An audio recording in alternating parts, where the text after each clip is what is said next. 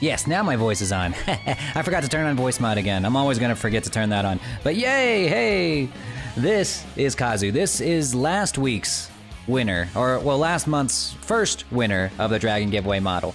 Yo, Welcome! what's going on? Welcome to the Lore Cave, Jolly's Nudes.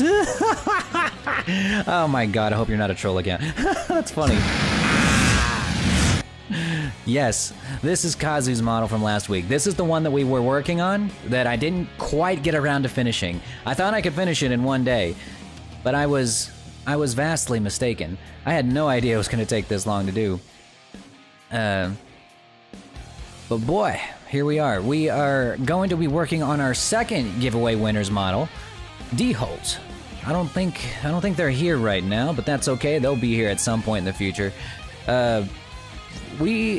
He already sent me a few images that they want me to use. Let me see if I can get voice mod set up so I can, you know, have my cool voice. But yes, this is Kazu's model. We're not gonna stay in his form for too long. I just wanted to show you guys the finished product since you guys didn't get to see the finished product last week. But yes, this is him. This is Kazu's model right here. This was basically a reskin and a new head put on my normal dragon model. We did all the textures ourselves, just hand painted them. Hardest part was definitely the spine here. I don't know why I was having so much trouble doing this, but here we are. Turned out pretty good. And then we basically just took the head from his VR chat model that I made for him last month and just kind of head transplanted it onto my model. And then adjusted it a little bit to make it look a little more feral. But yeah, I'm proud of it, and he can breathe blue fire. Yeah. And that's it. This is the models that people can win through my Patreon. So let me switch to myself.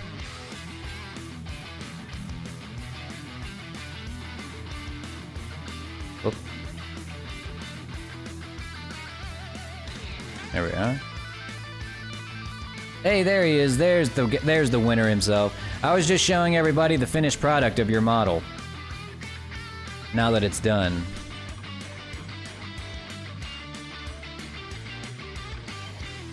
There we go. Now I got my real voice back. Yeah, I was wanting to show everybody the new finished model because and they didn't get to see it last week. You know, they only got to see me do it all in Blender, but they didn't get to see it move. So I went ahead and impersonated you so that I could show everybody what we had done. But yeah, here we are now. We are going to get starting on D-Holt's model. I'm sure that they'll show up a little bit later. You got VC Face and OBS. All right, you got everything you need to run this model. I will say there is a little bit of a learning curve to learning how to use it. It's not exactly simple. You know, it's not like a filter like on Snapchat. You really do have to. You kind of have to puppeteer it a little bit, so you can't just boot it up and then, you know, just go live. It takes a little bit to do, but not too much. I'm sure you can figure it out. There's YouTube tutorials aplenty on how to use VC Face. Hey, Demon Lord, how's it going? Today we're going to be working on D-Holt's model. Let me see if I can't get the file pulled up and ready to go, and we'll get started. I'll be lurking? All right. I appreciate the lurks, guys. Everybody who's lurking, I appreciate you. Lurkers carry Twitch, you know. All right. Oh, so I'll just get quick before we get started on D-Holt's model. Did you get my message? About the... I haven't really checked my Instagram in a minute, but about the Dragon Ball model? Or is it finished? I haven't seen it yet. Let me pull it up. Let me pull up Instagram.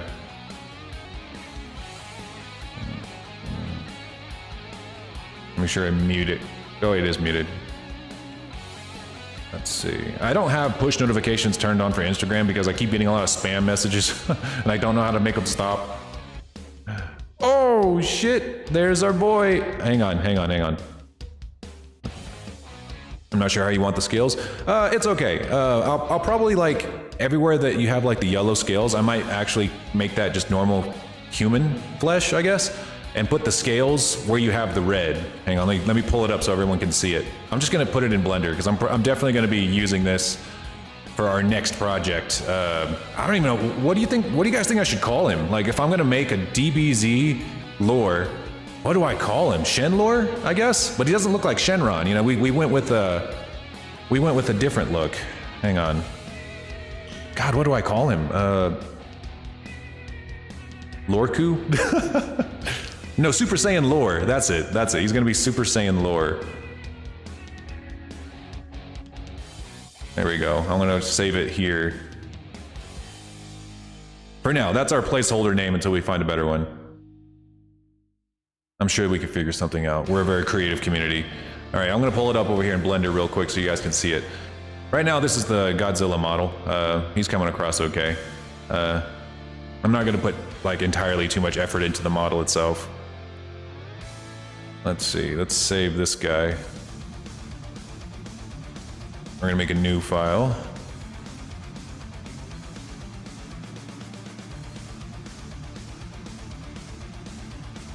Lorekeeper of the Cave. Yeah, we can do that. Hold up. All right. Let's delete default cube. We're not gonna use that. Shift A.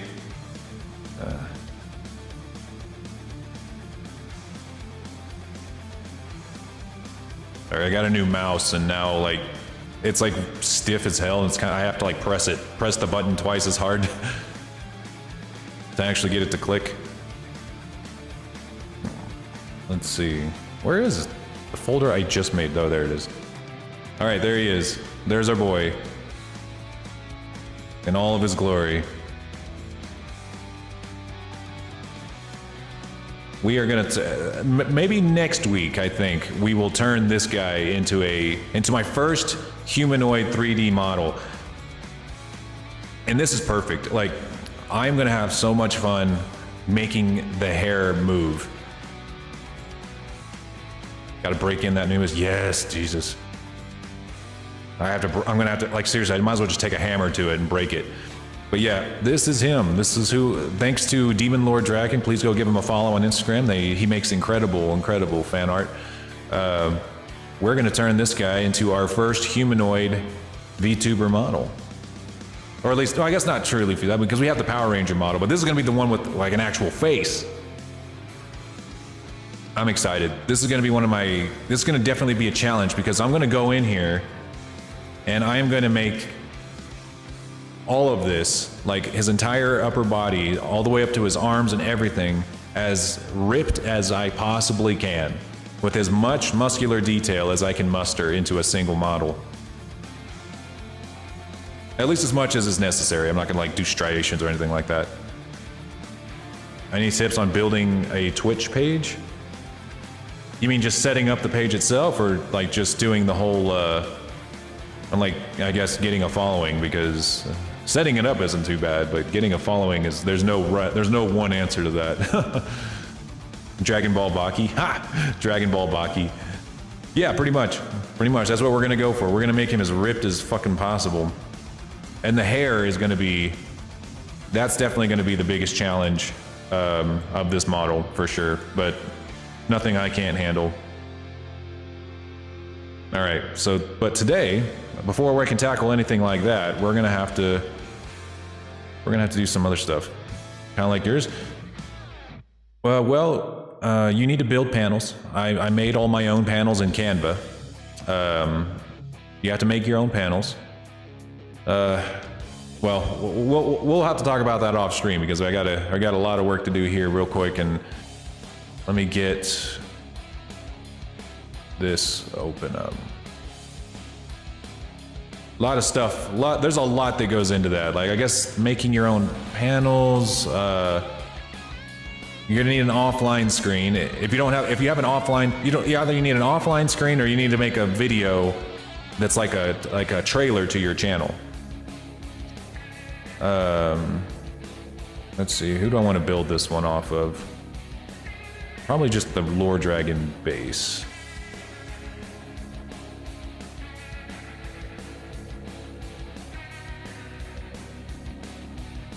I'm choosing if I want to play Dark Souls 3 or Bloodborne That is a tough choice. I really, really like Bloodborne, but I'm very biased because I really, really like steampunk. So of course I'm gonna love Bloodborne, but this is not the correct rig. No, this isn't the right file. Let's see, maybe it's the Lore Dragon 3?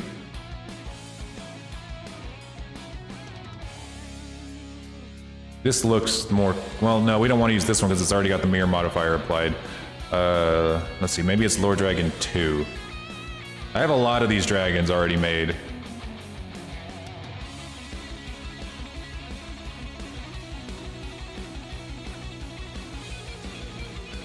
Let's see, the Lore Dragon 2, let's try that one. Okay, I'm feeling better about this one. Let me see if it's, damn it, it also has the mirror modifier applied. Dang it, like, which one of these files did I use to make Kazu? I know I had to use at least one of these.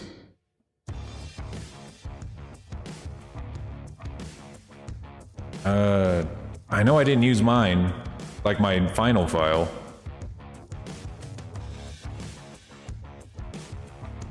Lore Dragon rig test, maybe? Let's try this one, I guess. Aha, yeah, I think it's this one. Yeah, relatively low poly, doesn't have the mirror modifier applied. Yeah, this is the one. Okay, so we're gonna take this one. I'm gonna copy it. Or actually, no, it'd just be easier to delete this reference. We go to File, Save As, because we're going to save this as D-Holtz model. I don't know what you want to name the dragon, but I'm just going to call it D-Holt for now.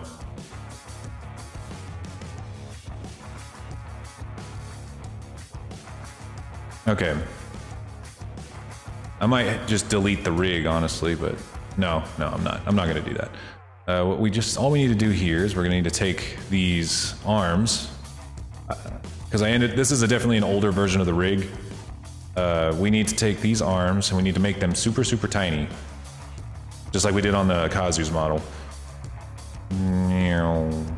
Like almost too tiny to even see.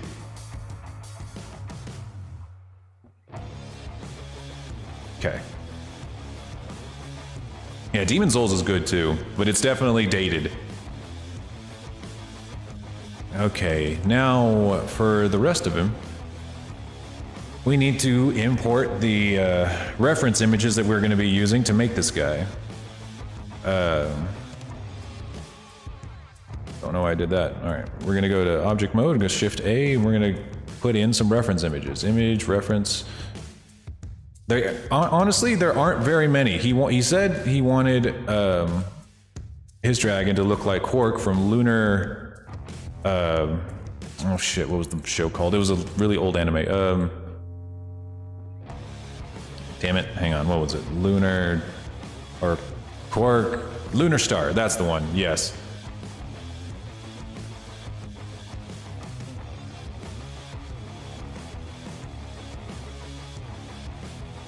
I'm trying to find better pictures of him, but there really aren't that many pictures of him, like, anywhere.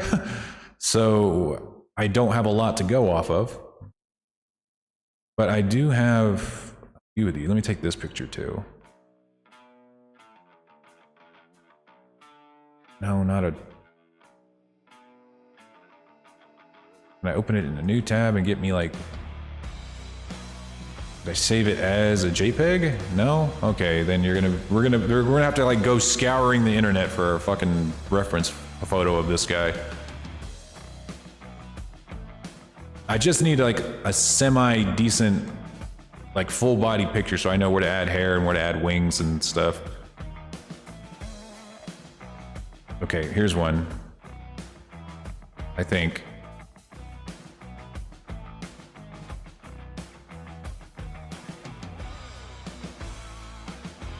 Here we go. I think I found one. All right, so we're gonna add it in here. Shift a image reference. It's blurry as hell, but I think I get an idea of what I need.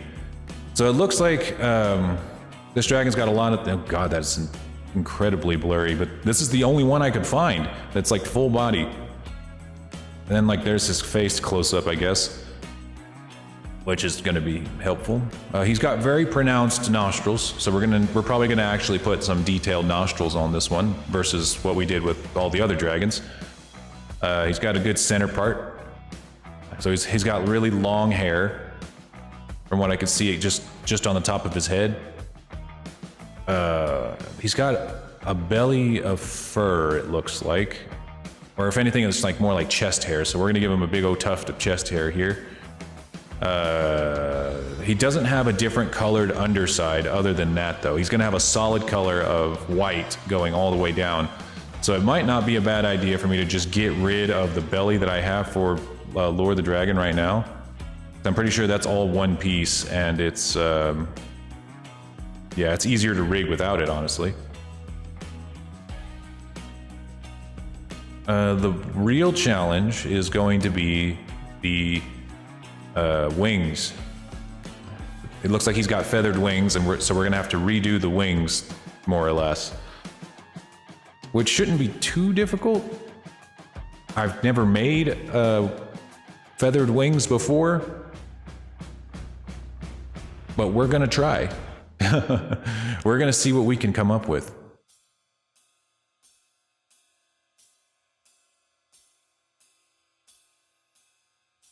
All right, it looks like he has kind of like bat-like ears though, kind of like mine.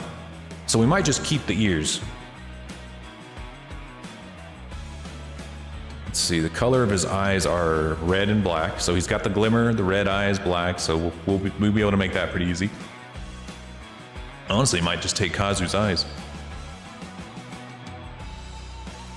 Hey, William the Dragon. What are we talking about? We are about to make the second winner of our Dragon VTuber model giveaway. He said that he wanted his dragon to look like this guy. I think this is Cork from Lunar Sky. God damn it, I can't never remember what this... I can't never remember what this guy's from. Lunar Start. It's a very niche kind of anime thing, I think. So we're gonna... These are like the best images I could find. I couldn't find any better images. If anyone else can find them, that'd be great. Find me better reference images to use, that'd be fantastic, but... Yeah, they aren't so good. I know, like, you would think this anime didn't exist, or something. You'd figure there'd be at least a few screenshots.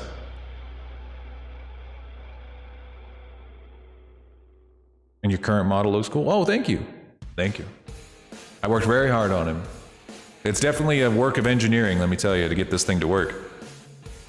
And VC face. Okay, so I think I want to start with the most interesting part first while we got everybody here. We are going to get rid of these wings and we are going to make feathered wings. Well, I'm not going to get rid of them entirely because I'm not fully sure if I can do it. Uh-oh. Sorry, you guys. You've already had your fun, but now it's time for me to have my fun.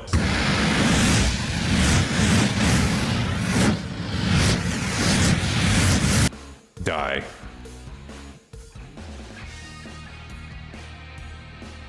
All right, now you're all ghosts, but you can still talk.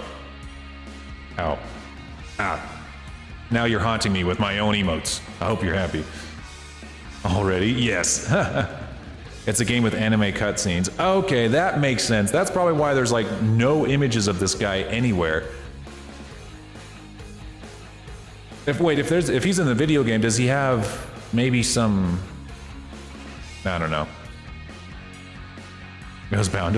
You just accept your fate now. Let's see, what was it doing? Oh yeah, we're gonna hide the wings, because I don't want to delete them just yet, because I'm not entirely sure if I'm gonna be able to make these look good, so I'm gonna hide them for now. Damn it. I gotta make sure I select the entire wing.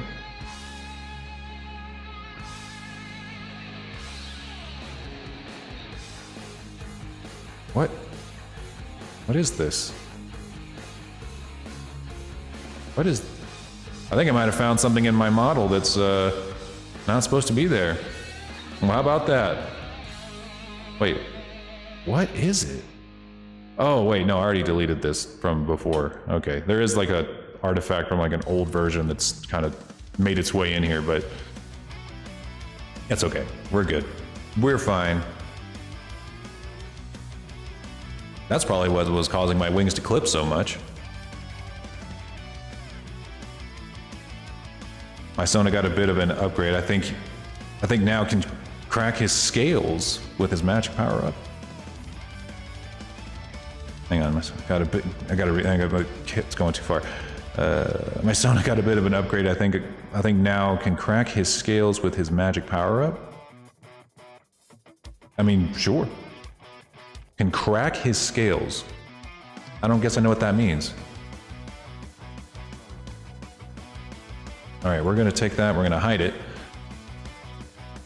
And for these wings,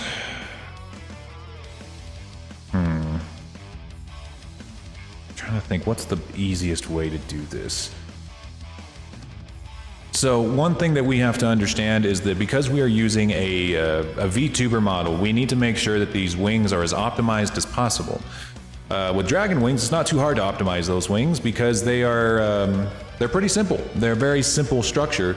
You know, it's very few faces over a very large area, so it's very easy to rig. But as you can see with a bird wing, it looks like there's a lot of moving parts. A whole lot of moving parts. Let's see. Well, how much would you charge for a model of Icy's Juggernaut Drive? Let me take a look at what that is. Sorry, I'm not as familiar with everything as I probably should be, being the Lord Dragon and all.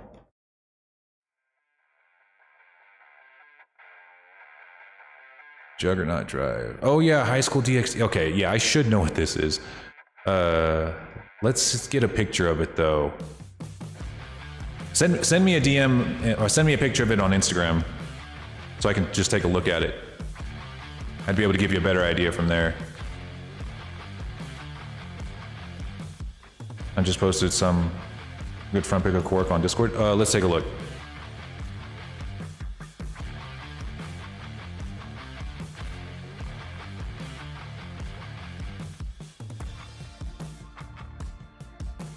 That's much better. That's definitely much better.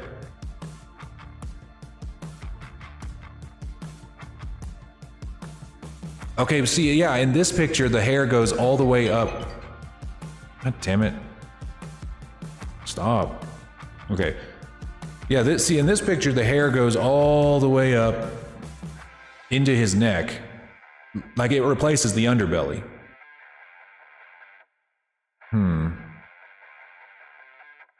Well, I don't know. I might as well do that.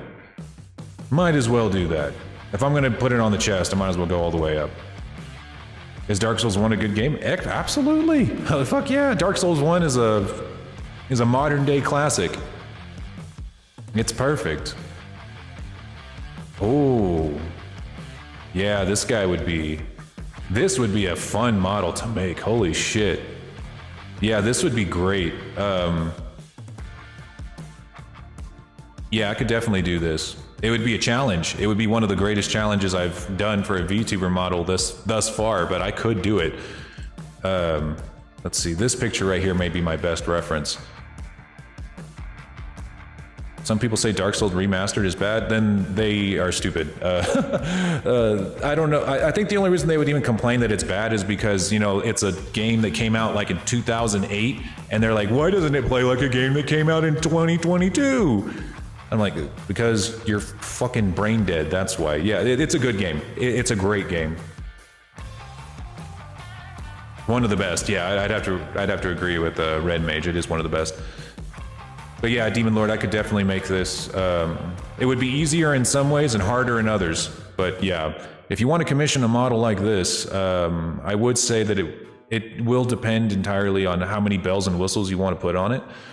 For example, if you just wanted it to, just to be a model with some dynamic bones. Trying to think.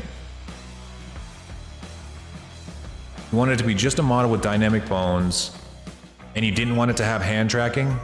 Hang on, this song is stupid. I don't want songs with vocals.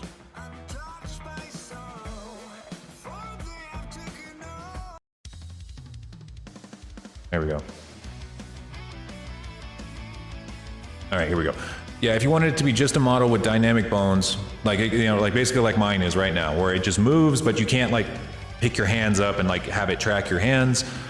That would be about, I'd have to say 450 because of just how insanely complex this model is. That would be like the starting price. And if you wanted it to be like a VR chat model, then we could talk about porting it to VR chat.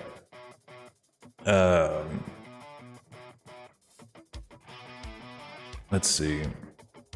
And if you wanted to have like powers, you know, like the ability to like, I don't know all of this guy's powers, but if you wanted it to cast spells or like shoot lasers or breathe fire, shoot fire, throw fireballs, all of that stuff, that's additional depending on how many things you want it to be able to do.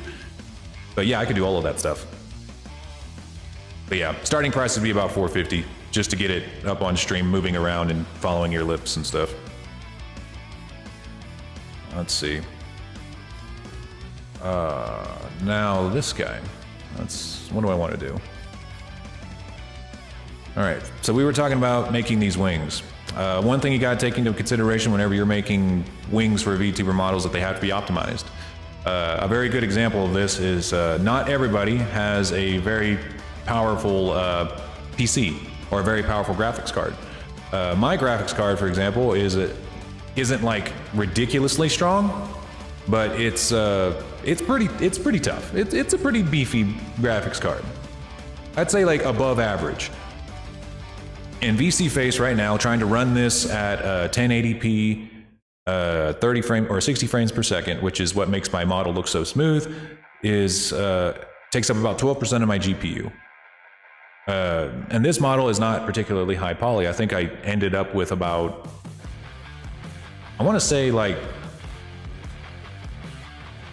I'm probably not above 40,000 polygons, but I could be wrong.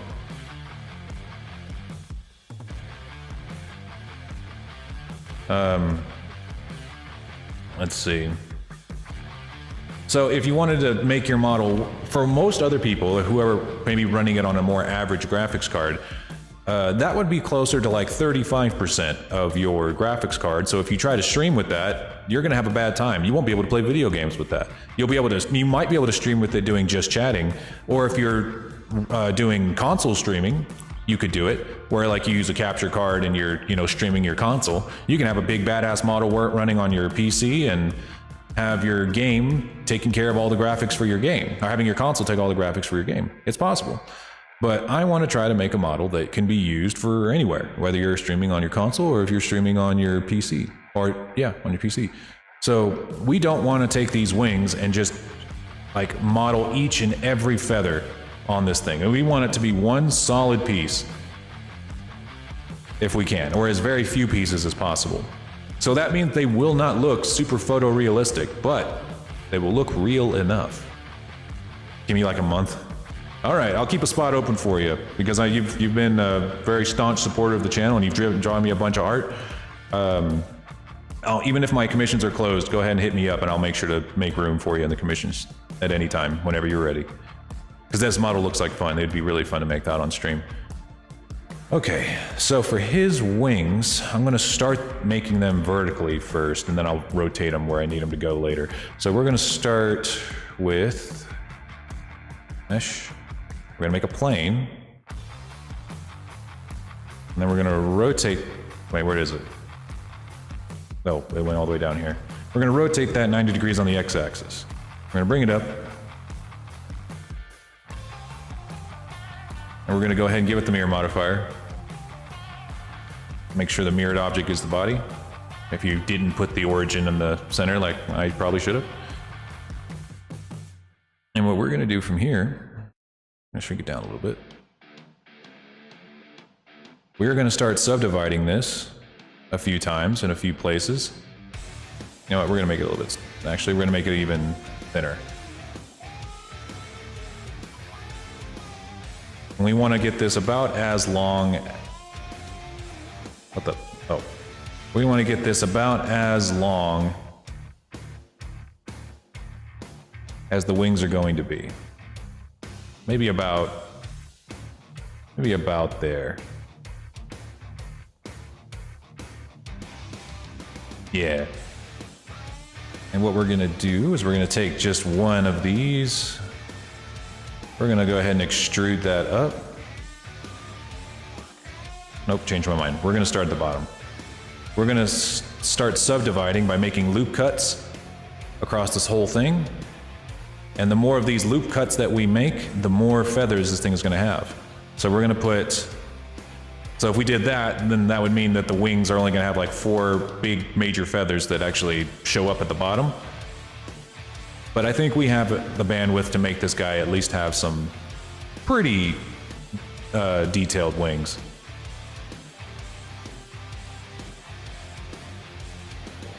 Maybe about,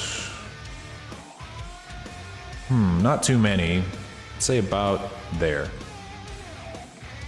All right, and then what we do is we're gonna take one of these, what we're gonna do is we're gonna apply a subdivision surface. We're gonna make it 2 levels of viewpoint so that it makes it really nice and round. We're gonna take this one here, and now what you'll see is whenever we extrude down, it comes down as a round surface rather than a square surface. It's going to be fairly high polygons, because right now it's only 30 triangles, which is very, very low poly. But if we were to apply the subdivision surface, suddenly it's 480. So we want to make sure that when we do this, we keep that in mind. Anytime that we add more squares, we're not adding 1 square, we're adding a lot. We're adding a lot of squares. Whoops. Like that. Oh, and another thing. Actually, I just forgot. Yeah, we can't put a level 2 viewport here. We got to make it a level 1. Because if we don't, oh shoot, well, we're gonna have to, aren't we? Well, we're not gonna do that. We're gonna also give it a solidify modifier. Because we want this thing to be thicker than just, paper thin. We want it to actually have at least some level of thickness to the feathers. So we're gonna take that solidify, maybe make it about, thinking 0.03. Think that'll work. I'm gonna go ahead and hide everything else.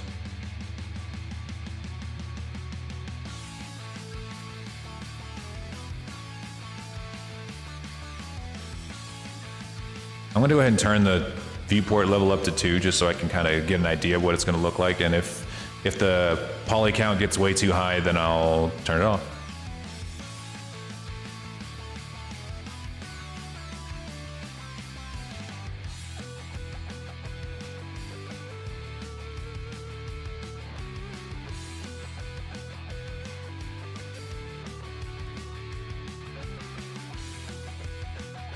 This is going to determine how big the wings are going to end up being at the end. Because unlike dragon wings, they don't get smaller like a triangle. They actually get largest at the tips. You'll see once we get to that point. Whoops. Go down there.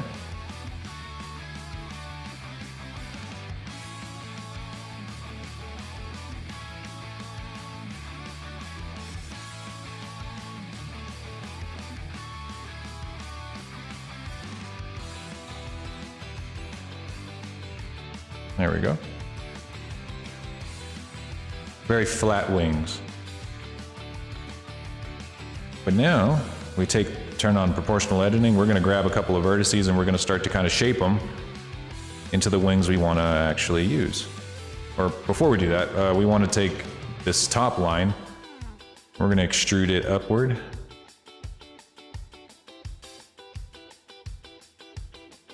we're going to kind of round it out a little bit.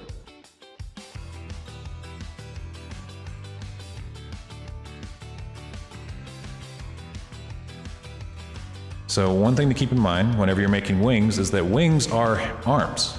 You don't want to... Some people, whenever they draw wings, they don't really know what it is they are drawing. You want to make sure that when you're making wings that they are arms. You do treat them like arms. And there are fingers that extend out to actually make the wings flex outward. And this is helpful tips for drawing wings too. Think of it like a cape, like you're holding onto a cape with your actual arms. So we're gonna have a bend in those wings somewhere right around here, where the elbow is. So like say if the elbow is like right here and it extends up to where the hand is, right around here. And then the hand is turned sideways and it's basically holding on to the rest of the wing around here. So if we were to turn that armature back on, I could show you. See how this is the upper arm, the elbow, extending up to the hand. This is a thumb, and then the four fingers are what actually, these four extremely long fingers are actually what controls the wing.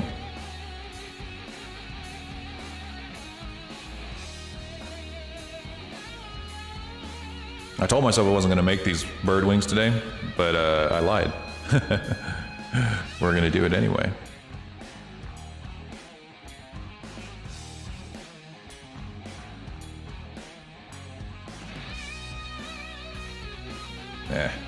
It's not coming out right.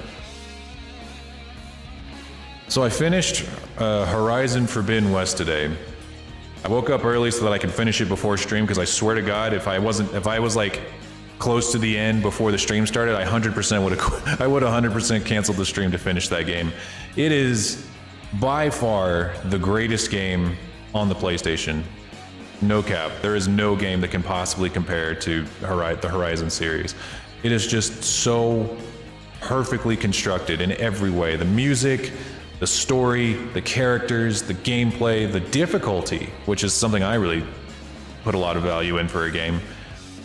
Just everything about it was just an exhilarating experience. You just can't, you don't see that shit anymore. Like this level of art being put into a single player game with no microtransactions. Like, God, it's such a rare experience to see that anymore. But here we have it. We have it with Horizon. So if you ever can get your hands on a PlayStation 5, or I think they have it bundled with a PlayStation 5 now at Walmart, you need to get your hands on it. It is somehow, however you can, it's worth it.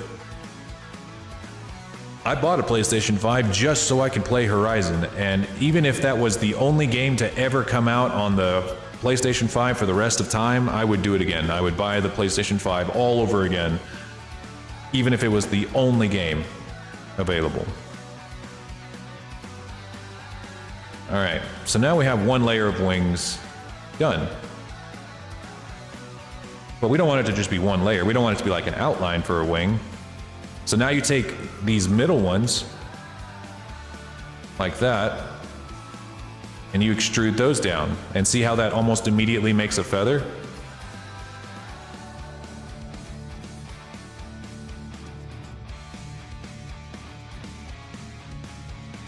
Hang on. Yeah, that's what you want to do. You want to extrude it down just a little bit. Make sure it doesn't clip through the wing. You want to give it at least some room here because it's going to be able to move around, so you don't want it to be like right up next to it. It's going to be really floppy once we get done with it, so...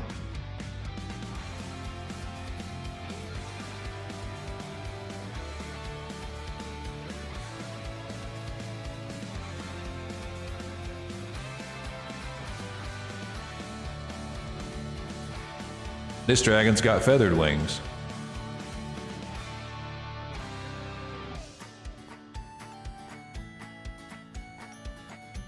It's good practice for me anyway. I've never made feathered wings before, and this is how I've always imagined how I would make them. Like low poly feathered wings. that can actually be used with a VTuber model without it crashing your computer. Because I mean, there are ways to make really, really nice feathered wings in that will, you know, that look way better than this. Then they're great for if you're doing a render, like if you're just taking pictures or if you're, you know, are making an animation. Sure, you know, you can make way better wings than this in like a multitude of different ways. But for when it comes to VTuber models, you gotta optimize the hell out of it, you know? You really gotta optimize the hell out of it.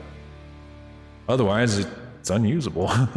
We're not, you know, we're not exactly trying to make a video game asset. We're trying to, or well, we kind of are. We're making a video game asset for a low-budget video game, if you can imagine that. Hey, Seraphis, how's it going, man? We're making another dragon today. This is the second giveaway winner from last month's giveaway.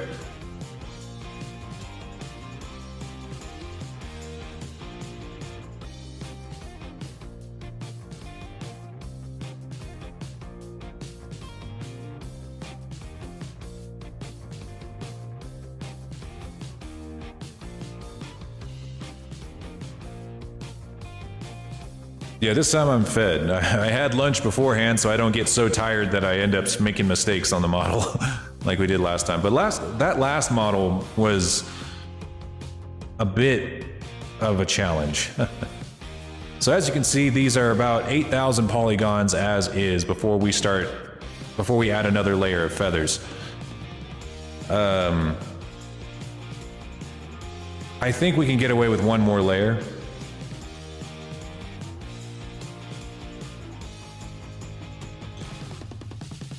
I think it'd be wise to have at least one more layer of feathers. But if it gets too much, then I'll just not do it. I'll just delete them.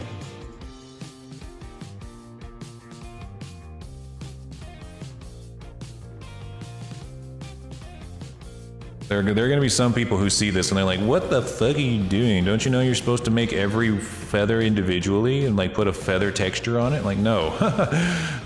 Maybe if I'm like making a video game asset, or if I'm like going to be running this on the Unreal Engine, maybe, but not here. You'd have to be insane to do that here. And you couldn't rig that to efficiently work unless you had like a really advanced video game rig. But you can't do that for a VTuber model. You just can't do it, especially not for one as fragile as this. You know, these dragon models, they don't exactly go by a lot of the same rules and limitations that you can put on a regular VTuber, or like a regular anime boy VTuber model. You gotta be careful what you do.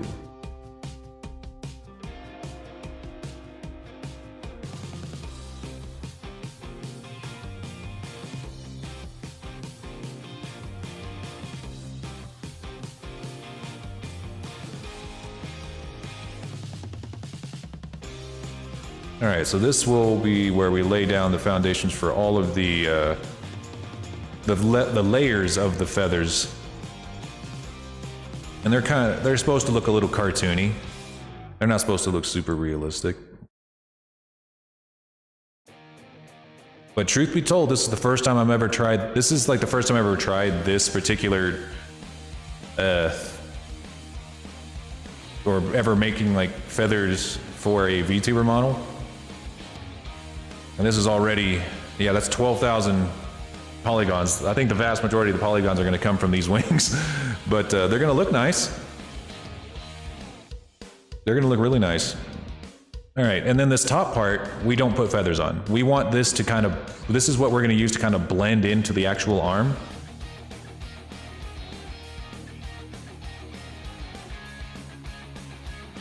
Yeah.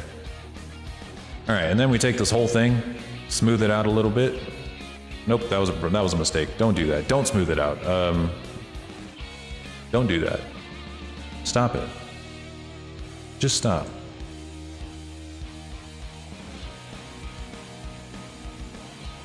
Make the bottom ones a little sharper. You want the bottom ones to be a little bit sharper. Especially for a dragon like this. I mean, because if you look at his wings, they got a lot of feathers in those wings. like pigeon feathers, you know, or like pigeon wings. They're like covered in tiny feathers. Here we are.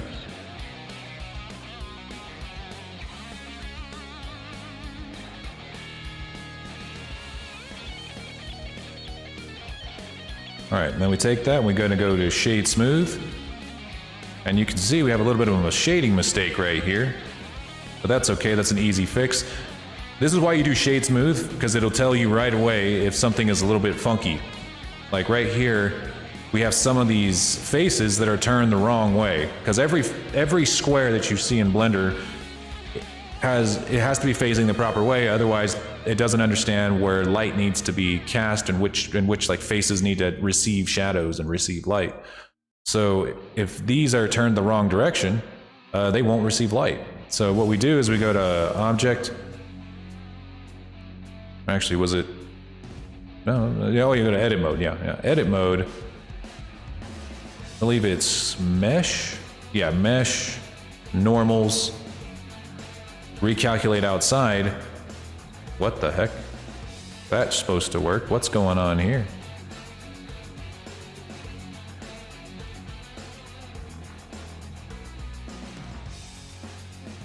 Quite strange. Quite a strange phenomenon we have run into here, my friends. What is going on here? Did I break you? Well, you broke the top layer. I mean, these bottom layers are doing just fine. What's going on here? Why? Oh, that's why. It's because the solidify modifier is going in the wrong direction. It's making the wings thicker. Like down here, it's making the wings thicker below the wing. So as you can see, the face has a solidify modifier on that makes it thicker than just paper thin, and it's going below the face. These, however, have the solidify modifier going above. So if I were to, you know, tilt them like up, the shading is correct. But if I were to pull it down, it suddenly isn't. I'm thicker to get, yeah. You said thicker. Let's see. So let's see. What happens if I just do this?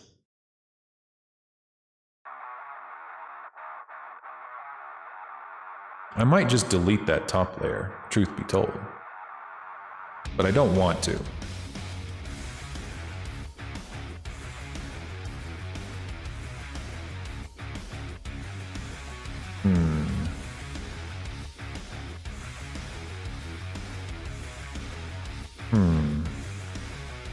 I don't know why it would mess it up for the top layer and not the bottom layers.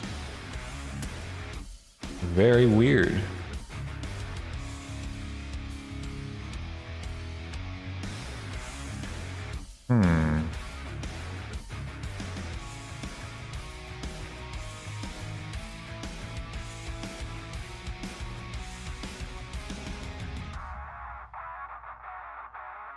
Yeah, look at that crazy shit. Yeah, I'm probably just gonna have to delete this top layer because for whatever reason it's deciding to not flip the same direction as all the others.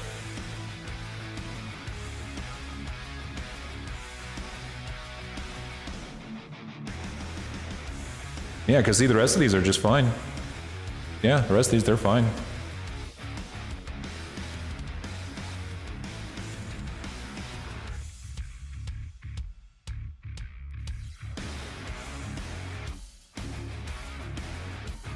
I have a feeling like this will be like an already good enough level of detail, especially because like this is going to be inserted into an arm bone or into an arm, because as you can see, he's got like an arm and then there's feathers. So we're going to do that and we're going to see how that goes. I'm pretty sure that's going to be just fine, and especially once we add like the actual like texturing to it. But yeah, not bad. It's still 10,000 polygons, but I'd rather it be lower poly than that. Maybe like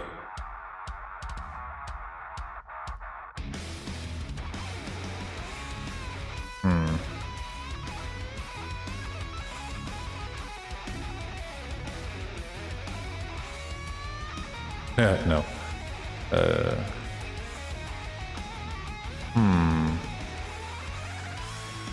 I think I can just deconstruct. I can just decimate it later. You can draw me a stick figure and I'd be happy. All right. All right. You're right. I should do that. All right. So what we're actually going to do, though, is we're going to kind of fold them in just a little bit. So we're going to grab like a couple of these edges right in the center.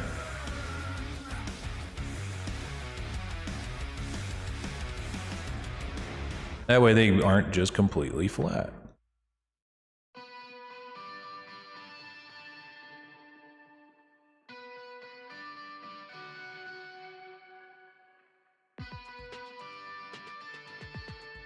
Yes, thank you. Thank you.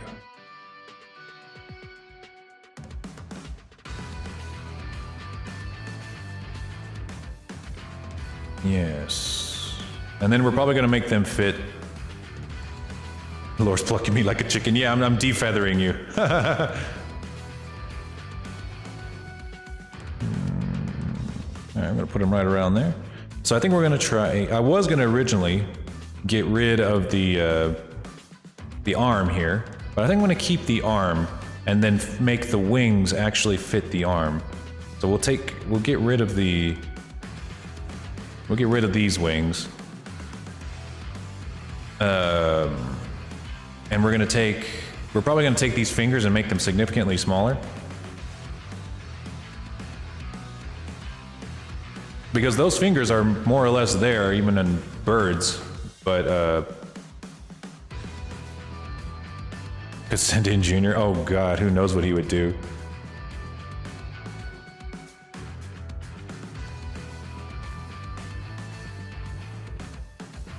We're just going to use the, because like the rig is going to need to stay that exact same way. We want the rig to stay that way, but we don't want that, like those fingers to be there.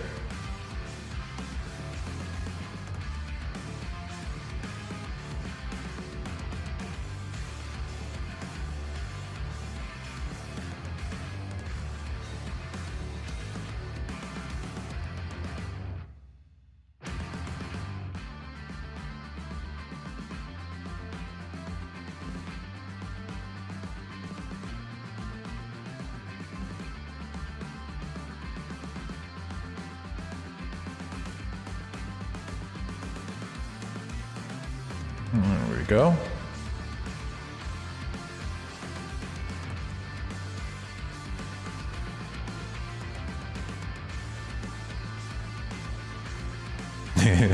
He's chaos in dragon form. Honestly, that's more what he is than my actual son. We don't know where he actually came from. Nessie doesn't recall ever giving birth or even being pregnant with him. You just kind of appeared one day.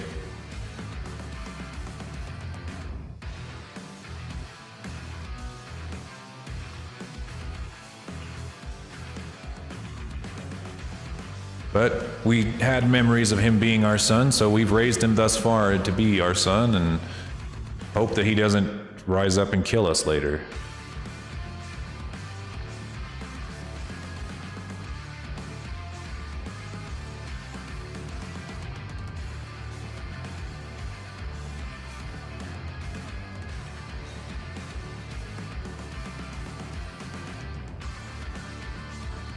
No clue if this is gonna work. Like the rig for this is gonna be what's is gonna be completely new territory for me. Completely new territory.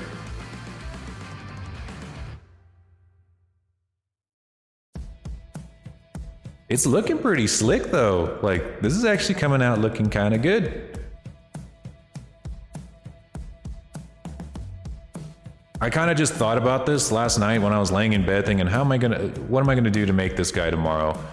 Because I like to, plan out, I don't like to plan out my streams entirely. I kind of want you guys to see the process of me, not just, perfectly solving every issue, but like at the same time, I don't want to be sitting here for like 35 minutes trying to find an issue to like a really simple problem.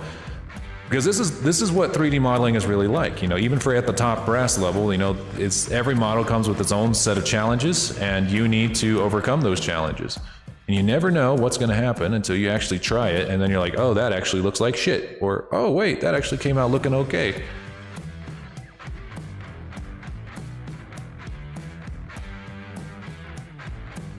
But this is actually coming out okay. And what we're gonna do is we're gonna make sure that it's entirely kind of inserted into the wing here.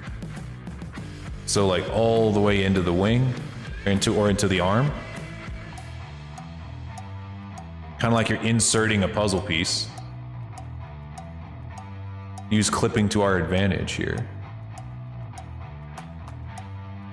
He does look good. Just wait till we add the fur. I imagine what we're gonna do for this model is we're gonna I don't think he's got horns on his head, but I couldn't get a really good picture of his face. So we might take the horns off and put the hair in its place. And of course take this back spine off. We're gonna make him look more akin to your model, or to your guy. Alright, let's hide these wings for like a second. We're gonna take these fingers off. I don't think there's a need for them in this particular model. Like, we'll know that they're there, you know, it's just like in a dragon wing, you can see them, or in a bat kind of wing, you can see them. But in a feathered wing, they're under the feathers, so you don't see them. Want me to find another picture? We've been looking for more pictures. If you can find some more complete pictures, that would be fantastic. We've been having some, we couldn't find any. I couldn't find any on Google. So please do. All right, we're gonna get rid of these fingers. Goodbye, fingies. Goodbye.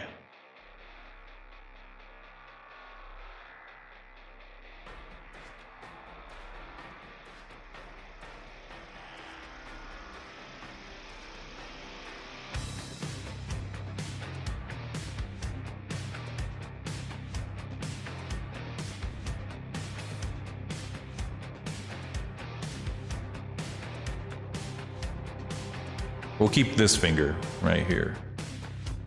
But the rest of these gotta go.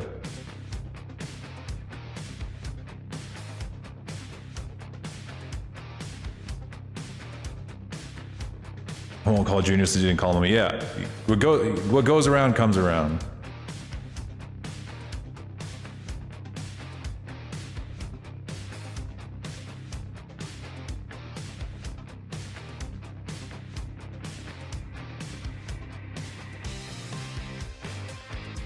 If someone else does it, not my fault. Goes and creates a second Twitch account just to do that. That's funny.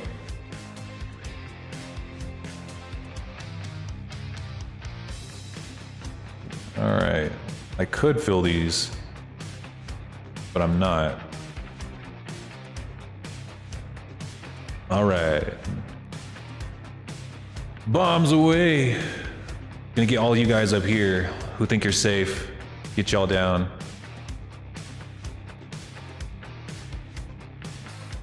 Damn it. You think you can get away from me up there on the ladder? I don't think so.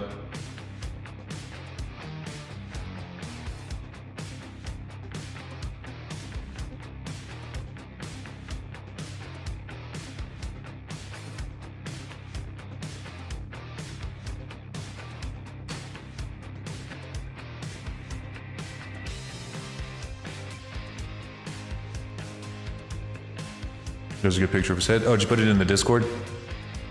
Oh, in DMs. Or where? Where is it?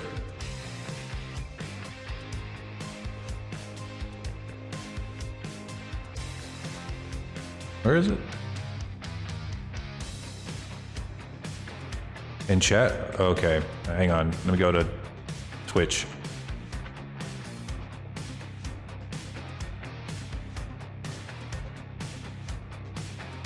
Because I got my chat pulled up in my phone.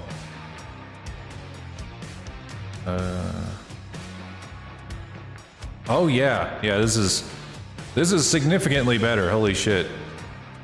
But I assume do you want his hair green or do you want it red like this one?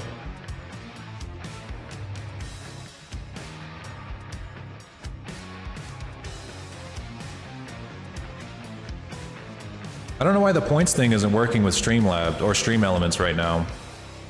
I know you guys are getting points, I see them, but I don't know why it's not coming up.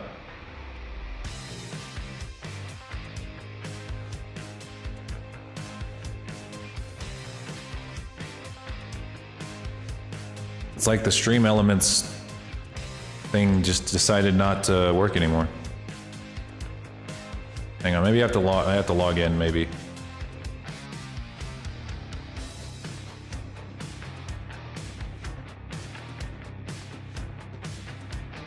Yeah, it registers that I'm live. Let's see, loyalty.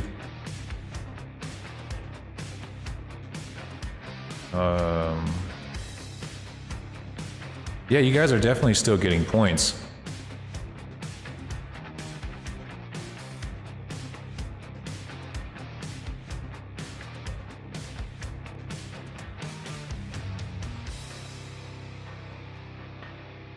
Yep, you're still in chat. I don't know. Very weird. I don't know. But anyways, that will be much more helpful. Let's go here.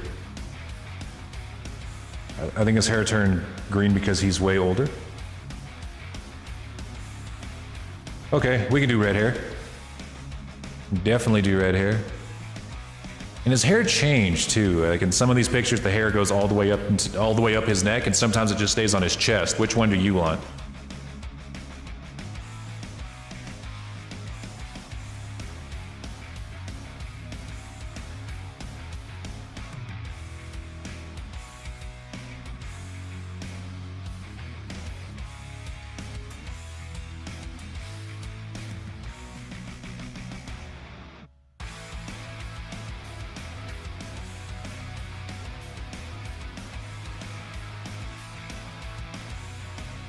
What's easy for you? Okay. All right, we'll make it red.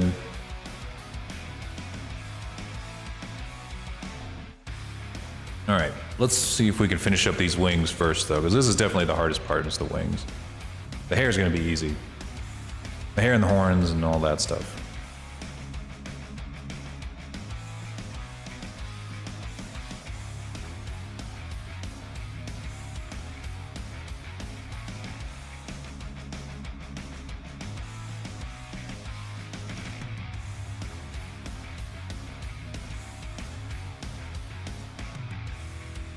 All right, let's hide the armature so I can see.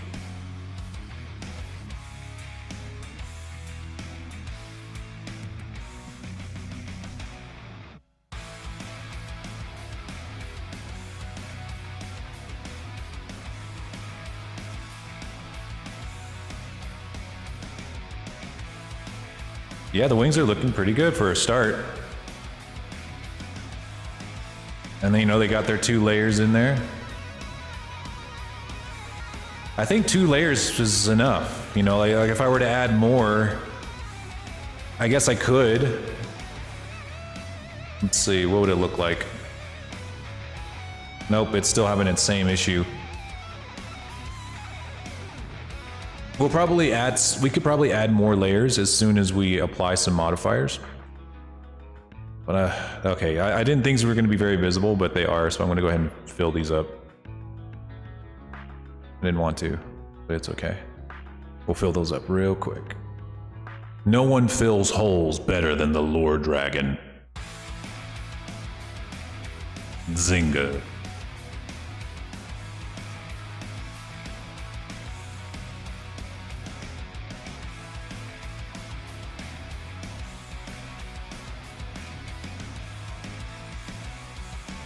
There is no hole that I cannot fill.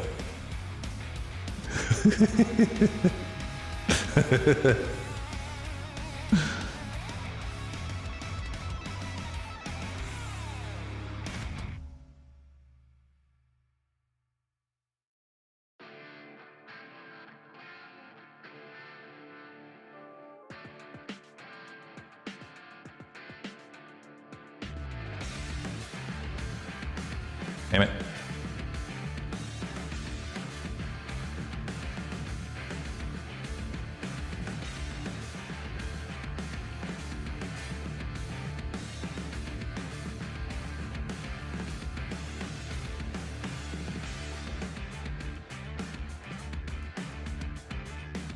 Yes.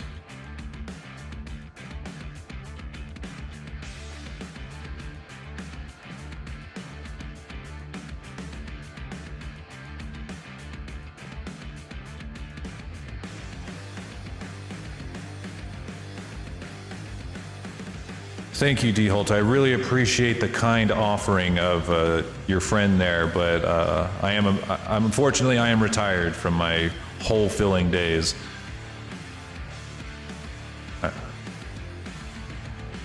There's only room for Nessie's holes today, these days.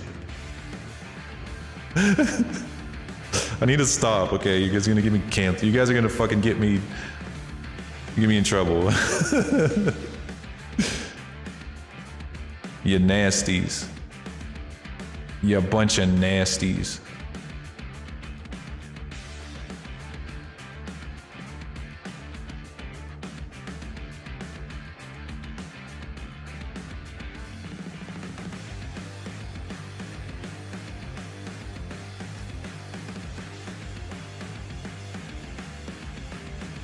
I imagine it is a hard game. I've never heard of it until now. It took me a while to get a hold of Drakengard so that I can fucking play that shit. Maybe if I can get like a emulator for it.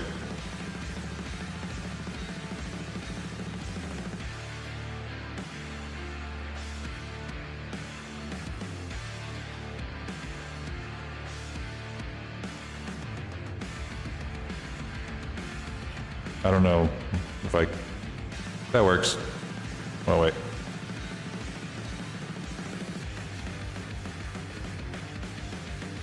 That should do just fine. Now let's put the wings back on. Yeah, giggity. The price was $125. What the hell? How's the project going? Check it out. We just finished the wings. Look at that. Actually came out pretty dang good. Just need to shape them up a little bit so that they fit inside the finger here.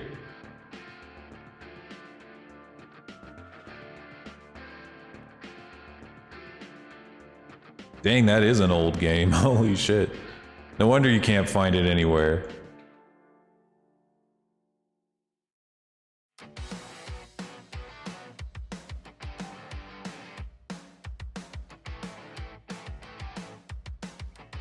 I might actually delete, like, this, too. I wasn't gonna delete this finger, but maybe I'll delete, like, half of it. Like, up to here.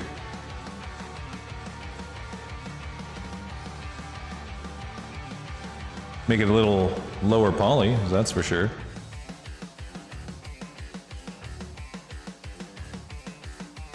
This song is wild, dude.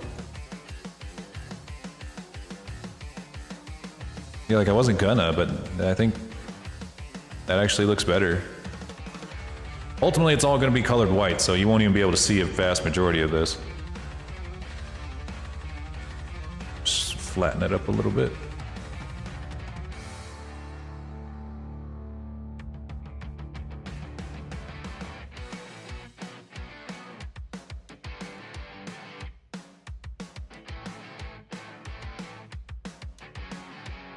Check it out. It's lore with angel wings. How about that? Who would have thought that you'd see me become a bird, like a bird dragon?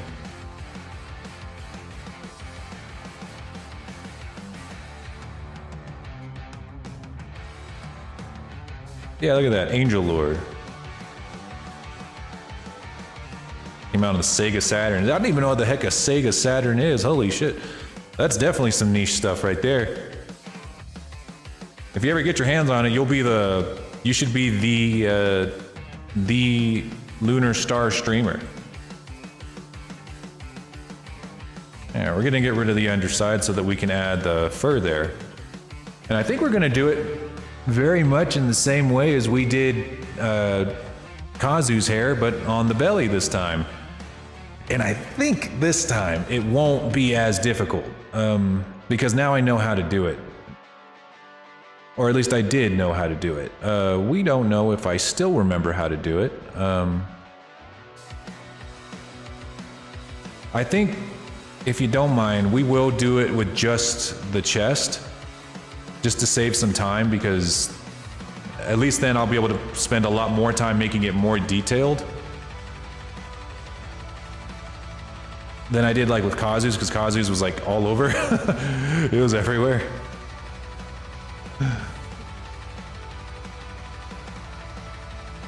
Oh god, it was everywhere.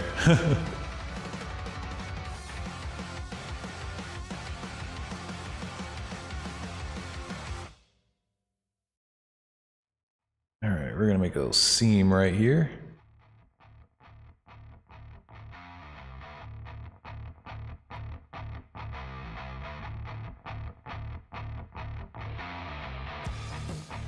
Yeah, we were trying to make it so that we could use like a select checkered, do like a checkered select. If I could figure out how to stream my PS2, I would stream it. I mean, if it was on the PlayStation 2, there's a good chance that it'll play on an emulator, because that's how I'm going to be playing Drakengard, was on an emulator, because you can't find it anywhere without paying ass tons of money. Not $125, but, you know, still more money than I'm willing to pay to play Drakengard of all things.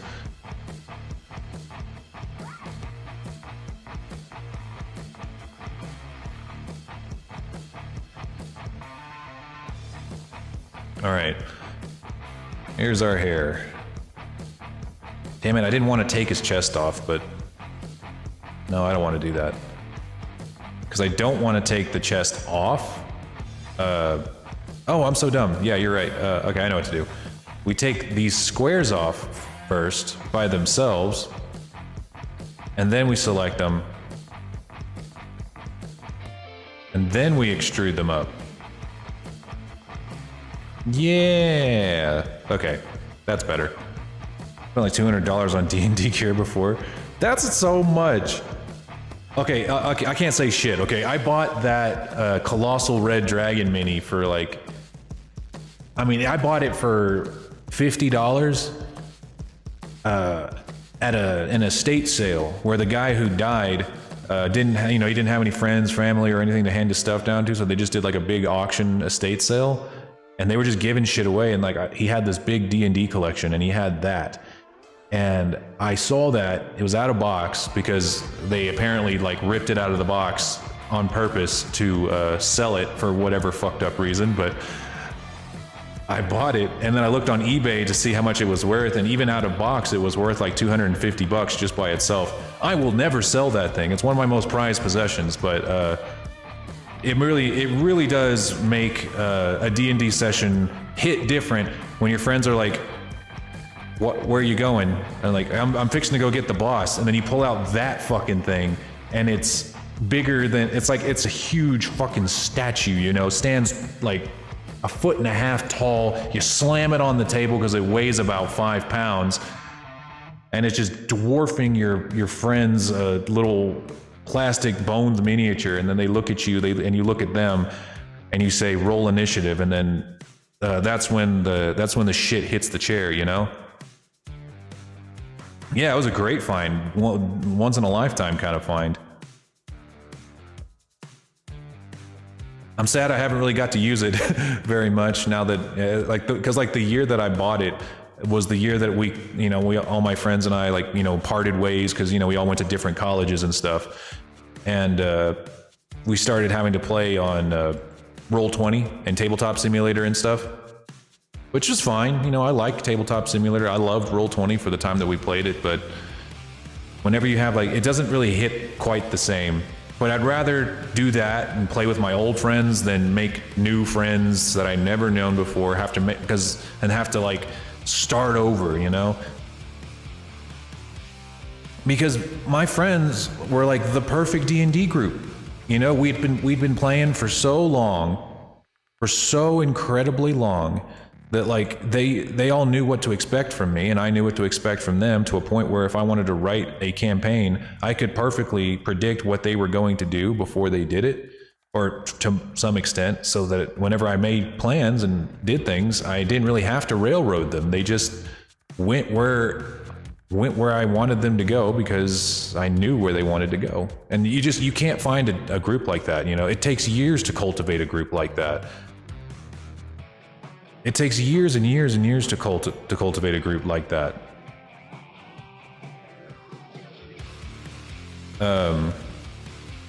Good example was the way that I actually got that group was hang on, trying to get this thing to fucking, there we go. The way that I got this group was, it started off as 2 separate groups that I played with every other week, and then I took the best players, or like I combined the groups at one point, because I know each group started to kind of fade away on their own, so only leaving the best and most dedicated players behind. So I ended up taking the most, you know, dedicated and best players from both groups and slamming them together. And so I ended up with one mega group, you know, of like super dedicated, super good players, you know, that played the game, that weren't like necessarily good at making builds, but they were just good D&D players, you know, people that you could sit down and play for hours with and never get tired of it.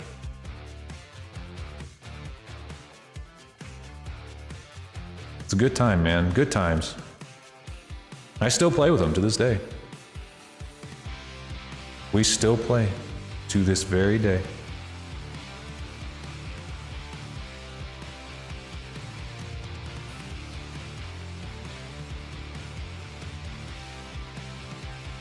We had a huge, like, ridiculously long, overarching story. We played it all the way to completion maybe a few years ago, and then we started another one as like a sequel to it. We never quite finished it because I ended up getting kind of tired of it. But now we're playing in like a lower stakes, lower level kind of thing, and that has been a very fun experience. Should animate some of your D&D stories and post them on YouTube. Well, it's funny you say that, because as you guys know by now, if you've ever followed me for any amount of time, is that I'm an author. You know, I've written books before. You know, I've written and published my own books. The first series I ever wrote, Festival of the Azure Moon, or the Portal Mage Saga, was actually heavily based on that group. It's not a word-for-word retelling of all of the stuff that they did, because, you know, I wanted to write a book and not like a memoir. So I did change some stuff, but, you know, all the characters' names, all of their skills, I tried my best to incorporate their personalities into the story as best I could, and that's what the Portal Mage Saga is my retelling of the events of that story, and then heavily condensed, because it was actually like years and years worth of D&D campaigns and bullshit, you know. It took a lot of time, but I condensed it and made it into a book, and I'm still writing the third one. Best VTuber model, hands down. Thank you, I really appreciate that. Best YouTube channel name of all time, hands down.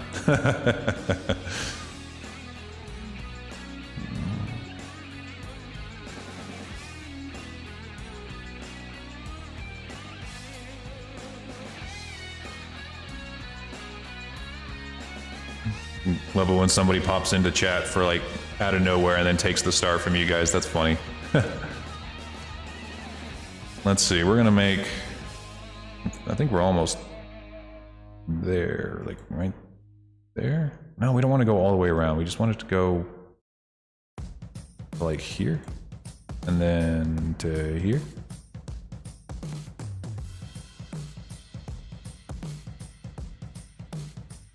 And then to here.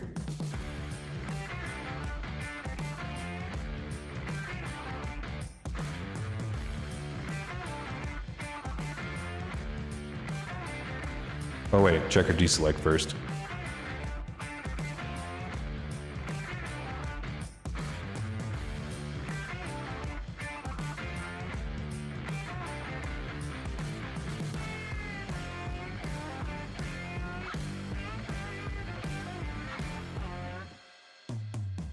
There we are.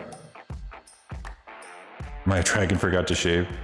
No, he's rocking he did a no shave November and then just kept the beard.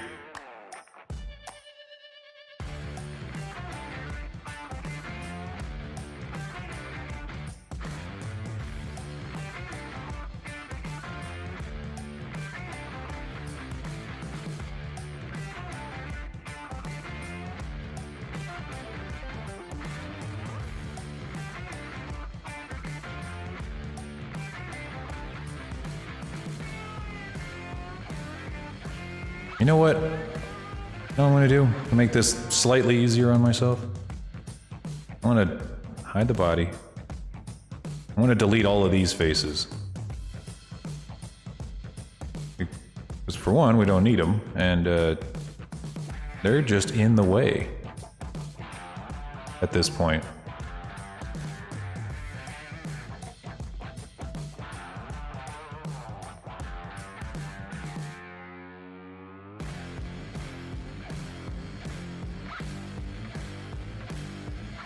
There we go. That'll make things easier.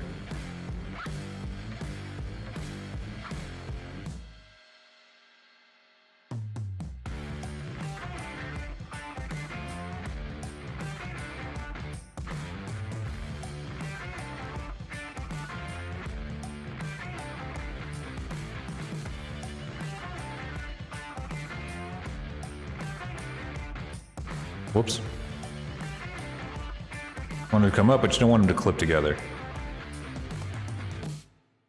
Not these, anyway.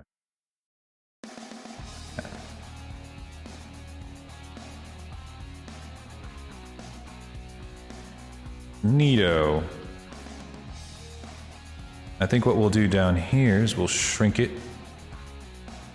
Oh no, it deleted the chest anyway! Damn it! That's okay, I'll just make it so large that it covers the entirety of the hole that I cut in this thing by accident. Damn it. I didn't want that to happen. I'm just gonna make it so large and just clip it all the way in so that it'll cover that gaping, gigantic hole in your chest.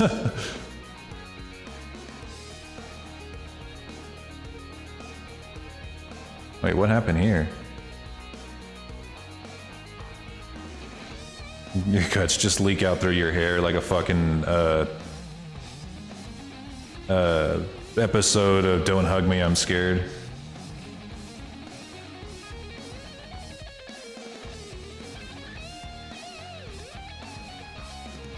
Do you know there's a new episode of that coming out sometime this month, or I think it's next month, I can't remember.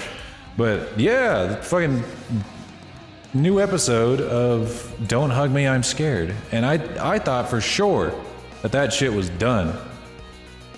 Like years ago. But apparently, they're like, nah, bitch, we're coming back. We're not done. We're not done yet. There are still kids that haven't seen this shit. We're gonna make sure we're not gonna stop until every single child in the world has seen at least one episode of our absolutely batshit crazy show.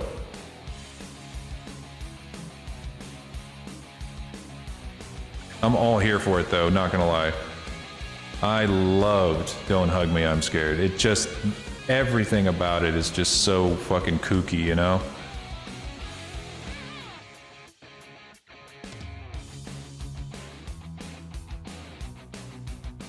The show traumatized me when I first watched it. Same though. I mean, that's true for all of us. We've all been there, buddy. At least once. And you can easily tell which kids were going to be like cringe and which kids were going to be cool whenever, like if somebody was like willing to admit that they were disturbed by "Don't hug me, I'm scared," then you know that they're cool. You know that they're comfortable enough in their masculinity to hang out with. But if anyone's like, "Nah, I thought it was funny," yeah, you know, that's when you know that's the kind of guy you don't invite to parties. You know, not because he's scary, but because he's annoying.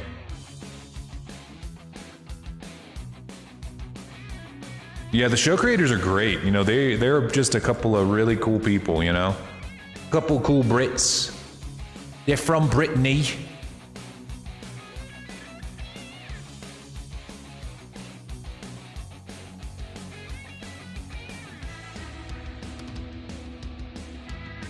Couple of the good ones.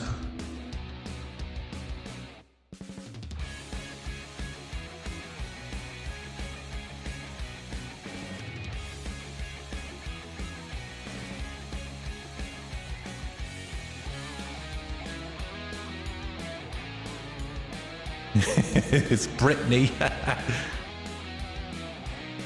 It's Brittenland. Brittonshire. From across the pond.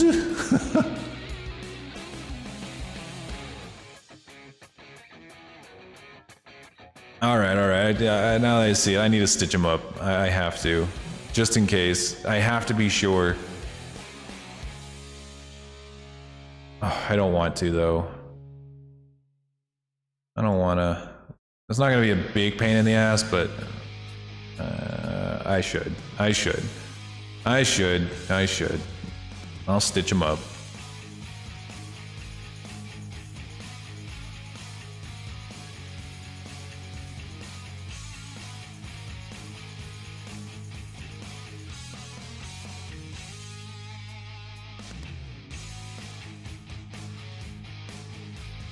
I would love to visit Britain someday.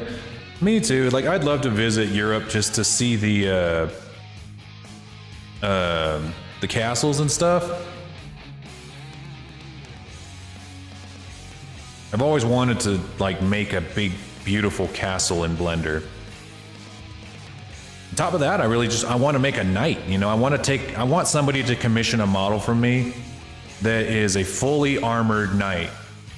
You know, head to toe, no thirst trapping nonsense, just a straight up knight. That would be dope. I would love to make that model. Not for free, but I would like to make it.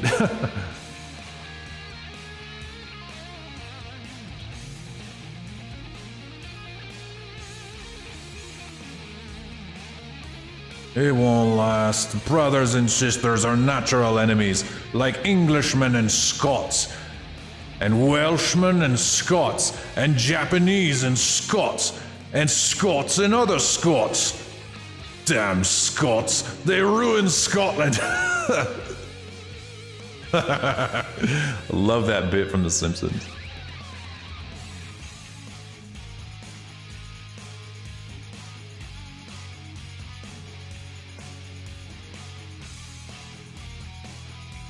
There we go.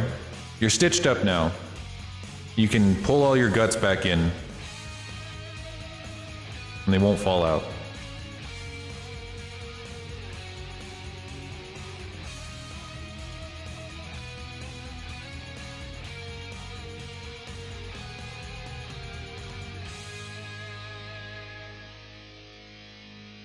Like Nintendo and Sega, they're basically the same now. I love how like people still want to continue this Mario Sonic rivalry like they're not both Nintendo properties now. They're basically both Nintendo properties now. Basically.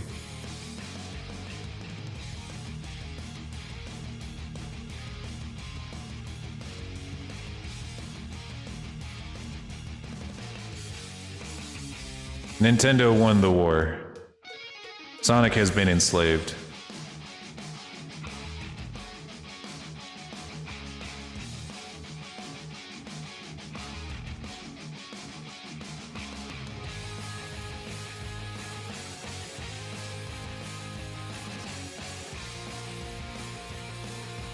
God, I'm still hyped as hell for Sonic Frontier or Sonic Frontiers, yeah. I think, right? Fuck, I can't remember the name of the goddamn game anymore. I swear it was Sonic Frontiers. And if it's not, then I'm gonna feel really stupid.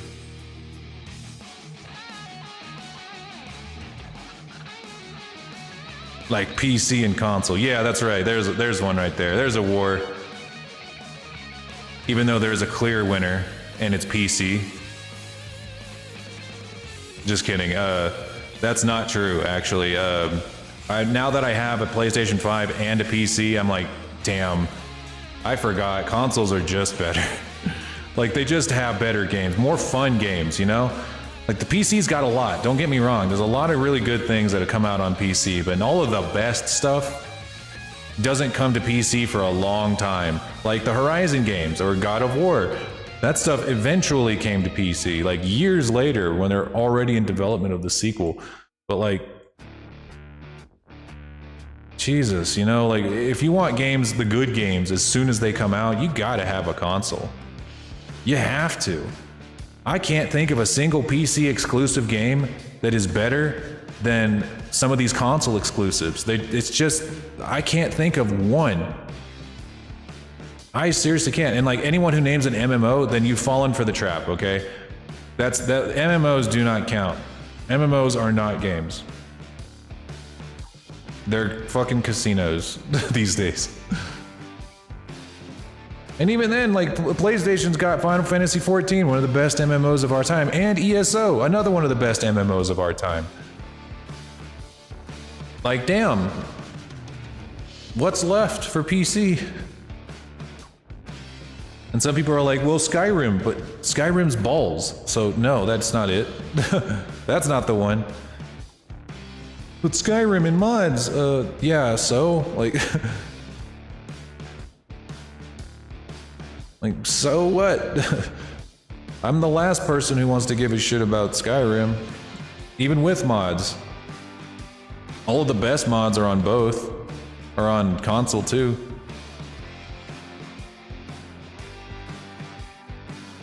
It's true. There was a time when I would have told you that, you know, Xbox, you know, was a decent contender, but not no more. Like, I haven't seen a good exclusive on Xbox in like a decade.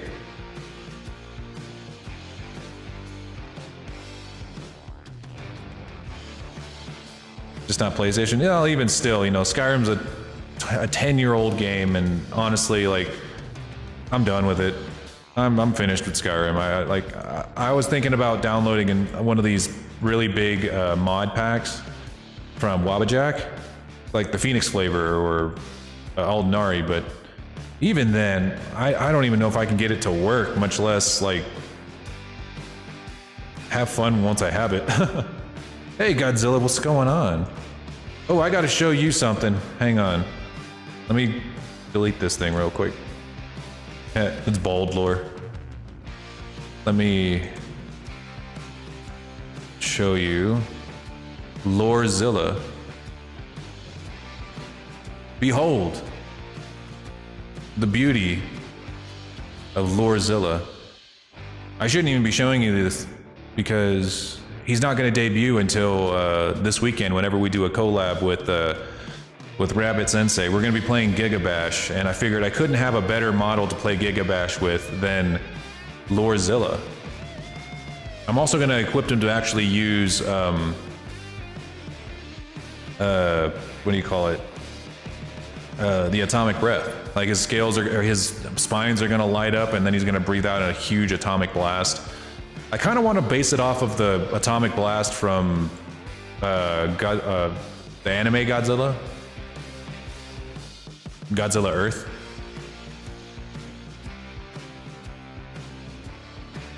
Let's see.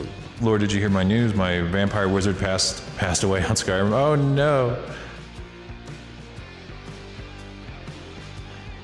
He fell asleep during the day and outside and fucking killed him. Oh no.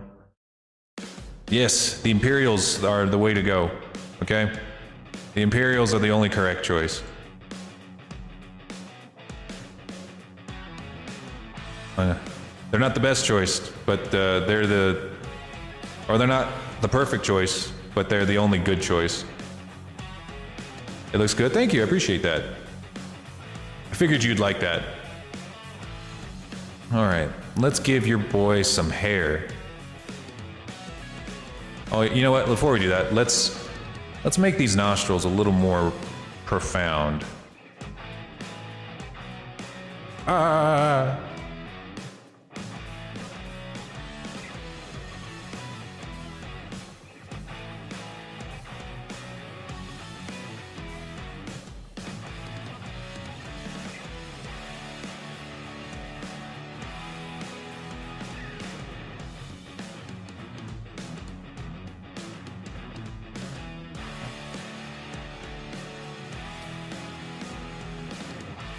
I was trying to meet Alduin, Wall, and... Oh, the Forsworn. Those guys are tougher than they look. You know, like, when I first saw them, I thought they were just going to be like the kind of basic wild people kind of thing. But they ended up being way harder than most of the other enemies, because sometimes they'd have hag ravens with them or something.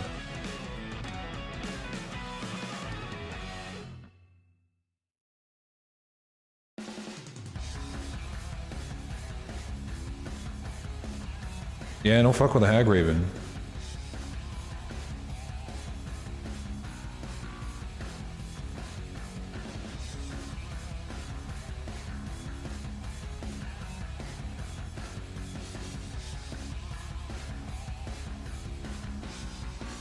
Thanks, Godzilla. I appreciate that. Love you guys too. Let's see.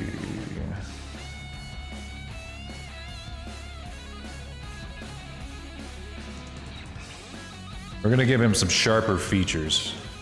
I made my guy with a pretty basic, universally generic look. That's kind of just what I wanted. But most dragons, you know, they look a little crazier.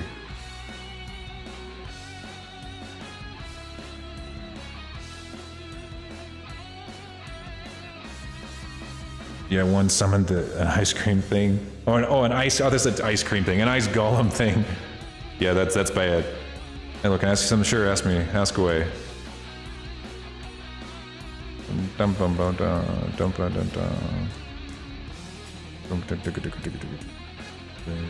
I read your back? No.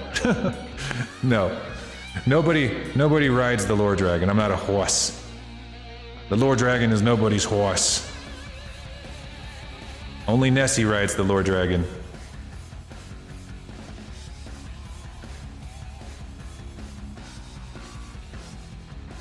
But at least you asked. Some people just jump on and assume that they can just ride me whenever they want. I'm just like, no, fuck off. I'll kill you.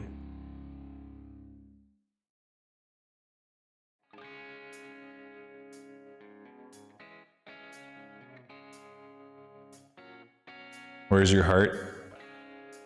I killed it forever. Just kidding.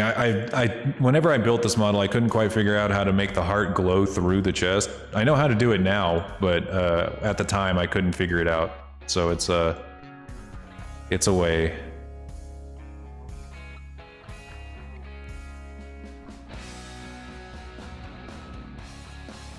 Just a hug and a boop? Okay, I guess. I'm not the cuddliest person in the world.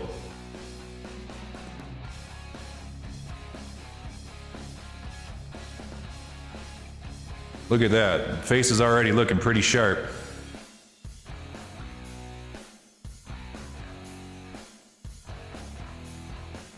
Grigori has a glowing heart. It's a good thing I'm not Grigori. I kind of look like Grigori, but I'm not Grigori. You feel me, fam?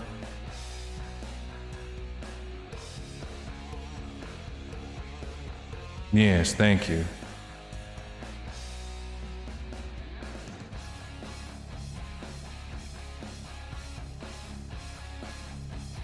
I might not put as much detail into his face as there is here, but I will put a decent amount of detail. Like I said, he's gonna get some sharper corners, sharper features. kind of to emulate the really powerful brow that he's got there. Ow.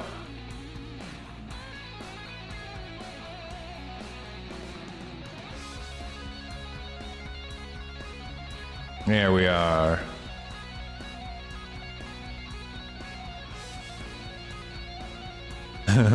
No, that's okay. It's okay. That's what it's there for, Godzilla. You guys can bonk me. Just wait. Give it a little while, and eventually, I'm gonna have a whole room. Like I'll actually have a 3D space of the lore cave that I'm gonna be streaming from.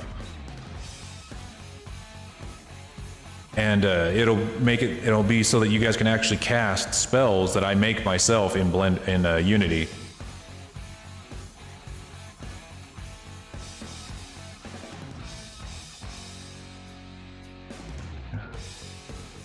I appreciate that, D-Holt. You're gonna get something good. I'm trying to make him distinct enough so that he's not just a complete reskin of me. Because with Kazu it was easy because I already had a head built for him, you know, from a different model. But with yours, I don't have anything yet, but I imagine he'll look like very, very distinct from me once I add his colors and the hair. I ain't got no hair. I'm bald. I'm a bald boy. And his teeth too, like he's gonna have he's gonna have like really big tusks instead of your typical teeth.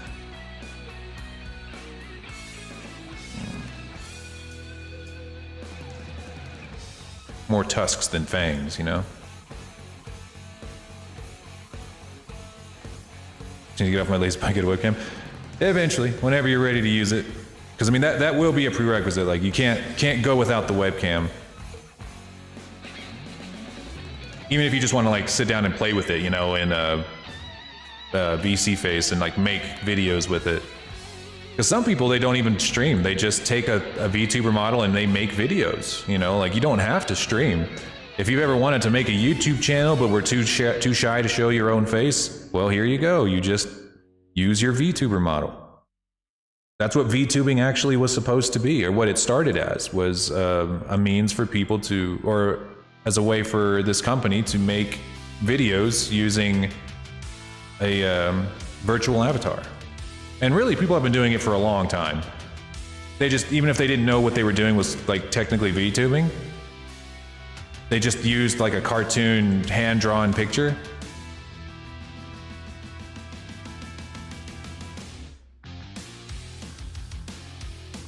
Yeah, so you don't have to be a streamer. You can be a YouTuber. In fact, that's kind of what I'm wanting to go for. That's what I really wanted to do, was to be a YouTuber. But I'm seeing a lot more success doing the streams, especially the art streams, than I really feel like I'm ever gonna get as a YouTuber.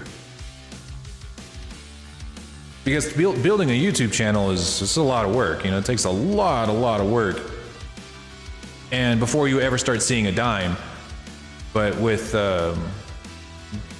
streaming, I can make money almost immediately.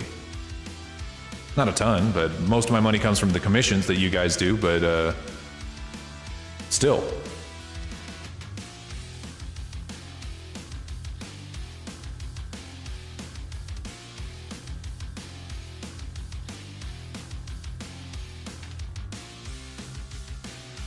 All right. Let's give him some hair, or let's do the teeth. I want to make sure before I put hair on him that he's going to look more or less like what he wants to look like. His snout is definitely going to need to be longer. That is a fact. I'm going to take everything.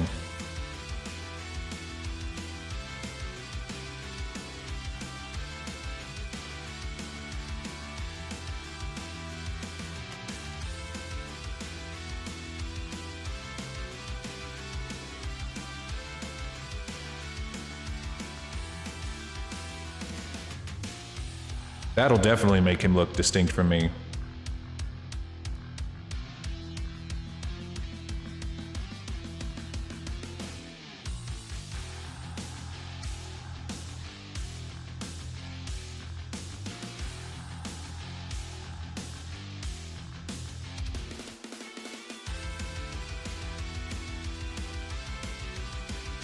It's like, okay, if he looks a little bit like me, I mean, after all, it is the same artist, but we want him to look different enough so that you can have your own image. Or if you ever start making merch, or if you ever start making logos, everyone's gonna be like, is that Lord Dragon? Or, no, that's D-Hulk. But now he's gonna look different enough from me that you can't possibly mistake the two. Now that's a boopable snoot if I've ever seen one. Look at that thing. Don't boop it too hard, or you might lose your fingers.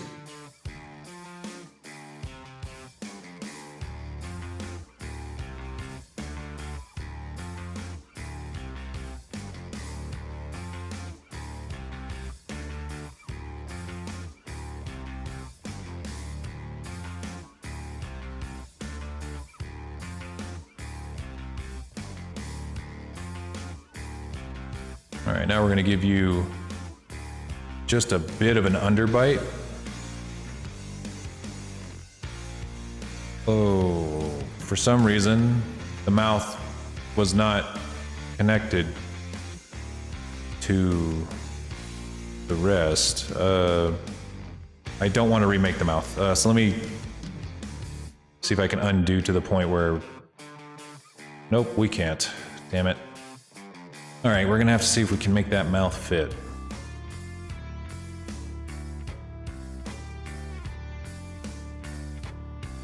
That sucks.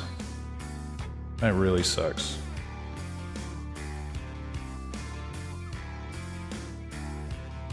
I don't know why that's not connected.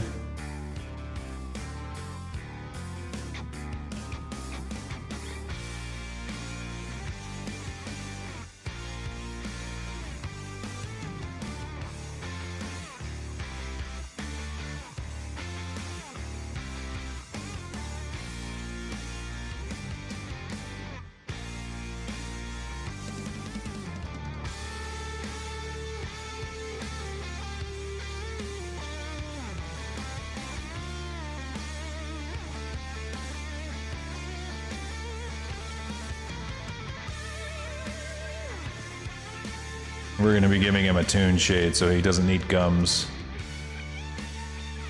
Really. The teeth were always going to have to be kind of redone anyway, so no big deal there.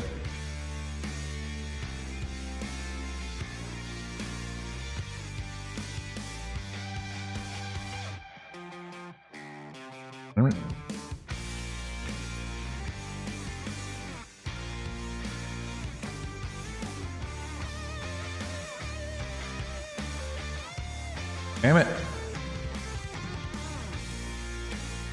Hey.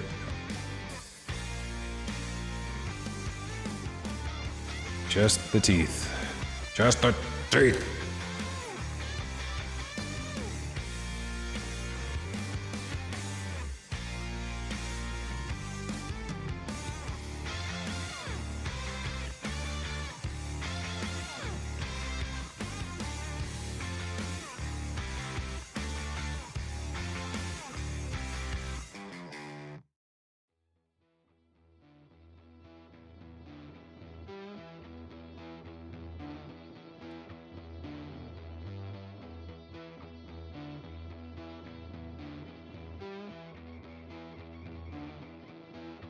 All right, we're gonna take this guy right here, and we're gonna make him your tusk.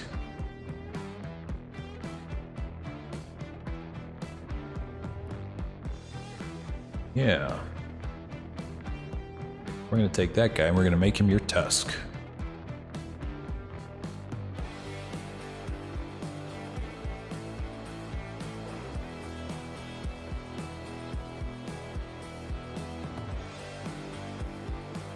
Then we gotta make room for the tusk.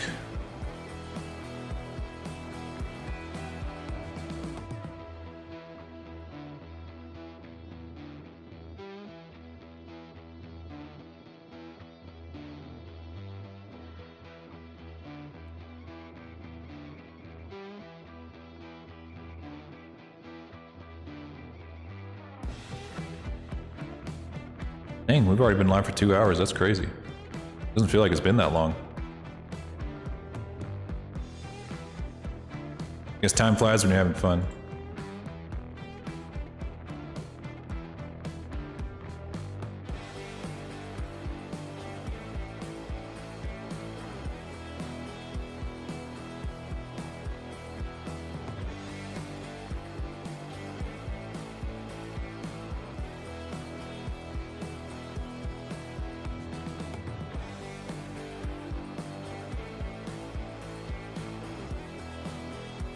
I'm gonna see if I can't connect the mouth with the lips here. I don't see any reason why it wouldn't.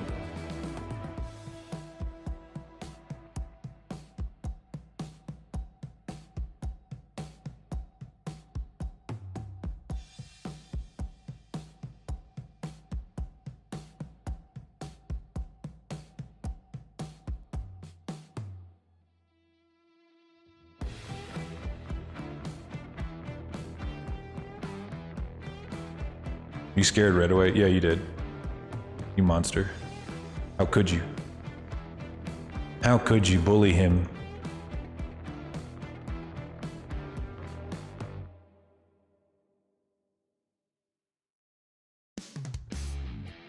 This is a no bullying zone.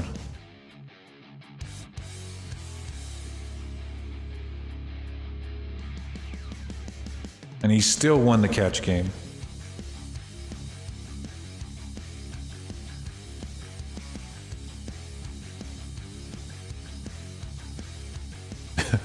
It's too late. You can't apologize now. It's too late.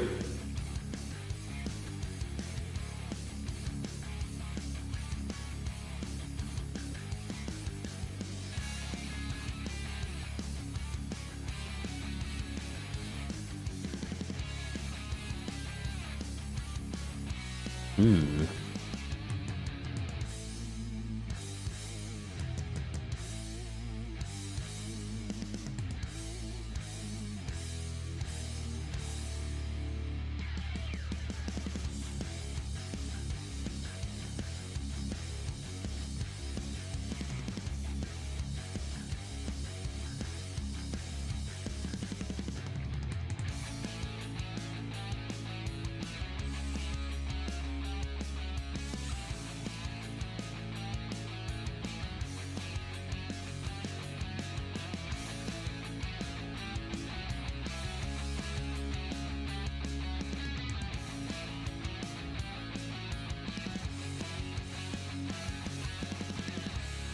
Man, I'm in the struggle bus right now.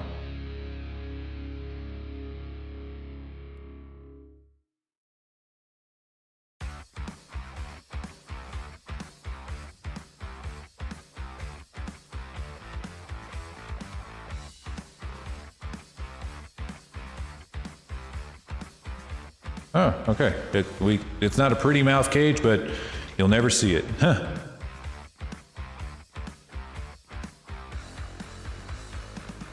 Wish we had a Dr. Edmund stream avatar. You would think there would be, considering we have all of the Sonic characters except that one. Okay. Do you have any... He's got a couple more tusks, so I want to give him a couple more bottom teeth that are bigger.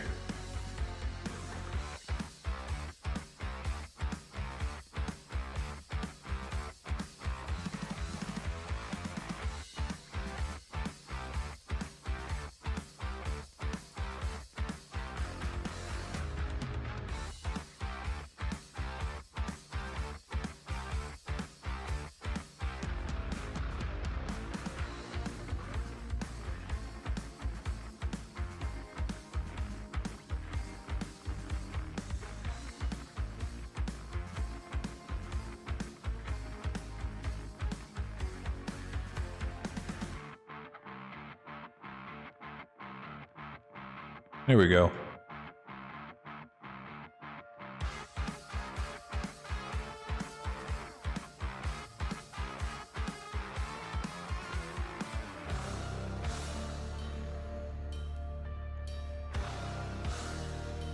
Beautiful.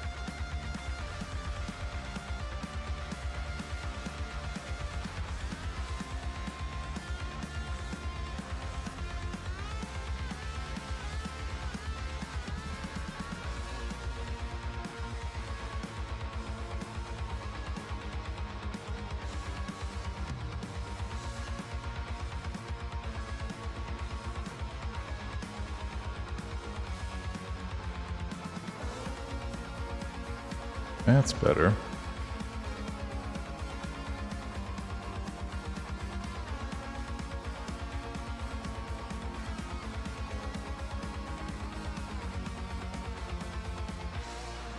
Got tired of Beerus. Beerus is one of my favorite characters in Dragon Ball right now. Not gonna lie. I think he might be my new favorite Dragon Ball character. I think he's the best thing to happen to Dragon Ball in a long time. Like, his whole addition to the Dragon Ball mythos has been nothing but positive. You know, just everything about his character has been a complete shakeup of the original formula of, you know, Big Bad, get stronger, defeat Big Bad. This time, you didn't. Goku did not get strong enough to beat Beerus. He might be strong enough now to challenge him. Maybe. Debatable. But at the time, he wasn't. He couldn't do it. And that legitimately shocked me. I was like, holy shit, they're really changing the formula now, aren't they? And to some small extent they did, and I'm all for it. And of course they went right back to the regular formula immediately afterwards. So they had something great going, and then they said, yeah, it was pretty good, but we forgot that we were Dragon Ball and we're not supposed to be good. we're supposed to be mid. And they're like, oh yeah, why are we trying so hard? I don't know, why are we trying so hard? And then they just stopped. At that point, it just became more and more of the same, and the same thing it's always been, and I don't know. Tournament of Power was good, though. Tournament of Power was great.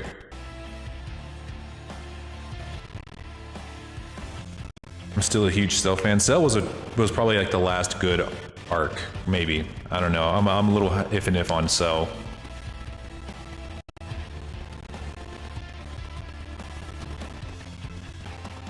I liked Cell as a character. I really did. I thought he was a really cool looking villain. I don't know. I just feel like the series kind of peaked with Frieza and never really quite found its way back. I think really the only thing I really truly loved about the Cell saga was the fact that Gohan got to kind of take over. And I thought, yes, this is how it's supposed to be. You know, Gohan is supposed to take over. And then the Buu saga came in and said, nah, fuck Gohan, dude. Oh, y'all like Gohan? Fuck you. Goku's coming back.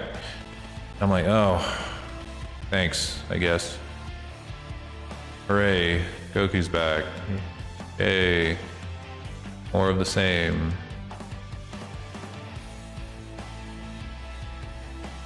Thanks.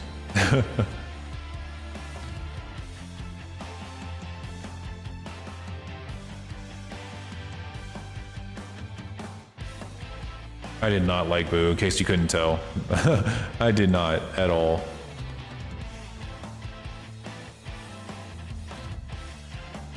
I feel like these teeth can be bigger. I might be getting greedy, but I think they can be bigger.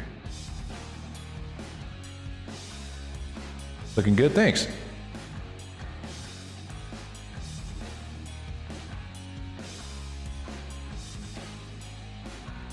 I know they wanted it to end at Cell, and you can tell, you know, you can easily tell, like this, it felt like that was the end, you know? Even the Frieza saga didn't quite feel like it was the end, but Cell definitely felt like it was supposed to be it, you know? And then they just said, nope, never mind. Nope, we want more money. Oh well. That's why One Piece is the greatest anime of all time. Just throwing that out there. One Piece is infinitely better in every imaginable way. If you're a Shonen fan and you really liked Dragon Ball and you really thought maybe it could have been better, that show is One Piece. One Piece is the better Dragon Ball. It does everything, not exactly the same, but it has a very similar aesthetic where it's like get stronger every arc. But the thing is they take it slow. Like, Luffy doesn't just get immeasurably stronger every arc. He gets marginally stronger every arc, and then just barely manages to pull out a victory against the current villain. It's never like Luffy just whips his ass. There has never been a time whenever he had trouble. If he's ever had trouble, with a particular arc villain where he just whips their ass after getting a power up. No. Even after he gets power ups and gets stronger, he still just barely manages to pull out a victory. And whenever he does, you just feel this ultimate like sense of satisfaction watching him just fucking completely and utterly beat the shit out of like the most detestable villains that you can imagine. Because if One Piece does anything well, it is make really fucking awful human beings into villains. And you know, like people like a lot of modern writers are like, villains shouldn't just be evil, they should be understandable. Well, those people can shut the fuck up, those dickless nerds. No dude, villains can still be just evil, can just be these completely disgusting selfish people and still be good and still be interesting to watch. One Piece is perfect as a perfect example of that. If you want to watch a show that does evil villains perfectly well, it is One Piece. Because once you get to that, because they understand that like it's not the villain's character that you're supposed to fall in love with. No, you're not supposed to. What you're supposed to do is hate them to a point where you despise them so viscerally that whenever Luffy does eventually have his shot at actually beating the shit out of him, you are just like, yeah, Luffy, whip his ass. It's like whenever you go to if any of you guys ever watched like professional wrestling, like the WWE, you will notice that like the villains that they set up, they want you to think that they are the most like fucking wretched people on the planet, so that whenever they get their shit pushed in, you're like, yeah, fuck yeah, dude, kick his ass, whip his ass, teach him a lesson, and kick his ass, John Cena or something, you know? And that's what One Piece is. That's what One Piece is. Like, yeah, Crocodile is a good example. Crocodile was a piece of shit, like an absolute bastard. And he was the first opponent that Luffy has ever faced that was well above his league. Like, it was like well beyond what Luffy should have been capable of defeating, but he managed to just barely pull out a victory in the end. And whenever he did, he didn't just like beam struggle. There's no beam struggles, by the way. That's another thing that makes One Piece better than most animes, and that's including Bleach and Naruto. No beam struggles. To my knowledge, or at any point during the entire run of this series, I don't think there has ever been a beam struggle. And for those of you who don't know, a beam struggle is whenever guy number one throws a beam attack, like a Kamehameha, and then guy number two does that as well, and then the beams clash in the middle and then they just sit there and like shove the beam harder, and whoever can shove the beam harder wins. One Piece has that to some extent, where it's like, but instead of it being beams, it's like actual punches and kicks and like maybe like tests of strength. But at that point, it feels better. You know, it feels more visceral. It feels more like you can actually sit there and put yourself in Luffy's shoes, even though he's like sitting here wrestling a fucking island destroyer. You know, he's sitting here like pushing back against him with all of the strength in his legs and his arms. And you're thinking, yeah, I feel like I could do that. But because human beings can't really grasp what a beam struggle is, or exactly what's happening during a beam struggle because they don't make sense, you can't really put yourself in those shoes. You know, you can't really put yourself in Goku's shoes, because you don't know what it's like to shoot a Kamehameha wave. You can't know that. It's not possible.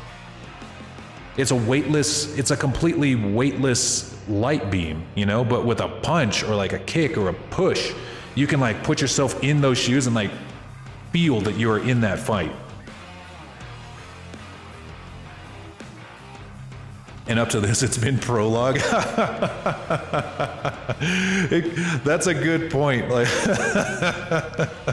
it kind of has been. That's a good way to put it. But I'll say it's the world's greatest prologue, because goddamn, every single arc kind of feels like you can just jump in at any point. Nessie's a good example, because like she has never like sat down and watched One Piece like from beginning to end. She's always just kind of walked in on me while I'm watching One Piece and then just sits down and enjoys it, because she'll be like, I'll give her like a really quick rundown of the arc that they're currently in, and then she's like, cool, that's all I need to know.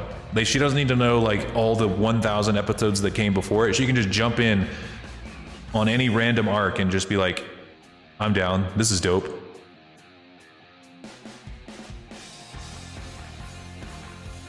Lord Dragon the anime. Jay, you know, give me some time. Give me some time.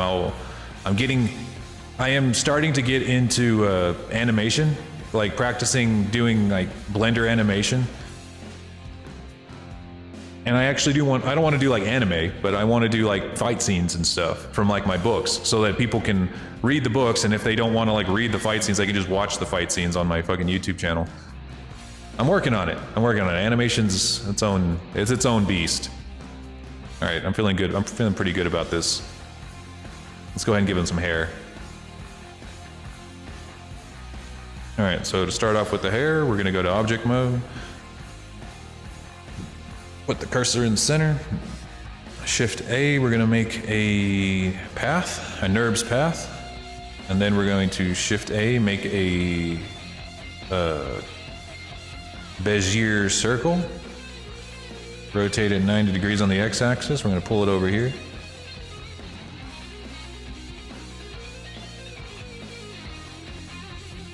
I'm gonna try to make this hair as low poly as possible, but we'll see. Well, let me think. Well, how do I want to make this hair? Very wavy. So if I were to make this, I believe the best way to do it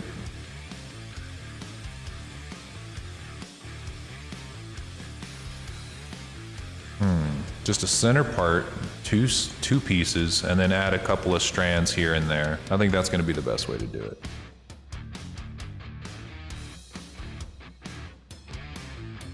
I think.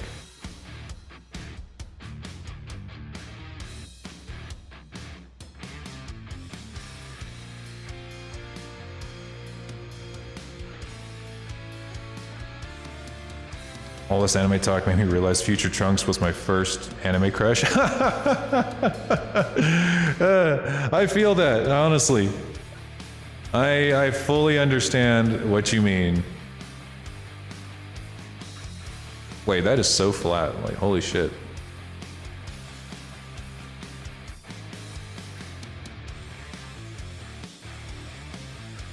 You want to fill the caps? Yes.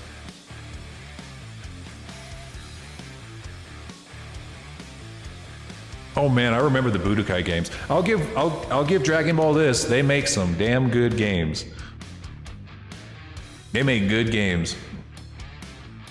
Especially I remember Budokai 2, I believe. It was one that came out like on the GameCube, and it had like kind of like a weird board game kind of thing for their campaign, or for their single player campaign, and it was very strange, but it was so much fun.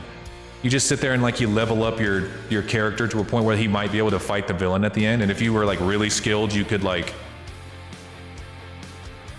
I don't know, beat him. Or you can just like sit there and just level up the character until you can actually fight the villain at the end of the board. But if you fought him too early, he'd push your shit in. It was a good game. All right, let's make this hair. Gonna make it flat.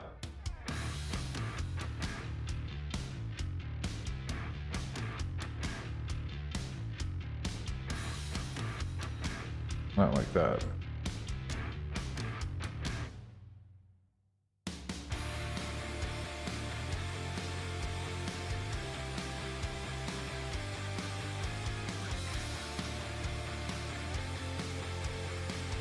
Have you tried the Xenoverse games? Well, I haven't played a Dragon Ball game in a very, very long time. And if I was to play one, I would have to be sure that it has a really good single player mode, like a good enough single player mode to make it so that I actually want to buy it. Because, like you guys know, I can't do competitive games anymore. I just can't. And but if it has a good single player mode, I'd gladly still play it. I've seen like the show that goes with it, like some of the crazy shit that they put in the show, in the what do they call it? It's Dragon Ball Heroes, I think.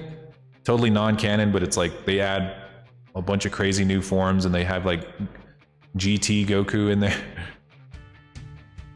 like GT Goku meeting up with Super Goku, and it's wild stuff. I see those some like clips of that sometimes on YouTube, and I just love to watch them and think like, this is just so crazy. What is even happening? What is this absolutely batshit insane story?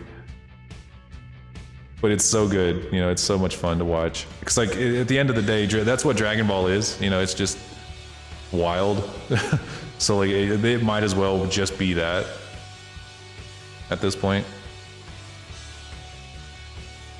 Unless you play all the sagas. Yeah, well, that's every Dragon Ball game these days. They'll let you start all the way from Dragon Ball and then let you play through Dragon Ball Z and then Super.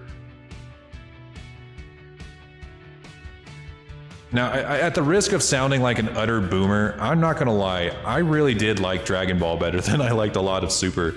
Like going back, and I kind of went back and rewatched the original Dragon Ball not too long ago, maybe like a couple of years ago.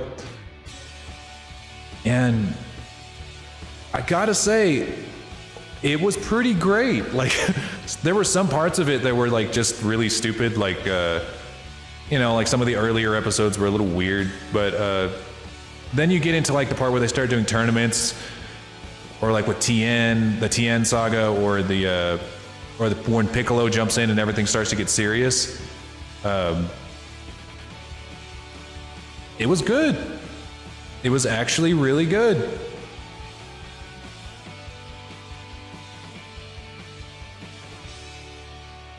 And like whenever you're like they can't fly, they can. It's better. Like it's better. It's a better experience whenever the combatants can't really fly.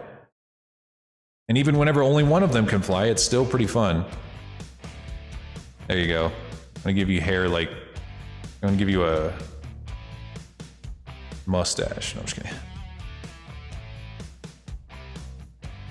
And that's really true for superhero movies too, by the way, not just with anime, just movies in general. If the combatants can fly, you're going to run into some problems whenever you try to choreograph the fight scenes to actually look good. Because again, it's going back to the whole beam struggle thing. If your audience is watching and they don't, you know, I'm going to make a pretty broad assumption here that most of your audience is not going to be an actual Super Saiyan. They're not going to understand what a beam struggle is supposed to feel like. They can't possibly know that. And it's probably safe to say that your audience can't fly. And even if they could fly, they probably don't fly like they do in Dragon Ball or in Superman. Because the way that they fly in like Superman and you know, a lot of comics and stuff, so they just are in the air. They're not flapping wings, they're not catching air drift, they just telekinetically float, basically. And what that does is it makes your fight seem utterly weightless, to a point where you can't really comprehend how hard somebody just got hit, because they're floating. Like, how hard did they get hit? Did it hurt them? You'll never know.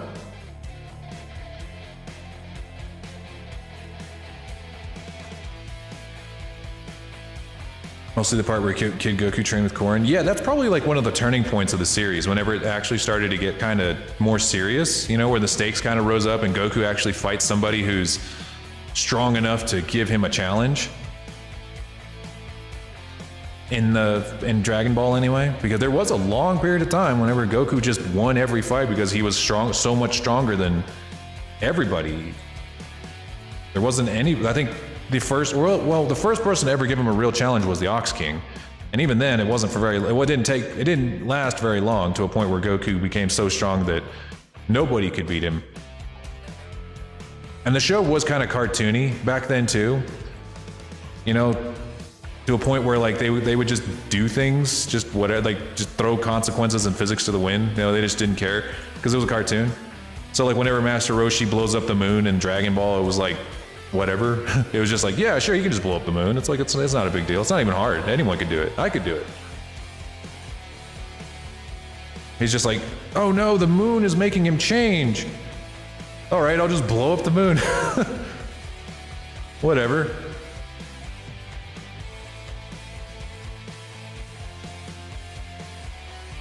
Your hair looks fucking hilarious right now. You got Look, you got future Trunks hair. Whenever it got longer. Look at that. It's future D-Hold. Literally.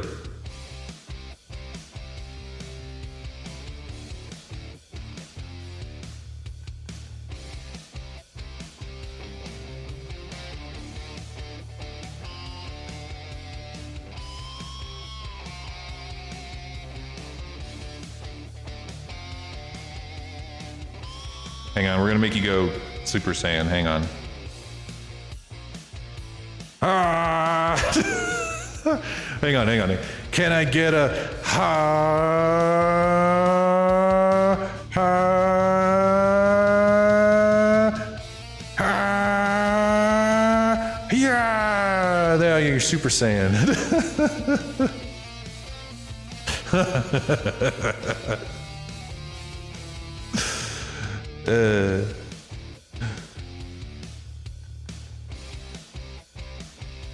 And then Piccolo blew it up too. Yeah, they wished it back so that Piccolo can just blow it up later. And he made it so effortless. He just said, fuck you, Moon, and it was gone. That's all it took. So Dragon Ball's power scaling was completely fucked before it even began. You know, like at that point, they just said, we don't care anymore. Our beams are more powerful than our punches could ever hope to be.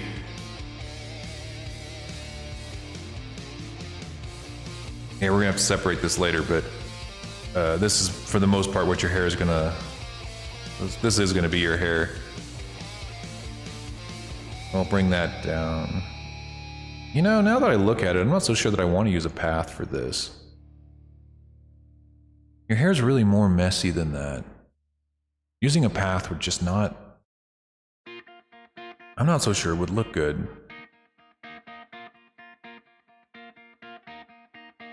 Like, maybe down just the back. Like, if I were to take off the other side and just... there you go. You're like Marilyn Manson.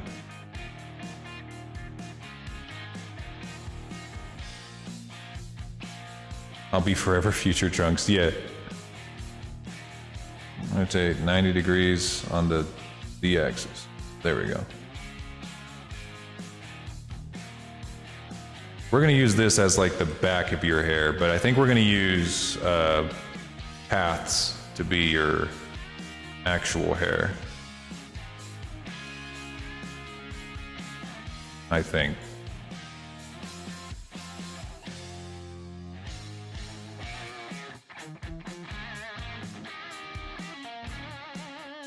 There you go, we got corn rolls now.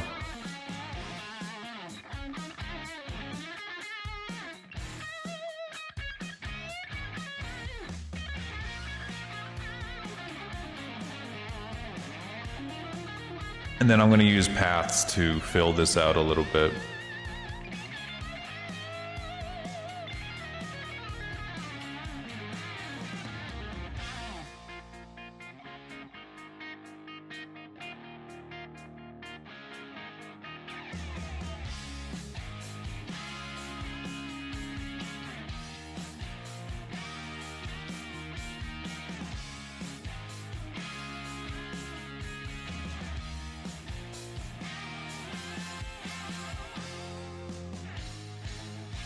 There we are. I think we'll subdivide this.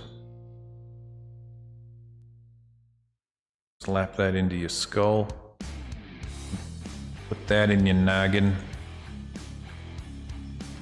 Pull that up. Pull that in. Alright, and then we'll make some NURBS paths.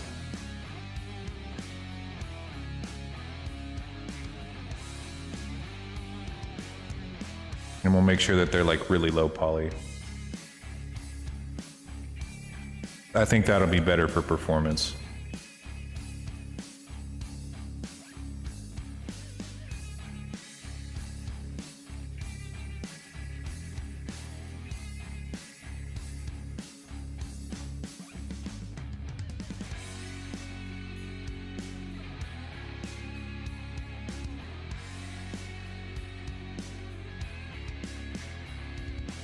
That's how we made Kazu's hair.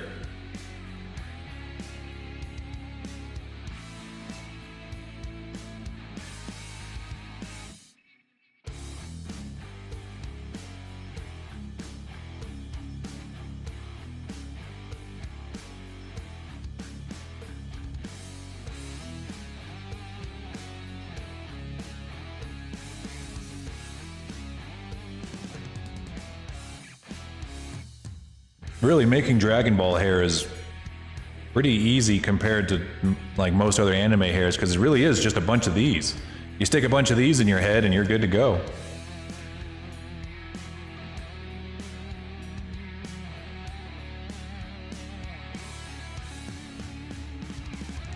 You kind of look like a Karen now.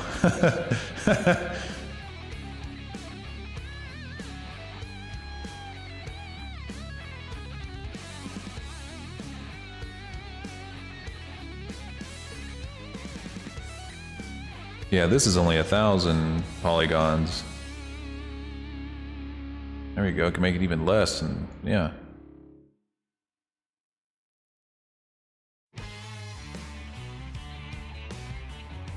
Yeah, we're gonna make a few of these.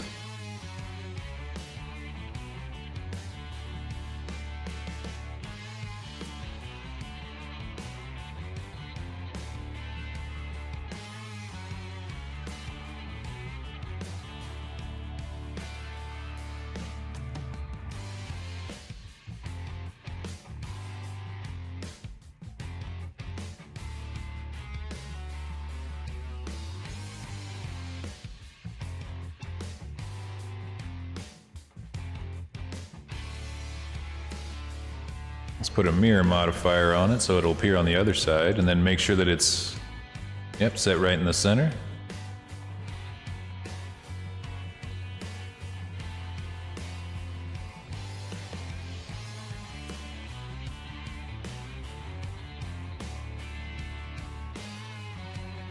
So after I'm playing Horizon Zero Dawn, or Horizon Forbidden West, there's one thing that I learned recently about when it comes to not only model creation but game dev. I care way too damn much about whether or not the hair clips. I spend way too much time worrying about whether or not the hair is clipping, because this is I'm sitting here playing Horizon Zero Dawn, right? Or Horizon. I'm playing the Horizon series, and it's one of the biggest, most graphically challenged graphically intensive games on the system, right? It's meant to showcase just how powerful the PlayStation is, or how powerful the PlayStation 5 is. And even her hair clips all over the place. Like, not a lot, but, well, actually, yes, a lot, because she's got a lot of moving parts in her hair. And I'm starting to realize that's just everywhere. That's just what it's like when you're using a model that's meant for a game. In animated cutscenes, it's different because you can literally control every single aspect, every single second of that cutscene. But when you're using a video game asset, you literally can't avoid the hair, if you have a lot of moving parts, clipping. You just can't. It's just not possible. Because that's what VTuber models are. They're game assets. They really are. They are more game assets than anything else. I almost bought that game. You should. As soon as you get, even if you just have a PlayStation 4 and you can only play the first one, or I think that the other one, the first one's available on the PC now, but you should. I would recommend it. It is, oh God, one of the best experiences of my life, was playing through that game. It's the perfect game. 10 out of 10 story, 10 out of 10 music, 10 out of 10 boss fights, everything. Everything is good.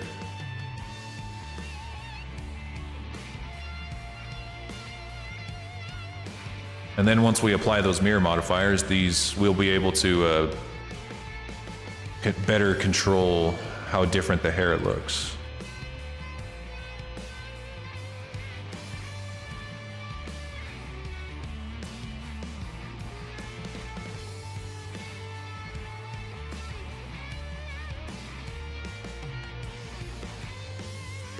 Nine out of 10 hair. No, it's 10 out of 10 hair. It's just, you know, when it's a moving object, if you want your hair to actually move with the character, you don't really have much of a choice. It's gonna clip. That's just the nature of video games right now. But like I said, if I was making a model that was that was going to be used in animation, it won't matter. You know, it doesn't really matter. You don't need colliders for that because the model itself, you'll have full and utter control over the model. Anything that happens in that animation is intentional. Which is not the case in a video game, because everything in the video game has to respond to external stimuli, like a controller.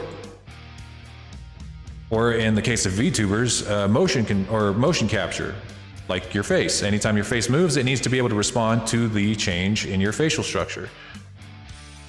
It can't just sit there in a static, idle pose and wait for you to puppeteer it in perfect synchronicity. That's just not how it works.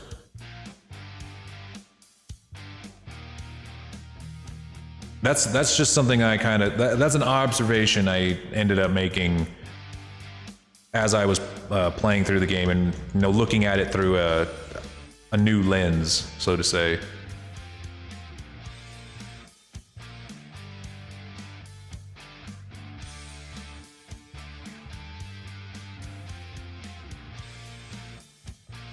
I'm not gonna lie, I might not even need the hair base.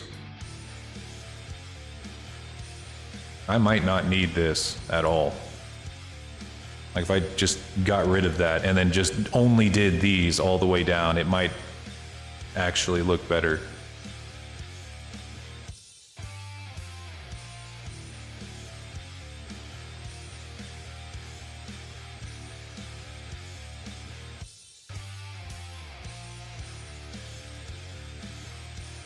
I think that might be one reason why most video games will have characters with really short hair, and if they do have long hair, the hair just doesn't move.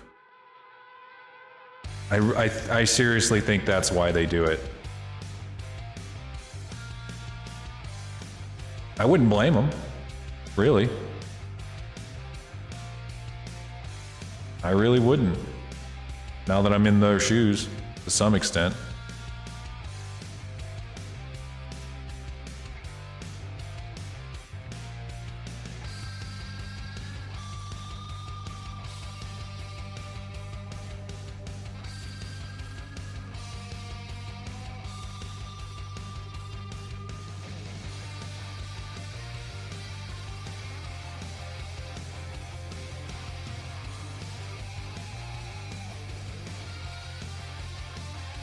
There we are.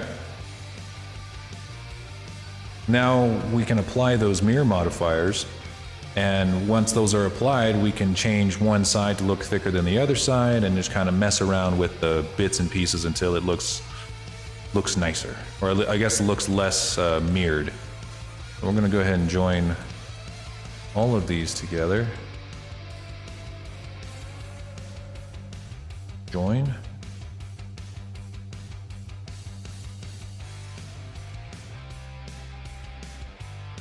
It's a big name video game company to hire me. That would be insane. Not even gonna lie, it would be almost a dream come true to work for a video game studio. Kind of. One of my dreams growing up, and I mean one of my just absolute utter fantasies as a kid, was becoming a video game developer and making my own video game. And that was before I realized what exactly goes into creating a video game. It's not just, you don't just get to, control every single aspect, or very few people get the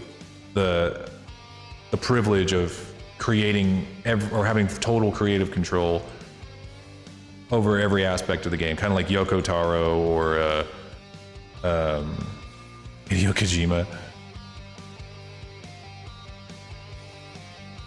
That's just not going to happen. But that was before I discovered, the indie developer scene, where it is possible to make maybe not a AAA game, but you can make a pretty damn good game just with your own skills. It's not impossible for a team of 5 or 10 people to make a pretty sick game. You deserve the big bucks. I'm okay.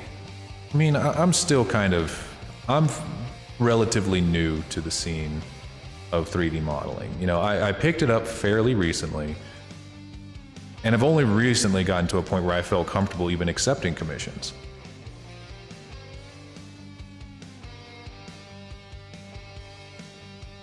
Like, there's still a lot of things I need to learn, but I would really just love to make an indie game. One specifically with the Lore Dragon. I want to make a game kind of like Drakengard, where you got to play as a dragon rider, and it's kind of like, you know, like an airborne game. You spend the game in the air, doing airborne stuff with your dragon. I don't know. I haven't really fully decided what I would even want to do, because part of me wants to make an RPG. Another part of me wants to make an action RPG. And I don't know. I don't know what I want to do. I don't know what I want. All right. Don't know about you guys, but he's looking pretty good. Oh, check it out, Calfire. I don't know if you're still here, but I did figure out a decent way to make angel wings. So you can expect angel wings on your model if you wanted them. I wasn't sure if I was able to do it, and well, we're not 100% sure yet. We need to rig them first and see how they look rigged, but yeah, you'll be able to get angel wings.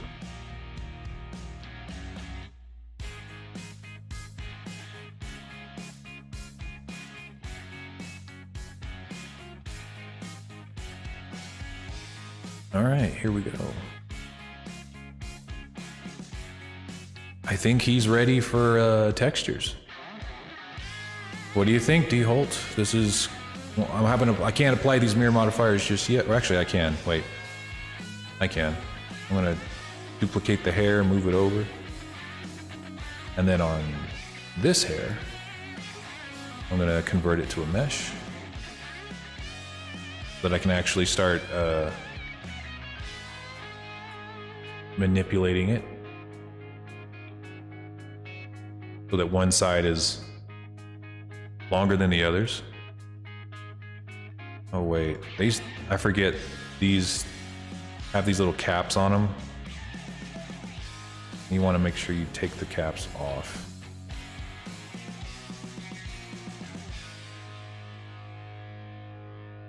Like on these NURBS paths, you want to make sure that fill caps is off. It looks nice, but if you turn it into a mesh, the caps aren't attached for whatever reason.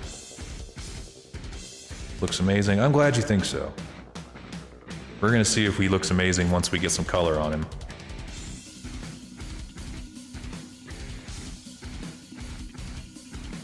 Okay, what we need first, convert that to a mesh. There we are. So now, if I pull these down, yeah, that's better. So it seemed like the left side was, no, the right side was longer.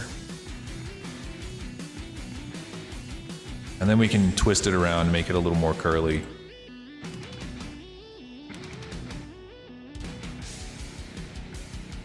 Looks like he's ready to drink a Red Bull and play some video games. That's what he does. He's a Twitch streamer.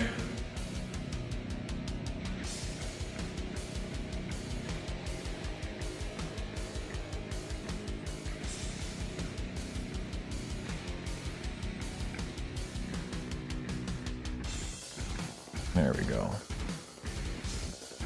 And I'm going to be fully transparent. I'm not entirely sure how to do curly hair. I have yet to figure that out in a way that looks nice, other than using just an absolute shit ton of these and then making them like really, really small. And just it's really high poly. So I truthfully don't know how to make curly hair that looks good. Like, I'm sure I could like mess with the path a little bit. Hey Artizard, welcome back.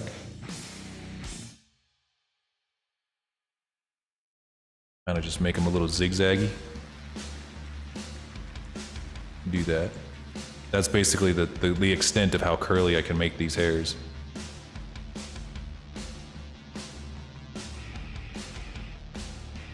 That way they can be a little wavy. I can make wavy hair, but I can't make curly hair, you know what I mean? Someone asked me recently if I could do curly hair on a character for them, and I said no. I had actually turned that commission down because I was like, I'm sorry, that is outside of my skill set.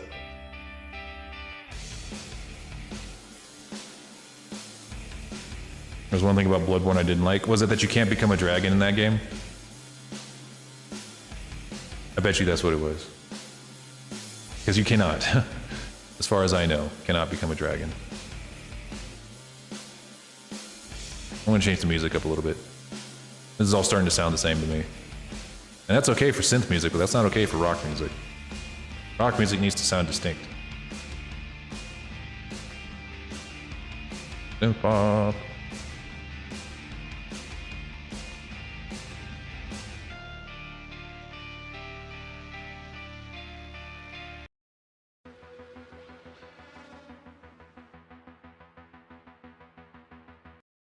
Oh, there we go.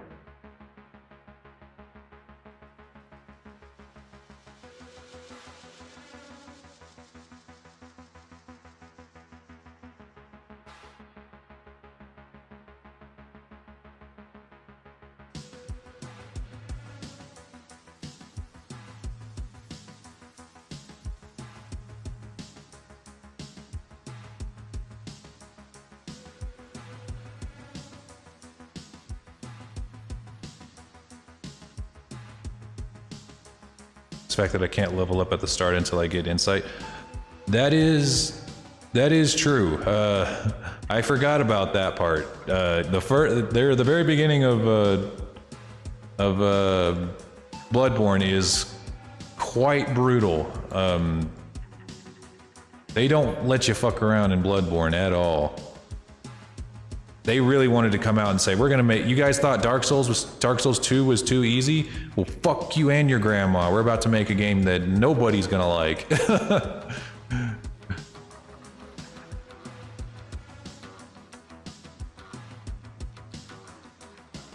playing 70s, 80s music here on Sirius XM. I do like me some Sirius XM. There's sometimes. My parents swear by Sirius XM. Like, my parents pay for that shit. Would seriously just sit here and, would pay for that shit. And I'm just like, and they would ask me every year, it's like, do you sure you don't want Sirius XM in your truck? It's like, no, Mom, I've got YouTube video, I got YouTube music, and I have all the music I could ever want on YouTube music. And she's like, well, we can get it for you. All you gotta do is ask. I'm like, I don't want it. I don't. And they would ask me every year, we're about to renew our Sirius XM membership. Do you want it? No, Mom, I don't want Sirius XM radio in my truck that I don't even drive.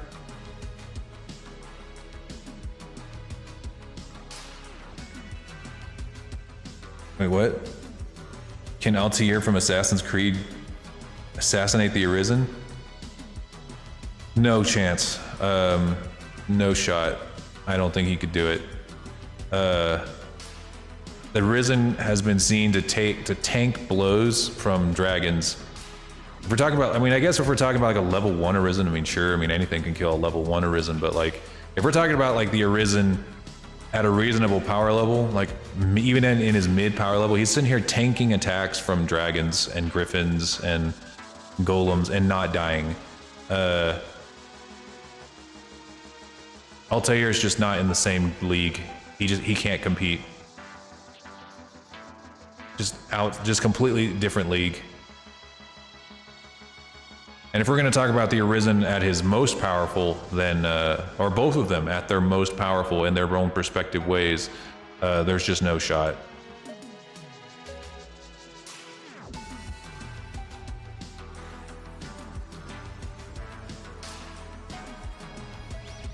It's just, you know, two different genres. One of them's slightly more realistic and the other one's fantasy, so it's like, it's a difference in genre.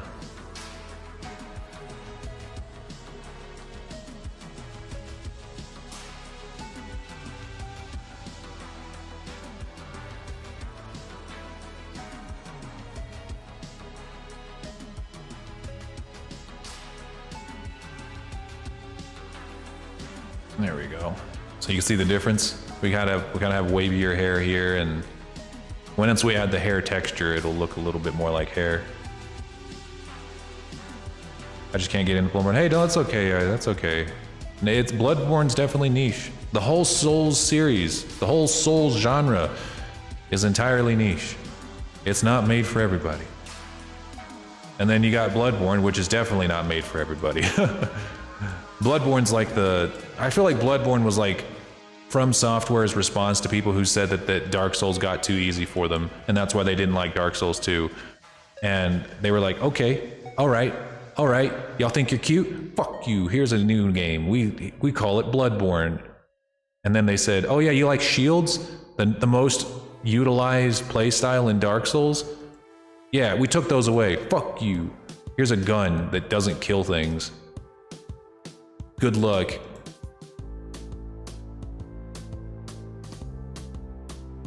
And that's what Bloodborne is. And I love it for that reason. And then my favorite, whenever they came out with Sekiro and everyone was like, oh, Bloodborne's too easy now. Bloodborne's too easy. And we want a game that's actually tough. A game where you actually have to parry. And I'm like, oh, you want a game where you can parry? Okay, here's Sekiro. Oh, you liked using the great swords, the second most utilized thing in all of fucking Dark Souls? Yeah, fuck you, we took that away. You have a samurai sword. You have a one-handed sword and no shield unless you unlock it later in the game. And even then, you can't use it infinitely. Have fun, bitch. And then Sekiro just came in and just whipped and just, completely destroyed everybody. And now we have Elden Ring, which they made it difficult in its own way, where the boss's timing is entirely fucked and entirely different from every other game. So even if you're really good at Dark Souls, you're probably not going to be good at Elden Ring, because even though it's aesthetically the same, the bosses have the weirdest goddamn timing imaginable. That's what Elden Ring fucked me up. As good as I am at Dark Souls games, I am not that good at Elden Ring in comparison. Plus you level up ridiculously slowly.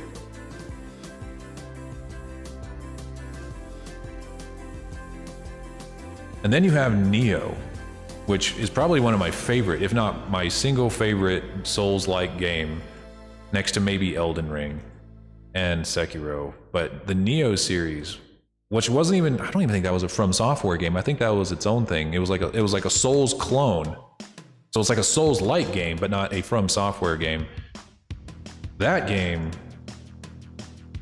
yeah, Nioh. Nioh was like I said, it's a Dark Souls clone where it has very similar mechanics, but not exactly the same. Very unforgiving combat, very, like you level up by collecting a currency that's also your experience points. Very, very similar to Dark Souls, but it had one very glaring difference, and that was that it only had 5 weapons that you could choose from in the game. You had the katana, the spear. I'm gonna have to say these off the top of my head, but it's been a really long time since I played Nioh. The katana, the spear, the kusarigama. Ooh, dual swords. So it was like basically 2 katanas. Oh god, I think, was it dual swords in Nioh 1? I know they were for sure in Nioh 2, but fuck. Someone help me out here. It was basically 5 weapons. I remember it was 5, but I can't remember all of them. But the thing was that each weapon had 3 stances. You had the high guard, low guard, and mid guard.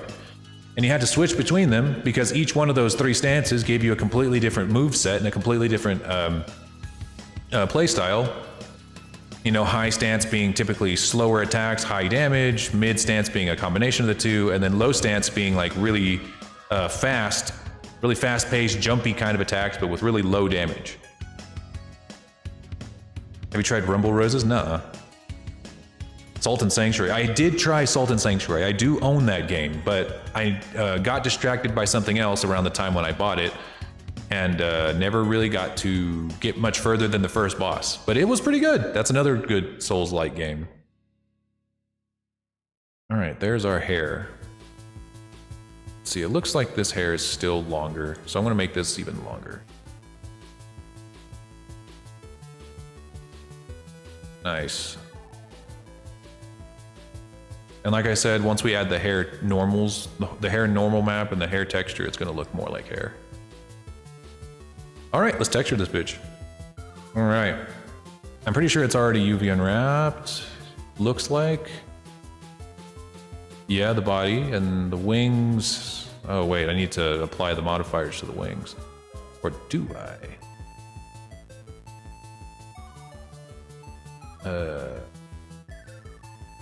How do I even UV unwrap this? Do I even need to? I actually played Salt and Sacrifice and the sequel Salt and Sanctuary.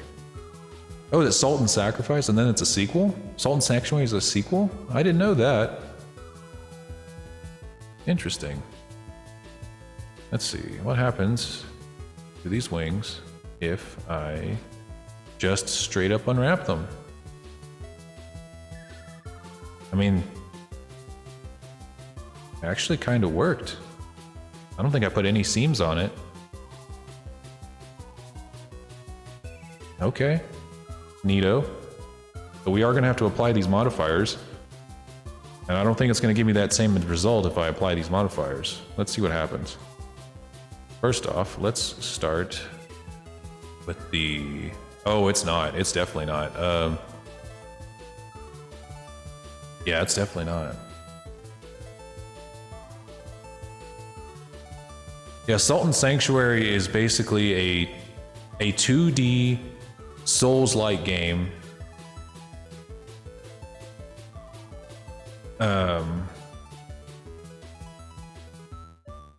That has like pixel art, you know, like a 2D pixel art kind of game. You know, you still dodge roll, you got your stamina bar and all that stuff.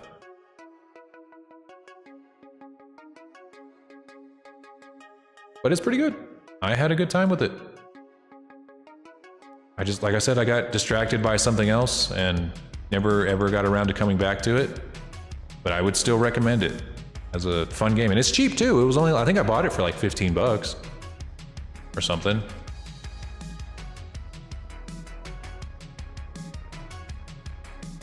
All right, so what we're doing right here is we are going to mark these as seams because the second that we add thickness to these, they are going to start acting up, or it's going to be much harder to UV unwrap.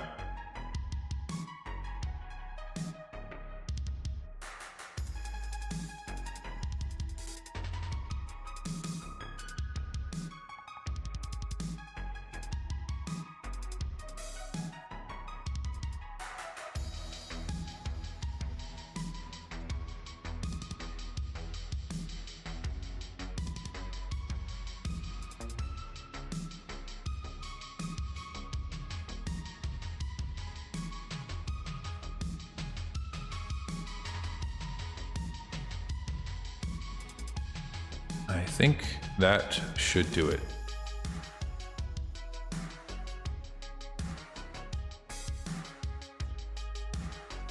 I think. All right, so then we're gonna mark those as seams, select the whole thing, UV unwrap. Oh wait, I gotta apply the thickness or the solidify modifier. And now we unwrap. Oof. I knew that was going to happen. It came out really small. For whatever reason. But that's okay. We're going to take these.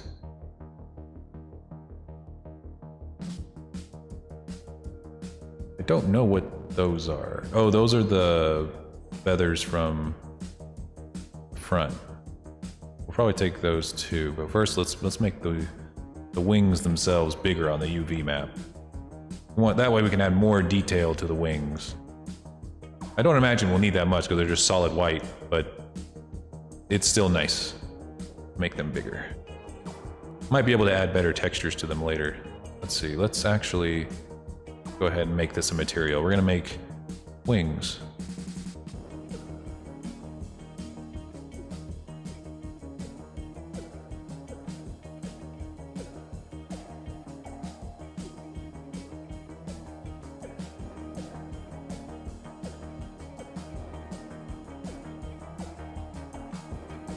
You know, when you say like your dragon's gonna make the universe implode, that makes me think that it's gonna make my computer crash or make Blender crash. So I'm saving this bitch right now. Right now. Yeah, that's what those are. I guess these didn't quite get unwrapped. No, they did not.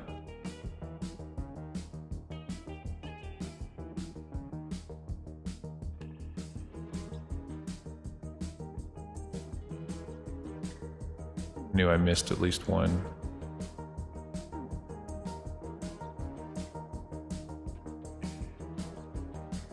All right, let's unwrap that again. That's better. That's better.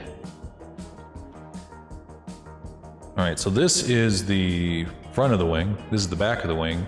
And then all of these little squares are the second layer of feathers. We're gonna make those, we're gonna pull those over here, and we're gonna make them much larger than they are.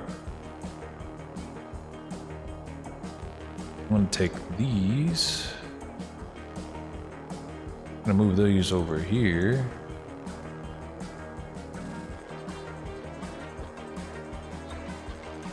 Back from my modem shitting itself. Damn, you shouldn't have let your modem drink all that laxative or drink all that coffee. Every time your modem drinks coffee, it's gonna shit itself. You should know that. It's not worth it. It doesn't make it faster. It just makes it think that it's faster. It doesn't make your internet. It just makes you think that your internet is faster, but it's not actually faster.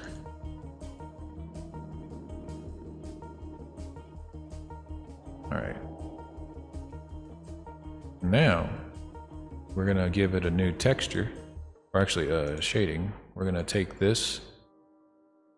He looks wild. That actually looks kind of badass right there. Let's see. We're gonna take a texture. We're gonna remove the basic, and we're gonna add an image texture. Texture, image texture, and we're gonna what? There. I'm gonna give it a new texture. I'm gonna call it Holt Wings. I think 2K should be enough. I don't imagine that we're gonna add too much detail to these wings, and if we did, at least it'll have some level of resolution on it. Now if we go to texture paint, we can grab the wings, select all of it, or if anything, just go to the fill tool here, make it completely white. Boom.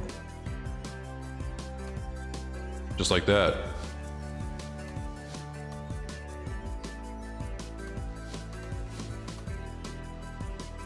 All right, I'm fixing to save my textures so that I don't lose them later.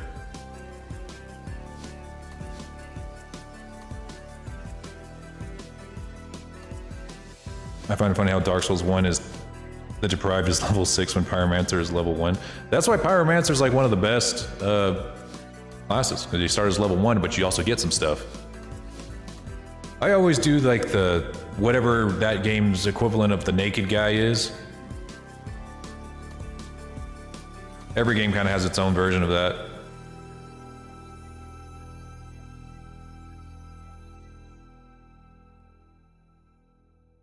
And Pyromancer, I can't remember which game. I've forgotten so much about Dark Souls that I can't remember which of the Dark Souls where Pyromancy was just blatantly overpowered compared to everything else.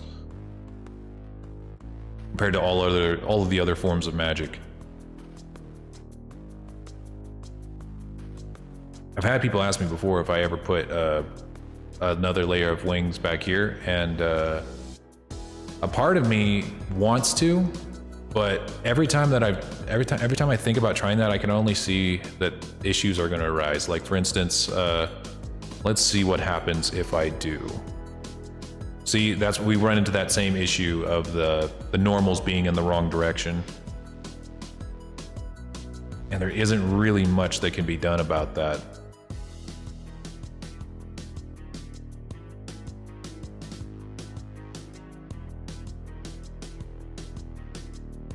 Just want to be a sword-wielding dragon? Well, you got a long ways to go. It takes a while before they give you the ability to turn into a dragon. Takes them a good solid minute before they do that, unfortunately. Alright, let's see if I can flip this normal right here. So if I go to face...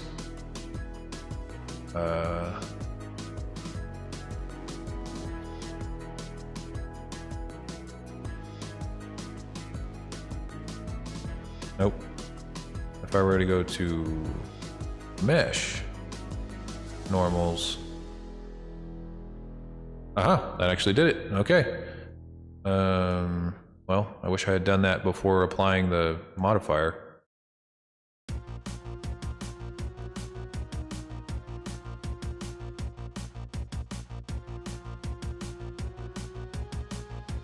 Yeah, because the wings look great, but they just don't look as good on top. There's not really anything I can do at this stage because I already applied that modifier. There's no going back once you do that. At least I don't think so. Let me see if I can go back far enough. No. Well, maybe. Let's see. Doesn't seem like it.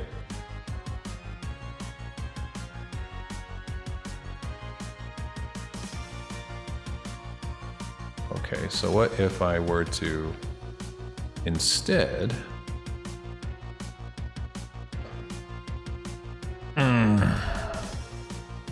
No, I'm not going to add it to the top. If I add it to the top, it's going to add a whole lot of polygons, then no one's ever going to see it. So I'm just not going to do that. I'm going to instead just let it have all of its detail down here. Hell, you barely see those.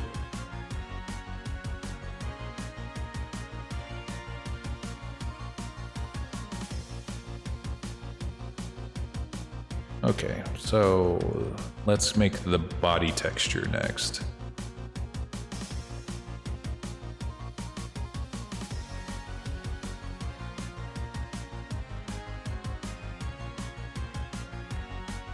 It currently has my body texture on here. We're going to delete that and give it its own material. The Holt body material. Then we're going to delete this. Shift A, texture, image texture. We're going to make this 2K as well, since it's going to be mostly a solid color. Again, just white.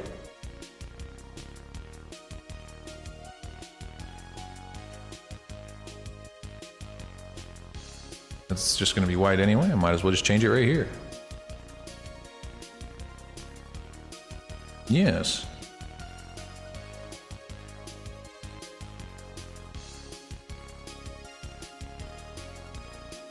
Neato. I think these we can just remove all this and then add the body texture to it.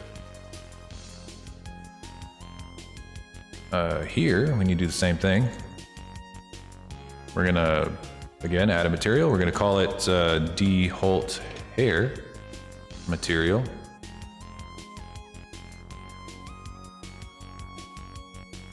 And then again give it an image texture. This is not good if you're going to be making an animation in Blender and it's going to stay in Blender. But because we are just going to export this and do most of our finishing touches in Unity anyway, you can just do an image texture and it's fine.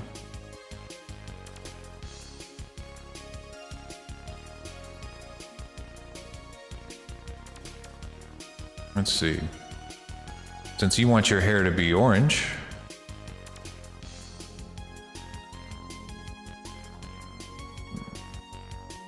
we're going to use a color picker on that.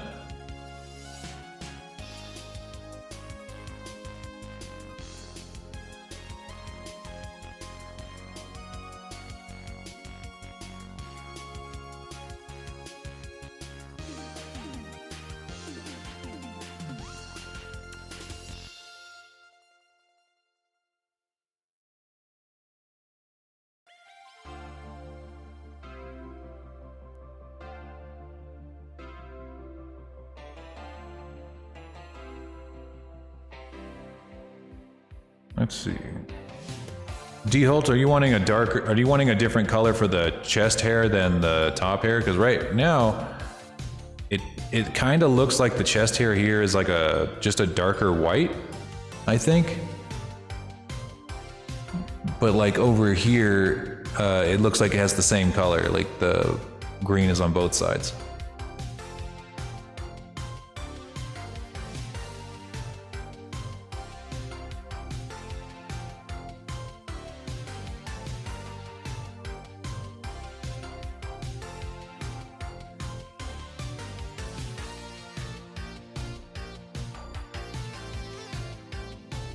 I think I'm gonna make him just a slightly darker white so that his eyes won't completely disappear into his head.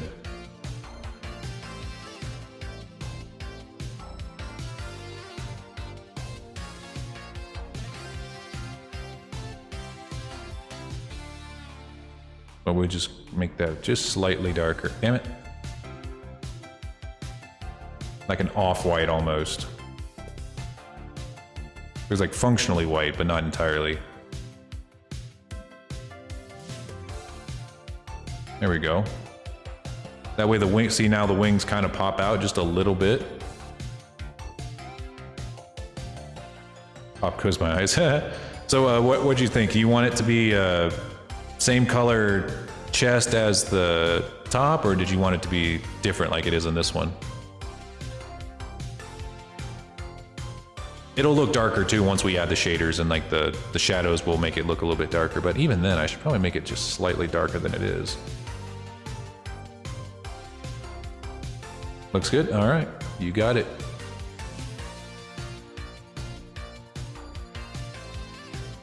We're gonna make this just a little darker than it is. Just a little bit.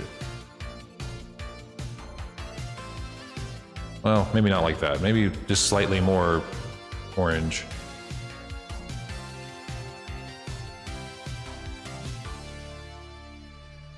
There we go. That'll look better. Access granted. All right. I'm gonna save this.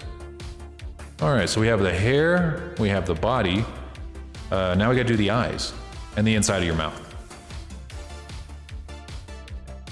I'm gonna make your teeth just slightly green like this guy. Or no, I'll make them slightly orange.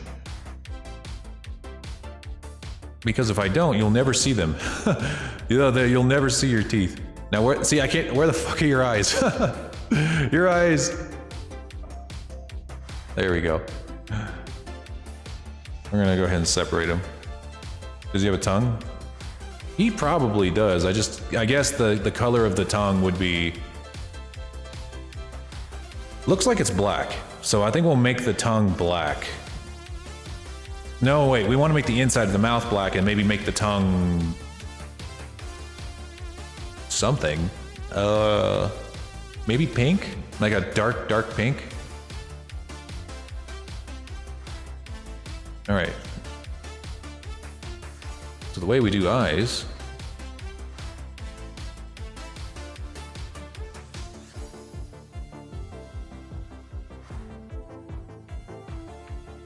Damn it. Damn it.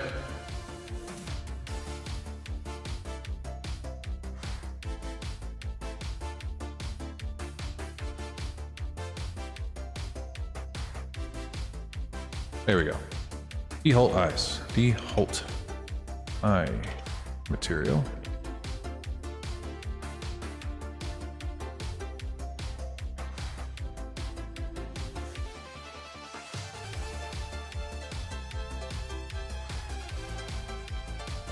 And then we make an eye texture.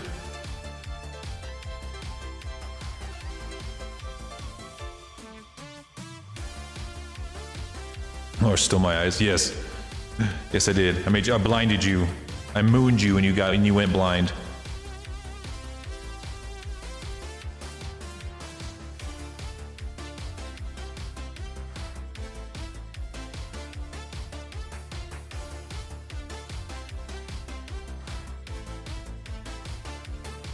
All right, hang on.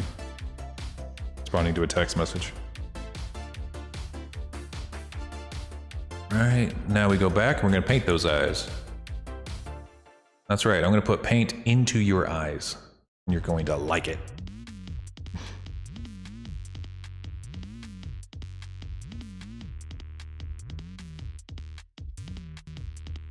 But first, we're going to make sure that it's like as big as we can get it on the UV map. Because if we get it right the first time before we apply the modifier, then we can have a really, really high-res eyeball. Or a fairly high-res eyeball.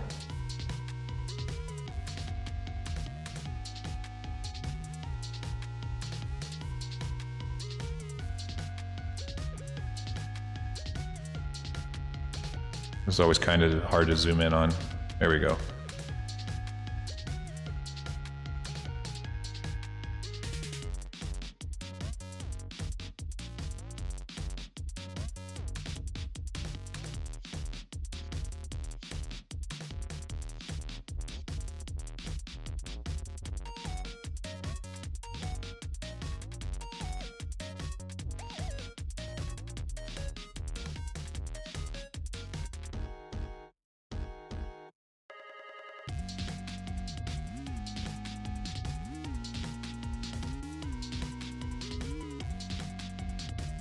Gotta make sure we deselect all of this.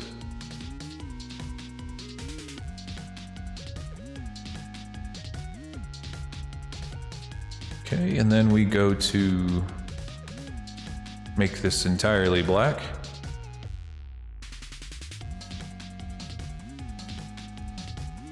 There we go. He kind of looks funny. Let's see, what color are his eyes again? I think they were red, which is super dope. That's gonna look really cool with this white body and red and orange hair. That's gonna look really good.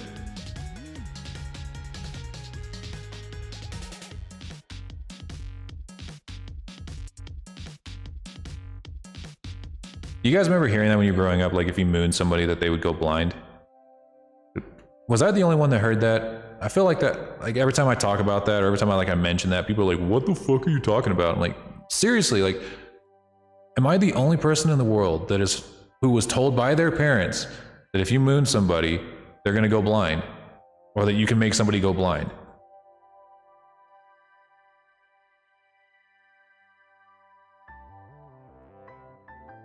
Because I swear, I've heard it so many times from my parents that I was convinced that everybody thought that. Or that it was like some kind of urban legend. You know, one of those things that parents say to their kids just to get them to stop mooning people. I've been told, I guess maybe it's just an old person thing. We're old.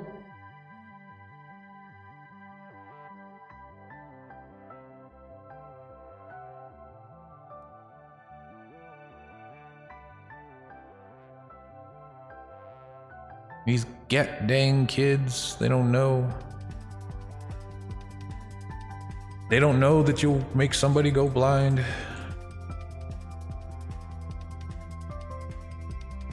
That's a beautiful eye, look at that. All right, now we just do some details. So first off, we take the edges and we're gonna soften up them edges.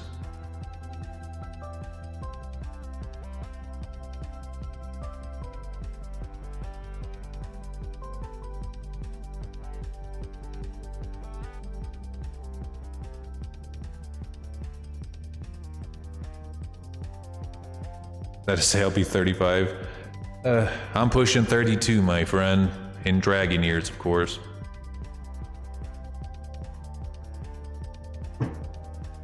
I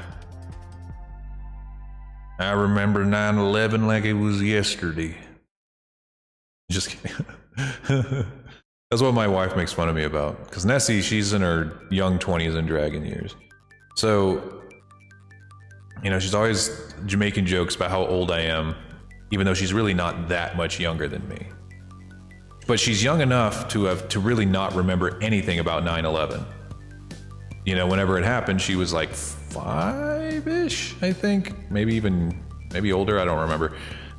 But she was young enough to make it so that, you know, she doesn't remember hardly anything about it. I'm older than you, 42, gonna be 43 in a few weeks. Well, happy early few weeks birthday. This will be your birthday gift.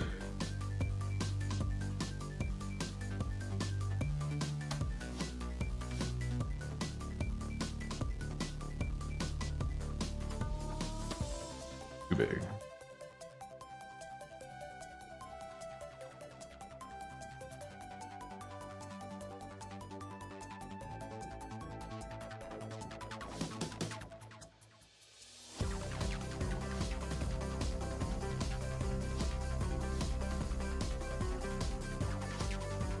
Remember that day? I was 29. Yeah, I remember it. Kind of. I was still pretty young, and we were in school, and you know, it was just an elementary school. And anytime the teacher turned on the TV, it was probably because we were about to watch some really cringe, like, educational video, you know? But at the end of the day, we enjoyed them because it made it so that we could, you know, do something other than just schoolwork. So anytime she turned on the TV, we thought, yeah, hell yeah, dude. We're gonna get to watch a movie or something. But then, like, the teacher freaks the fuck out. She really freaks the fuck out. And she starts turning on the TV, and we're like, she doesn't tell us why. She doesn't tell us why she turned on TV. But it goes on to the news. And, you know, us being a bunch of shit heel kids, because let me tell you guys, I was an absolute little shit when I was growing up. The biggest punk on the face of the planet, okay? Like, I was the kind of person that made the teachers' lives a living hell, and I had nothing to gain from it. I just did it because it was funny. I was a troll before I was old enough to even know what a troll was, okay? So whenever, like, whenever she turned on the TV and, like, the first plane hit the building, or whenever the second plane hit the building, me and my shithead friends were just like, oh, dude, oh, shit, ooh, they just got knocked the fuck out, whoa, whoa, pog, and we're just like, whoa, dude. Because we thought it was a movie, you know, we had no reason to think that it was, like, real. We just thought it was, like, the teacher didn't tell us what it was. She just said, everyone be quiet, and then turned on the TV. And we thought, I don't know, we thought she put on, like, Die Hard or some shit. And then, like, you know, the poor dude that, like, jumped out of the building, we thought, we just sat there and laughed because we were just little shithead kids. And ever since then, looking back, well, we got in huge trouble, but, like, ever since then, looking back, I'm like, damn. Watch out for them kids, dude. They'll kill you in a heartbeat. Turn your back on them. They'll stick a knife in your throat. And then, like, pog on your dying body. They'll just be like, over your bleeding corpse. I know it because it was me. I was there. We've all been kids. You guys remember. You guys know what it was like to be a kid. And every time you saw something, like, objectively terrible, you were like, I was the quiet one.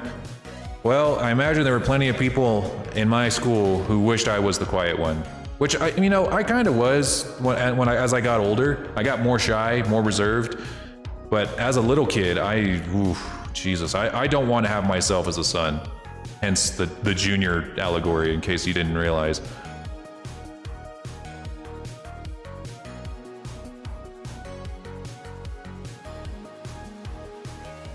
Remember when schools used to show this in school news with your fellow students doing it? I don't think that ever happened with us. I went to a very tiny school. Very, very tiny.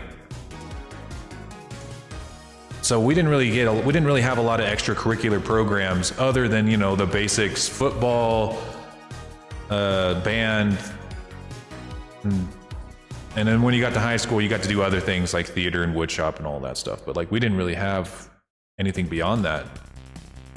Especially not in elementary school. Forget about extracurriculars in elementary school.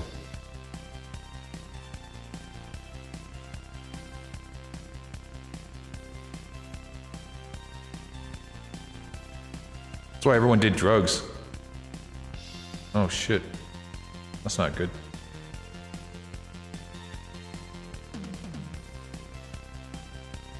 Alright, I'm gonna give your head some more polygons.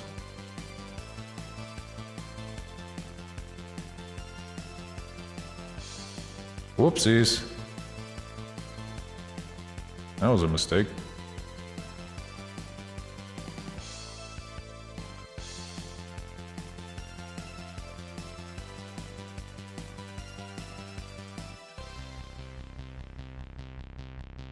Dare? Oh god, dare. Yes.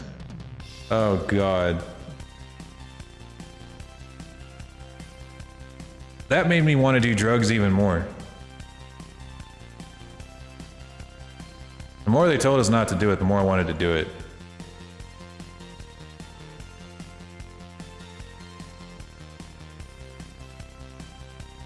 But I'm not gonna lie, maybe it did kind of work, because I really didn't do very many drugs, and even when I got to college. Like, so I guess maybe it did work a little bit. And then the first time I ever had the first time I ever had like had gummies, it fucked me up worse than alcohol ever had. So maybe they were right. No, I'm just kidding. It was just me. I don't know what it is about weed, but it just doesn't sit right with me. Like, it just doesn't mix well with whatever's going on in my gut. Don't know what it is. My sister don't know what it is either, and she's like, she was like an experienced, smoker, and she, so I didn't just do it on my own. So I wasn't like just picking out some stranger's bullshit. It was like, no, it was like, I had help. I had someone experienced there to teach me what to do.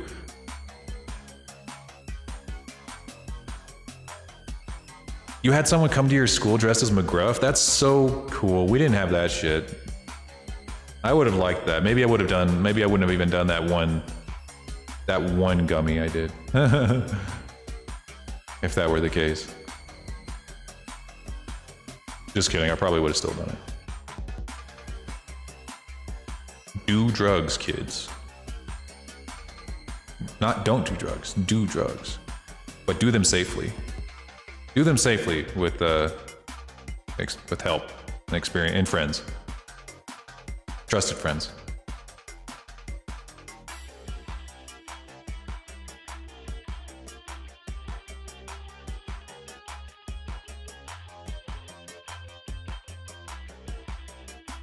Got to make sure that the head is the largest part of the UV, or else it doesn't have enough not polygons, but pixels to make a proper nose. I think one thing that's actually fucking up too is no, it's properly unwrapped. It's flat. Huh. Well, let's try it again.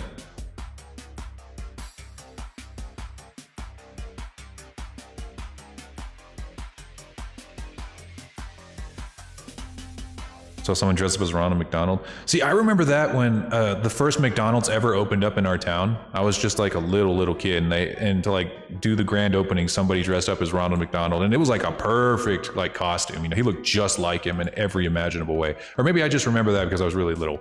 Either way, that was the time of my life. Let me tell you, I was never one of those kids that was afraid of clowns. I loved clowns. I still love clowns, even to this day. And yeah, he came to our school, or he came not to the school, but he came to the opening of the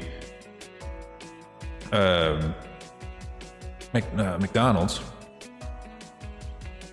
and it was just the best time.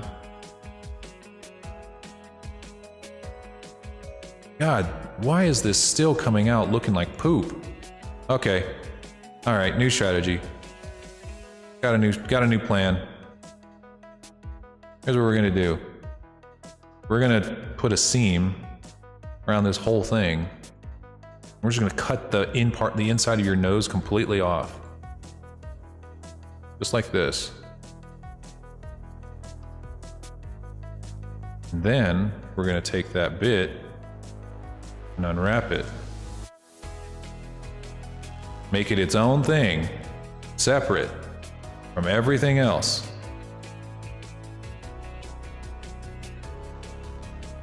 Put it right there, and then we go back to texture paint, and now it should work. Aha! Yes, that's what it was. Had to use UVs. I'm a genius.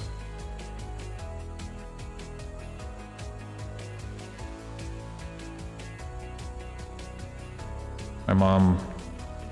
Oh gosh. That's so cool. We all got to meet Ronald McDonald. The real man. The legend. The man, the myth, the legend.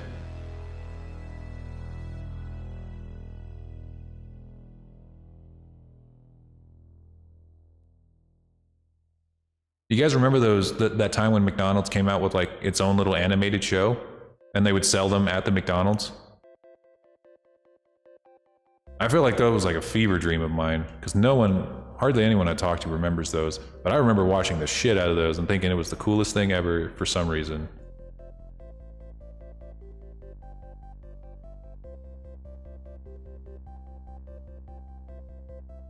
I gotta admit, this white dragon look with the red eye is pretty damn good. I like it.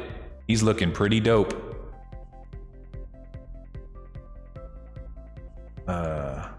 All right, let's see what we can do for the tongue. I don't know what I want to do for the tongue.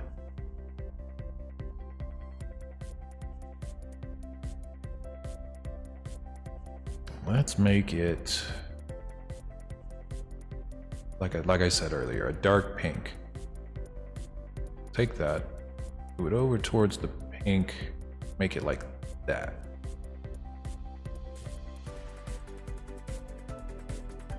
I think that will work.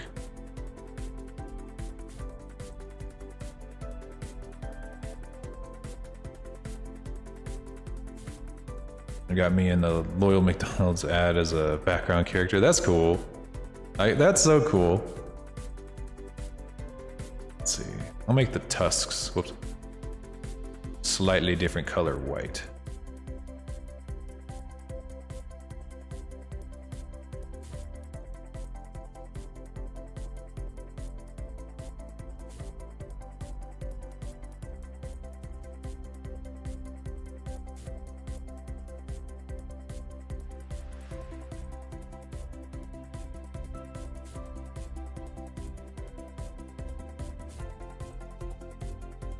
Let's take this mirror modifier off for like a second. Oh, that's creepy. This is the horror section of the modeling process. See, whenever you have a black mouth like this, there's no good reason to have gums. They just kind of get in the way. Or they're just more work than they're worth.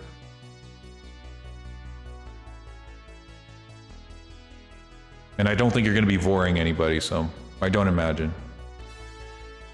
But I don't know. I don't know you. So you don't need to look. It doesn't need to look good. But there are models like if you don't like if I have been asked before to make a model that can vor, and that would basically mean that like I'd have to sit here and I'd have to meticulously model and texture the inside of the mouth so it looks as realistic as possible, which normally is completely worthless. There's no good reason to do that. Even at the AAA level, if you've ever noticed, like if your character's face disappears because of a glitch, their mouth, the inside of their mouth is just black. Even like if you look inside the mouth of in Horizon, a AAA video game, the inside is just like the tongue is like textured. It looks normal and like it looks wet even. The lips look a little bit glistened, but the inside of the mouth, completely black.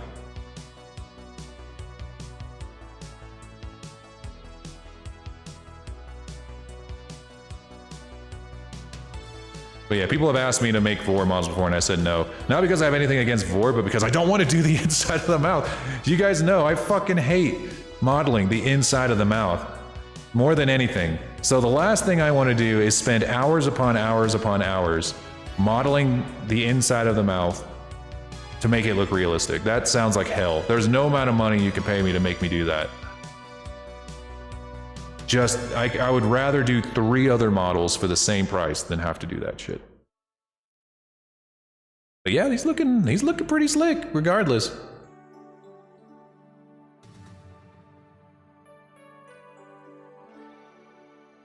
All right, we're saving these textures.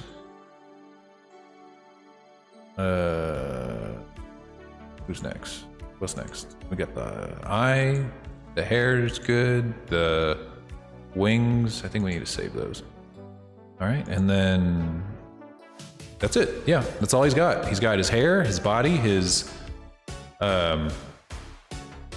eyes, his teeth, or his eyes, his wings. Yep, he's good to go. We just have to rig him, which I think he's basically rigged already. Let's just double check it, because I didn't change anything substantial in this rig. Oh, the hair. We do need to rig the hair. That is, and the wings, the wings for sure. Absolutely. I have no idea how well these wings are going to come out, so let's fuck with that first. No, this is the part I've been kind of dreading. So I'm unsure how good these are going to come out. Or how good these are going to rig. So let's find out. We're going to...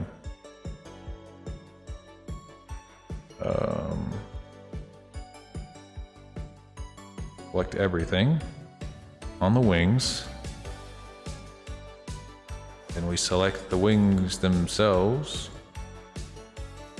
Let's go ahead and just make them one object first. Wait. Before we do that, we're going to apply the mirror modifier and apply the subdivision surface. Right? Yes. Yes. Wait, no. We're going to save first. Before we apply any modifier, any more substantial modifiers, we want to save as a different iteration in case things get fucked up or in case I need to go back and change something. It's easier to change something without the subdivision modifier being applied. Because the subdivision modifier does this. It makes it so that it, like, because normally, as you can see, it's like just a few squares. You could probably count these if you sat there and did it. It'd take a second, but you can count them. But as you notice, it has roundness to it, even though the faces themselves are square. Turns out all these squares do make a circle, and you're about to see how. So you're going to click that subdivision surface and you apply it, and you're about to see exactly how many squares are actually in this. Now this is what it actually looks like.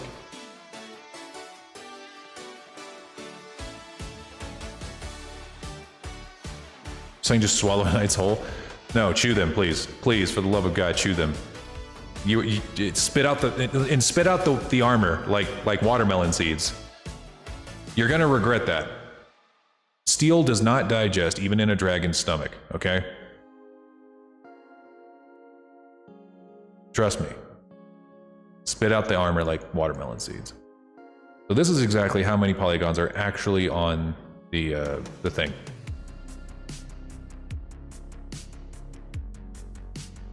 All right, so now that we've got that applied, we can go ahead and put these together.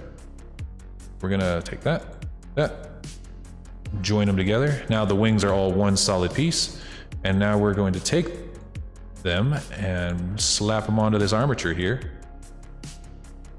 Control P with empty groups.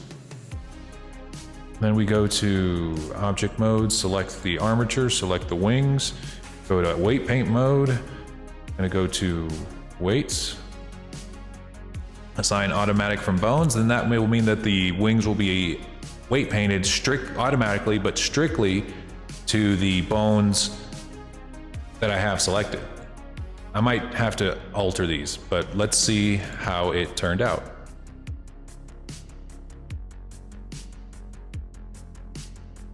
Okay. Oh wait, I don't actually. Hang on, I don't think I missed a step there.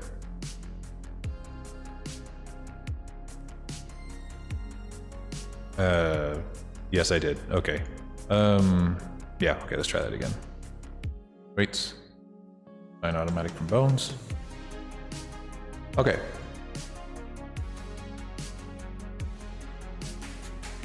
Yeah, that's what I figured was going to happen.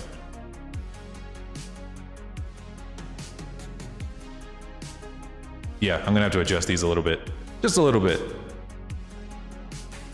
Just a tad.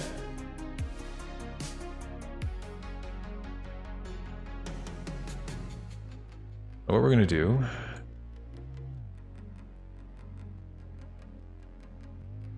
we're just gonna go, we're gonna click on the armature and we're going to take these fingers here and make it so that they are more in line with these guys.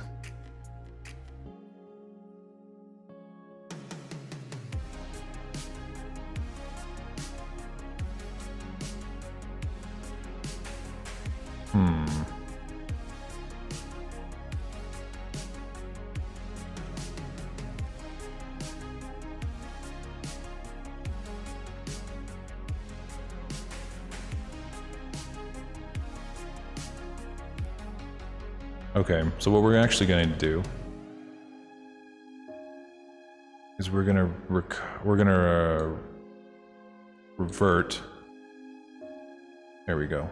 Because see, like as I was saying before, it's easier to manipulate low poly objects than it is to manipulate high poly objects. And I think one thing that'll make these wings a lot better is we need to make sure that this bottom layer right here is as long as we can get it to be. I think it's right now like way too short in some areas. We're gonna want this to be like practically here. Make sure we get it on both sides.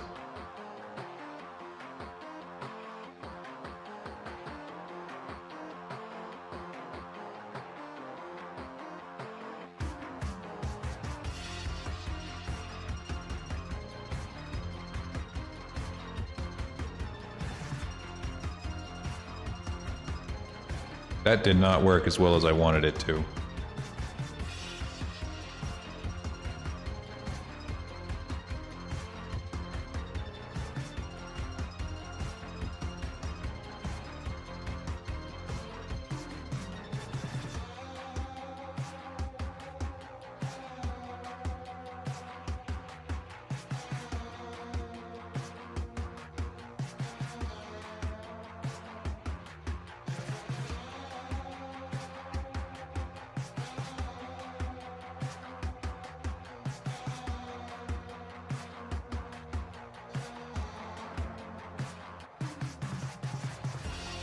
Huh, that's probably why.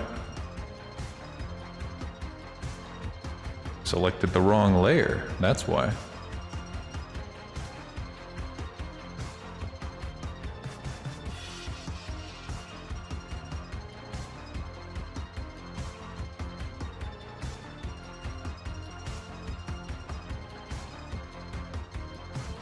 Huge drag. Oh my god, I remember that. That's how they beat the dragon, was to fucking make it fart. That was so expected of that film.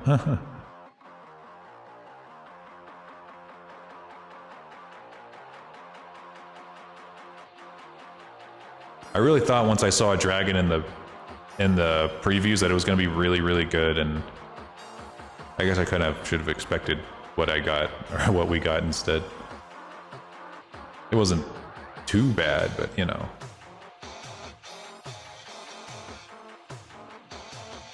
Ah! Yeah, that's not cooperating quite as well.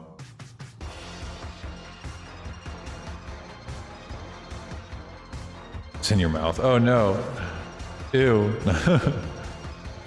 Hang on, we're gonna... Should we move the top layer? We might not have to. I don't think we have to. Okay, we're gonna start adjusting the bones now.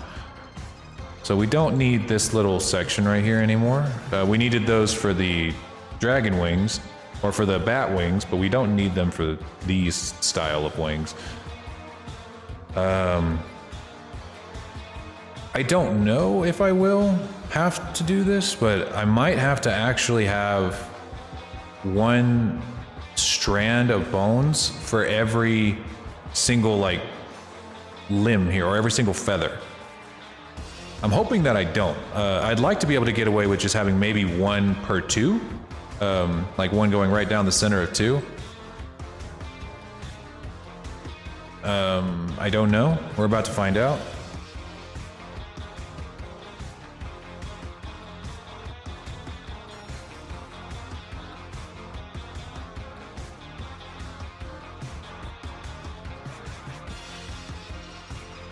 and then we'll do something like that. And then the rest of these down here don't really need it. And if this doesn't really quite work, then I'll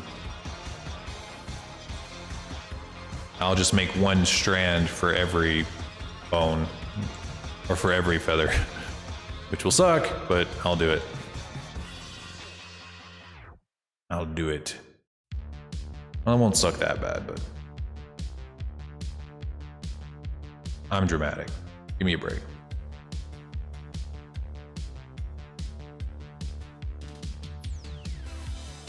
Okay. Now, we'll try that again.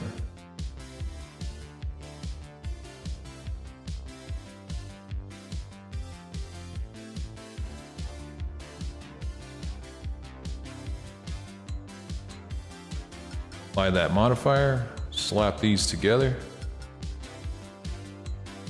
Go back here, select this.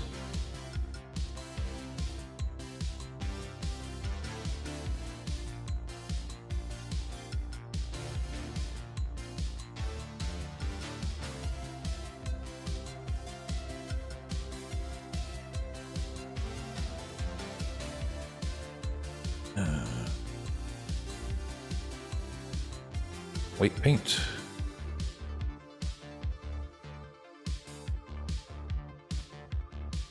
Okay. Did that work? Kinda. That's much better. Hell yeah. Yeah, that is much better.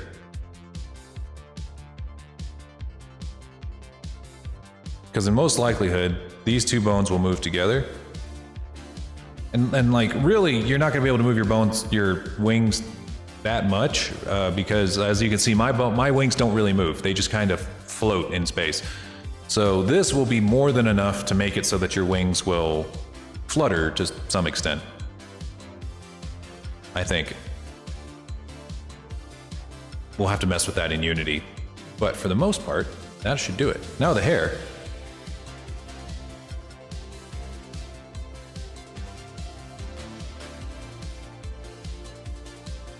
The hair.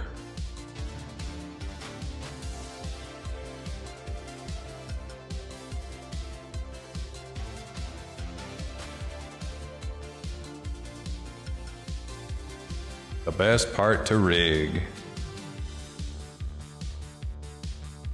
As you guys all remember, this will still be easier than Noodle's hair because it's like only a few pieces, like maybe a dozen. A little over a dozen pieces, whereas her hair was like maybe 100 individual pieces. I just don't watch trailers anymore. That's a wise decision. I don't watch trailers anymore either, because maybe the first trailer of a movie is good, where they're just like, this movie might be about this, and it's, I don't know, it looks like it's pretty cool, maybe you should go watch it. And then they devolve into, over time, telling you the entire plot of the movie. And I mean the entire plot, even the fucking plot twists.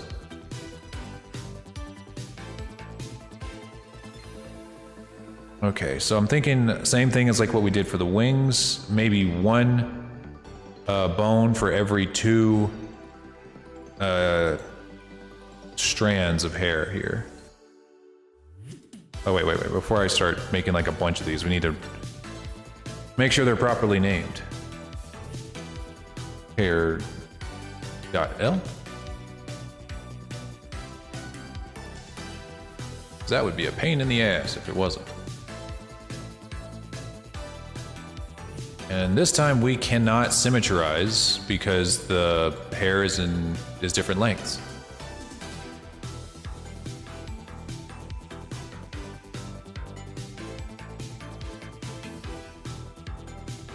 But at least it's uniform enough that I can just kind of do this.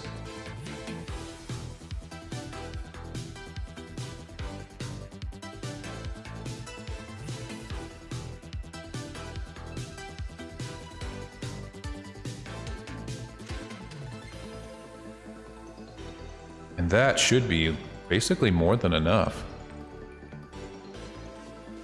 I think I will just do this. Shift D, duplicate.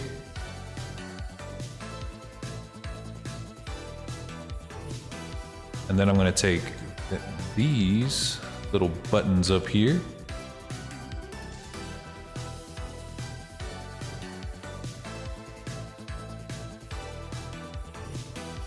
Just pull them in.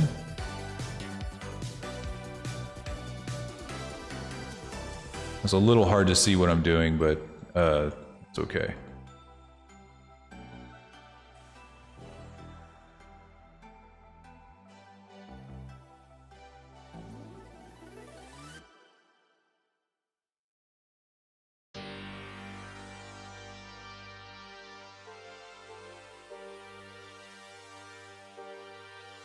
Yeah, we got the next commission is going to be really fun, guys. That's what we're going to be working on for Tuesday's stream. He is a dragon, not like this. He's more of a furry dragon named Firecracker Blaze.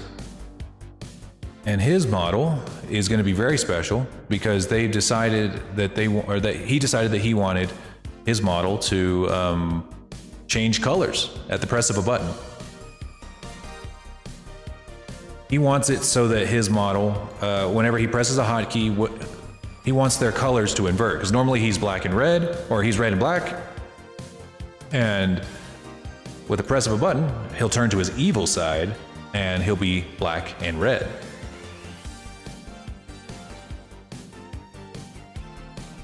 And it's possible, and I know how to do it. And you guys are going to get to see how I do that event, and it's going to look really cool. It's going to be super dope.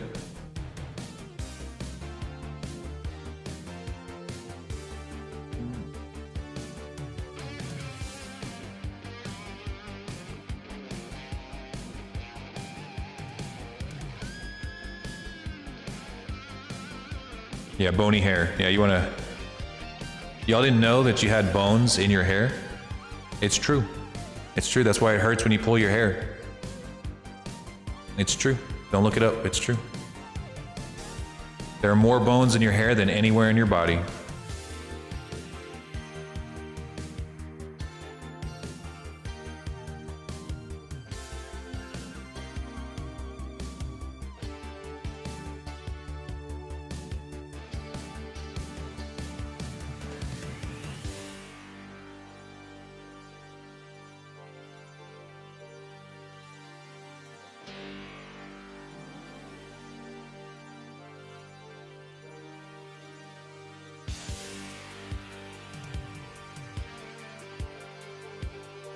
You want these to be controlled specific, like the roots of the hair to be completely controlled by the head.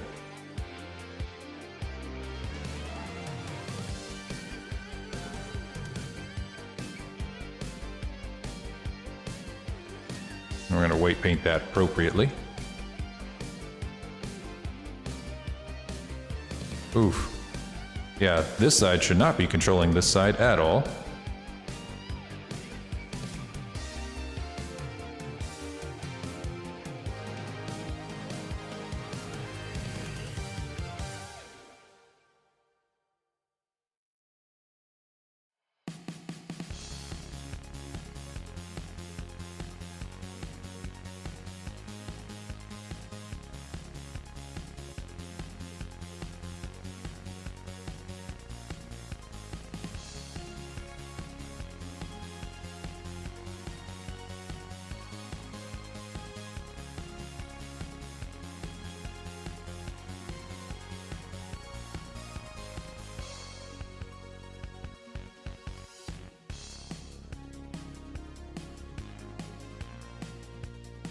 This is a good song too. You guys, I guess you guys can tell I have a type. I'm either upbeat synth or like bash my skull in metal. There's no in between.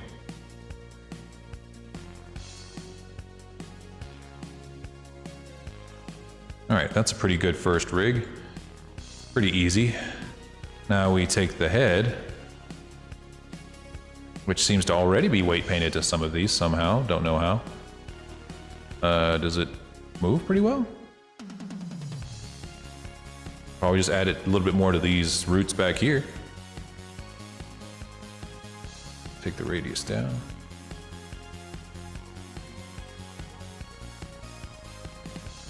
Because I didn't create really hardly any new vertices. So this guy's pretty much weight painted already, ready to go.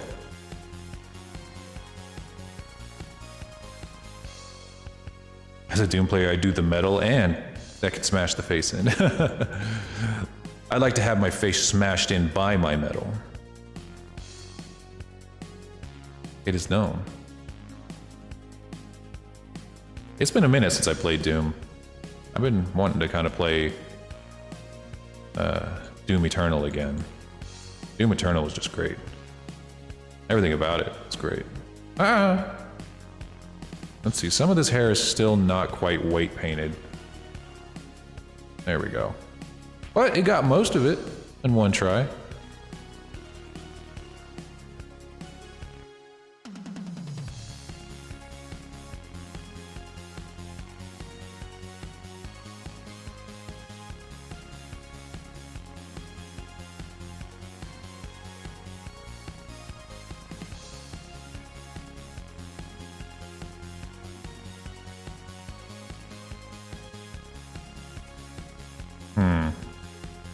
I don't like that. Music that makes you punch drywall. Oh yeah, there's been plenty of that in my life. There's a reason I don't get my deposits back. And every apartment I ever lived in, I never got my deposit back. Ever. I don't even try. There's no reason to. I'm pretty sure that getting your deposit back is a myth told by the ruling class. It's just a fucking myth. It's actually impossible.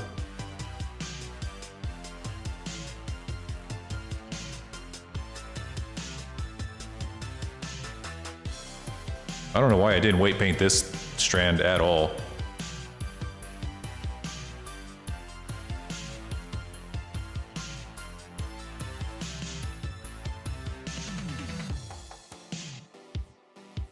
Music that makes you want to stomp in a puddle with socks?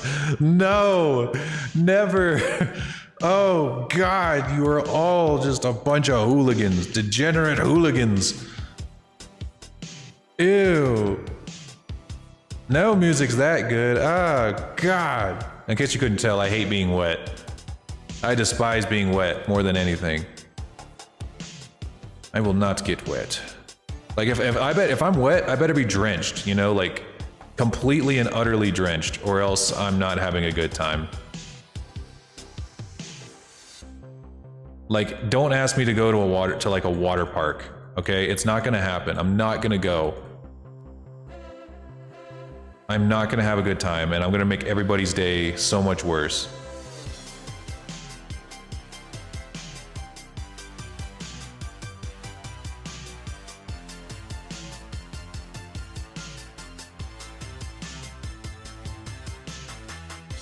Music that makes you want to say a swear word. Now, we don't swear on this channel, okay? This channel is for children. Children watch this channel.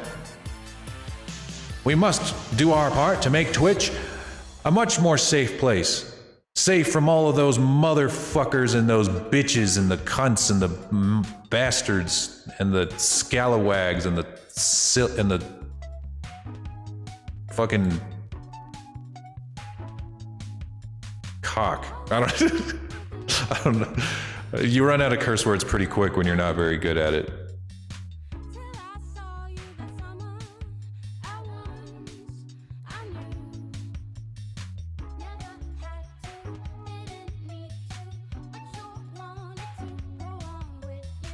Floor will melt when wet. I might. I just might, okay? Or I'll wish I did.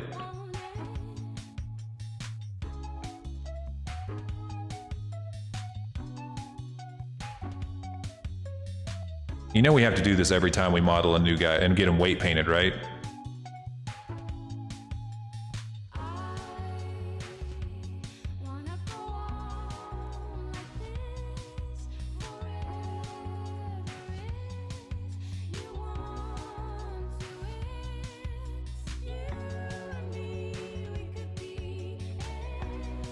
Oh, dang it. His throat's not properly weight painted.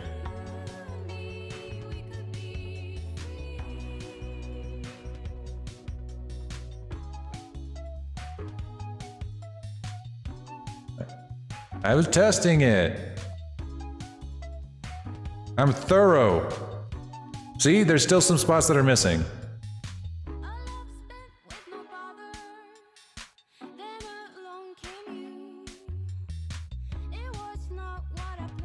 I'm just being thorough.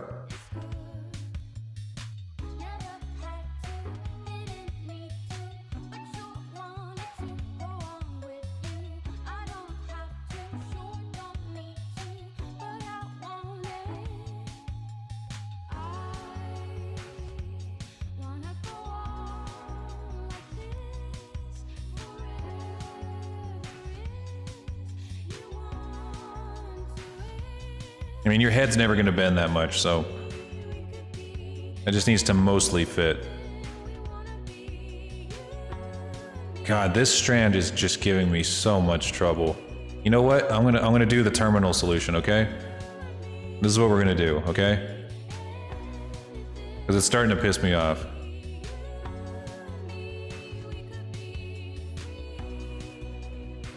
Okay? We're gonna do this. We're gonna give you a bit of a haircut, okay? We're gonna do what people do whenever their hair just refuses to cooperate. You just fucking cut it off. There. You won't even know it was gone.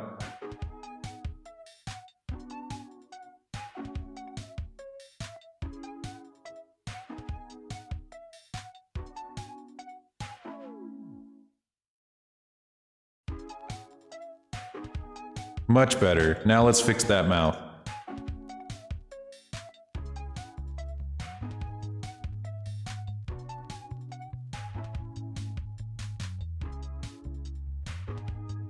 Let's see. Yeah, I killed you. I severed your spine. Alright, can we hide the hair? Yes. Now you're a skinhead.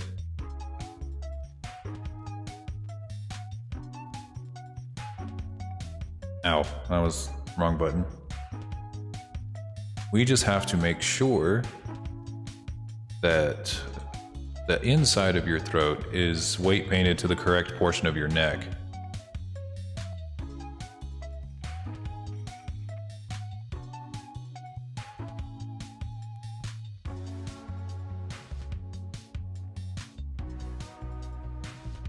And the way we do that is we gotta select your face, hide it. Select this, your eye, hide it.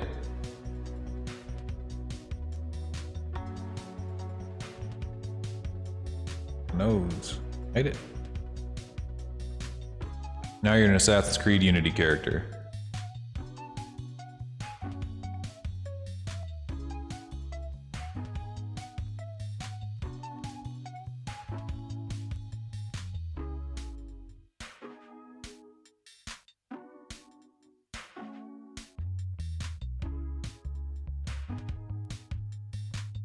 Because right now the head bone controls pretty much the entirety of your throat, and that's not good.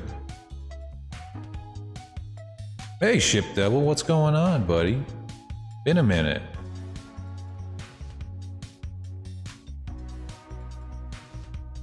So now we got to switch to the right bone. And then give it a little bit of control over your throat.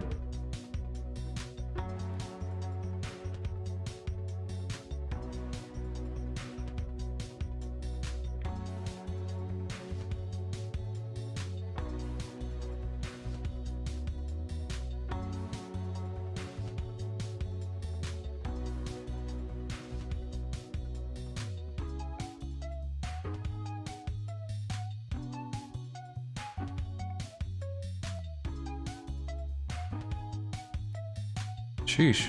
Oh, that's why it's giving me trouble. The weight's not turned up all the way. That should do it. You want it to be more or less the same color as the neck on the outside. Gives you a pretty good idea as to where it's all going to end up. And whenever, this is kind of a good lesson too, whenever you turn it to wireframe mode, you can see exactly what it is you're painting. Because you're not painting the center of the squares, you're painting the corners. Every time you click on a corner, it paints that corner, and then brings the color from one corner to, or one vertice to the next. So you're painting vertices, you're not painting faces. It just looks kind of like you're painting faces, so you can more easily visualize what it is you're doing. So just kind of keeps it easier to weight paint whenever you know exactly what it is you're painting.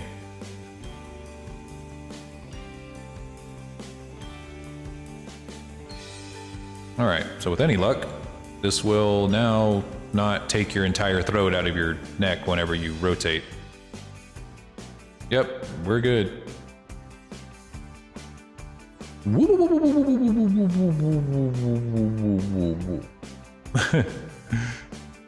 on, let me put the hair on. I'm gonna put it in pose mode.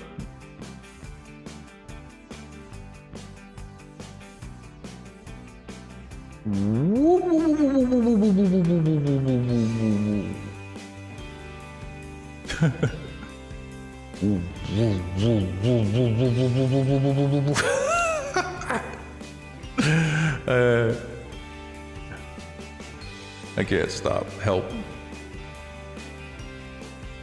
Okay, I think he's good to go. Let's get him into Unity and give him some, actually, I think what would be good for him, maybe, would be,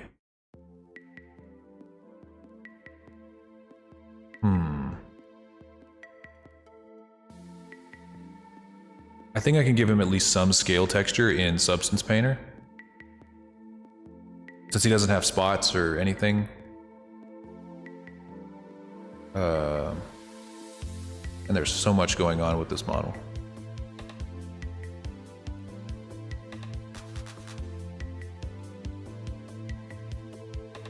Yeah, I think I'm gonna give him scale texture.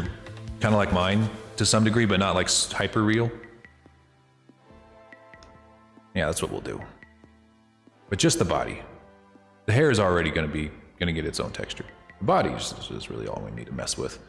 So we're gonna export just the body. Just the selected objects. Export.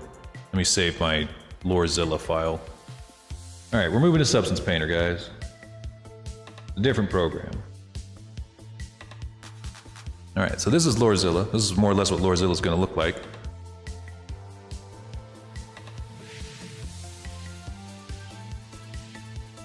Let me go ahead and save that. And then we're going to open up a new file. 2K, because the body's 2K. We're going to select the export we just did in of the body.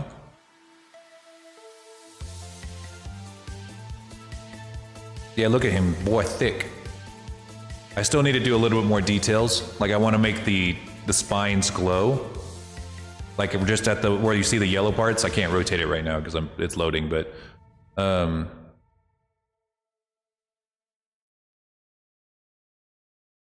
it's taking a minute. Substance Painter does take its time. Like you guys remember how I said I was gonna have an Anthro model at some point? I think that's better. I'm gonna have him be my Lorezilla model. Ooh, got some potato soup. I wish I had some potato soup. All right, so this is what I'll often do, and I don't know a hell of a lot about Substance Painter. Full disclosure, Substance Painter is a very different kind of software. And truth be told, I am still fairly new to it. But that being said, I do know enough to make some things look decent. So what I normally do is I make 3 layers with scales. I'll make large scales. I'll make another layer beneath it for medium scales. And then I'll make one layer beneath that for tiny scales or small scales.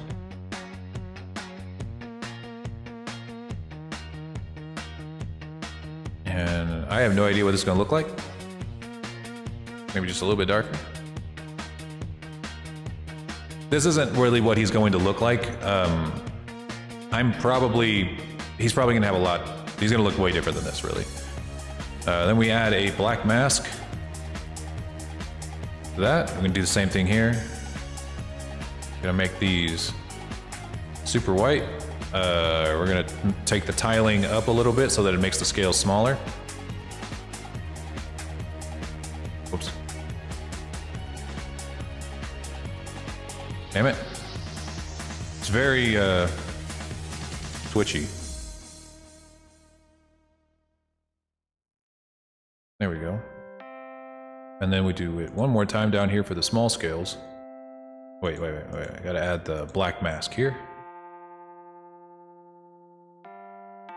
And we do it one more time for the small scales. Make the tiling like super big so that the scales come out really small.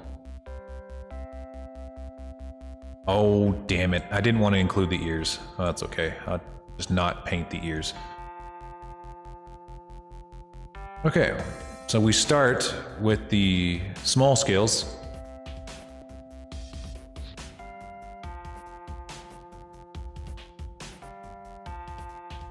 First, so we go to the black mask and we can start painting. Since it's going to be pretty much all over the body, it's kind of like a base texture, we're just going to put it all over. Pretty much everywhere. Anywhere that's not covered by the medium or the small scales will be covered in, at the very least,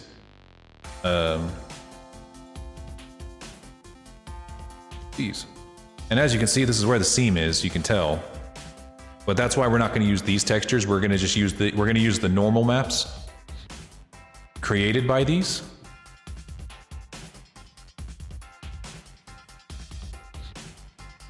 Because we want the height to be pretty high. And we're just going to use the colors that we got from Blender, and we're just only going to use the normal maps from here. Which is all you need.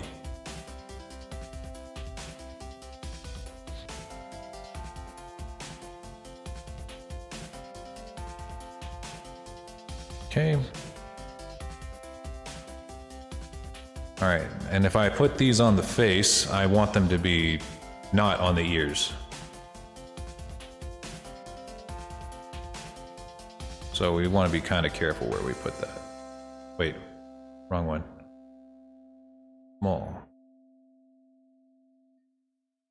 Too small.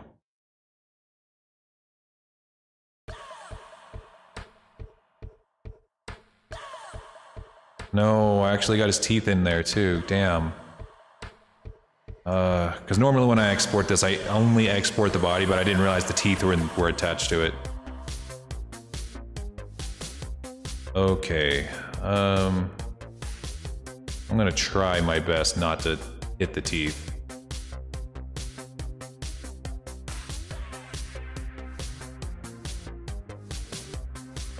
And hopefully it won't do it. Damn it.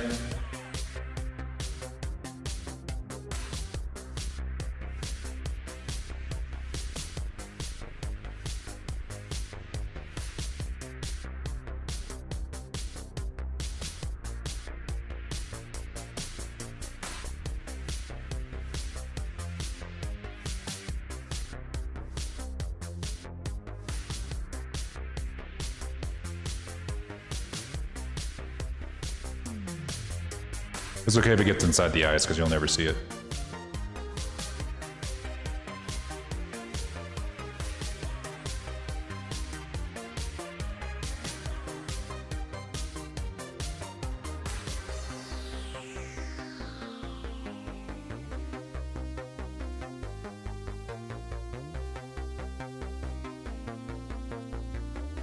Damn it. I don't think I can get on the other side of that tooth, but I don't know if it's really going to be that visible once we, because like I said, we're just going to be applying these textures directly to it in Unity.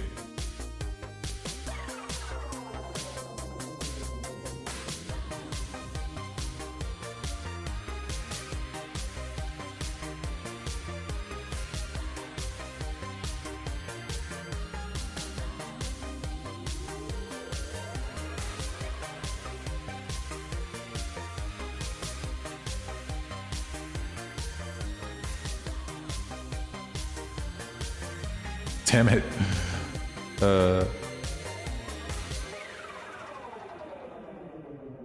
I might just have to go back and export it without the teeth.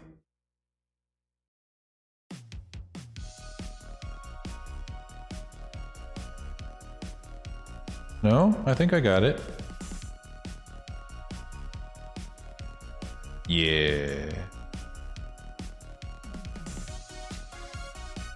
Nice. Okay.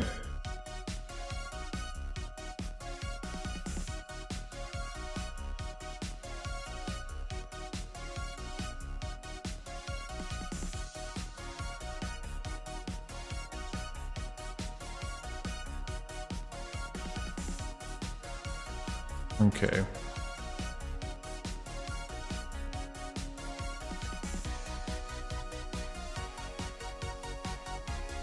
I guess that's okay if it gets inside the eyeball.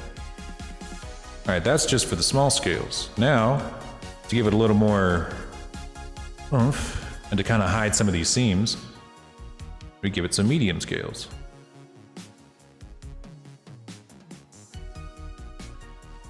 These are the ones that kind of cover the back.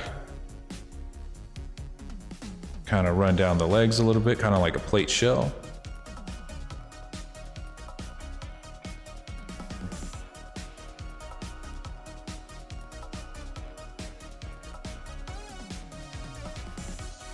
This is where the hair is, so you won't even see it right here, but...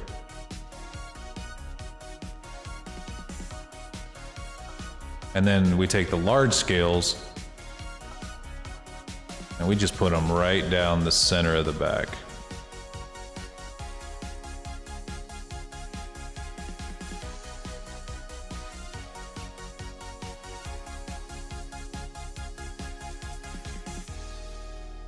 I think the medium scales are actually, now that I look at them, too big.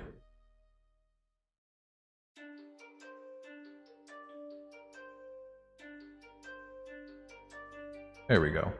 That's a nice in-between.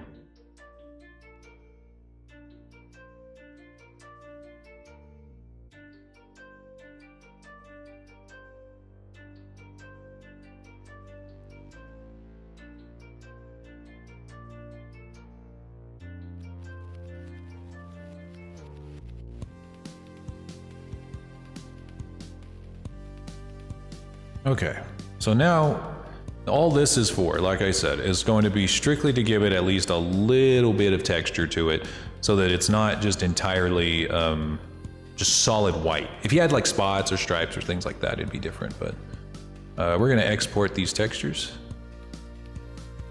Real simple. We're gonna make sure we export them to a directory that I can find. I'm gonna go to commissions. Thank you, thank you. Even though I'm not that good at Substance Painter, at least it makes my models marginally better. SP textures.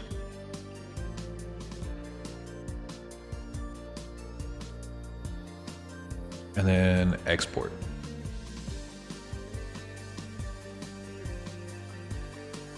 All right, now we can take it to Unity and we can give this boy a good run for his money. All right.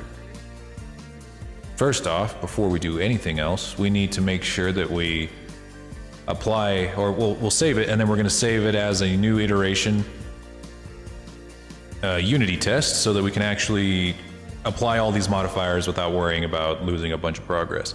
So we're going to take that, we're going to start applying these modifiers, starting with mirror modifier.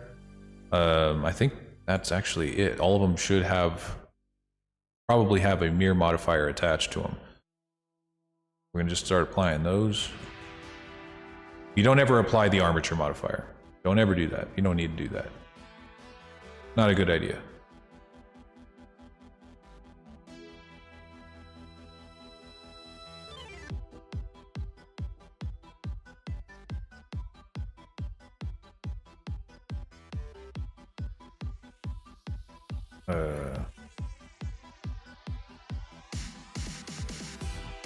All right, I think that's everything. Let's merge them all together. So wings, attach them to the body. Hair, attach it to the body. The eyes, apply the mirror modifier there. Attach it to the body.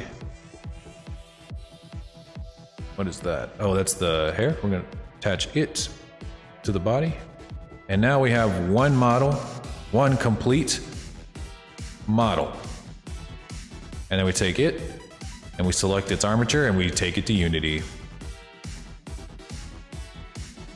FBX. Selected objects, geometry, turn off, apply modifiers, armature, form, and export. Oh wait, I gotta open up Unity. Whoopsies. All right, this might take a second. Unity takes a minute to open, especially if I'm streaming.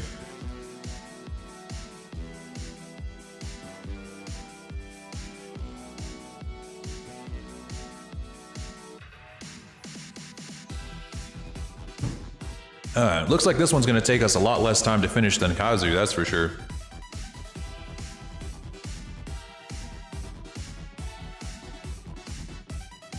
Alright, I might start to lag as Unity starts up, but I've already saved everything, so we're not going to lose any progress like last time.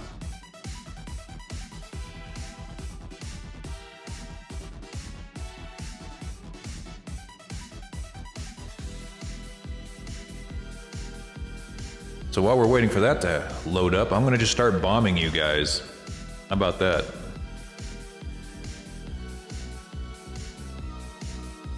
Hang on. This might take a little while to open, so I'm just gonna go ahead and go to chatting for a little bit. Just play around.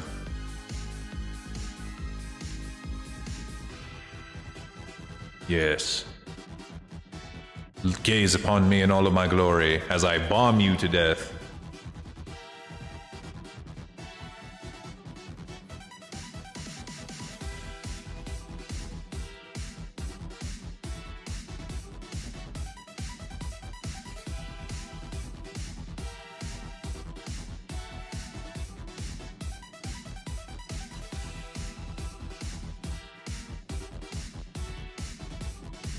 Yes.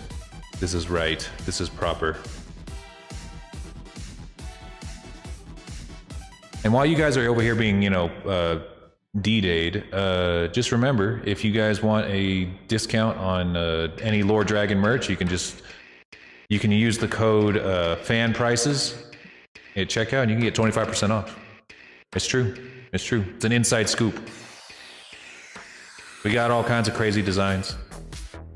I tried to make them less Lore Dragon and more just Dragon in general, so you can use them for anything, really. Any Dragon-related event.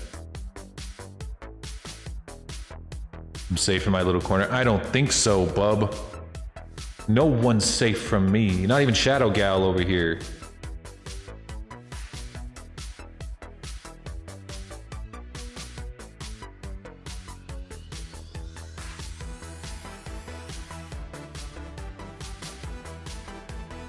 All right.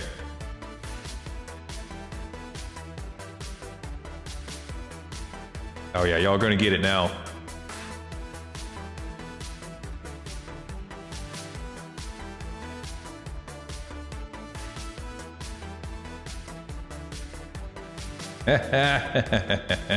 Oh, lady escaped.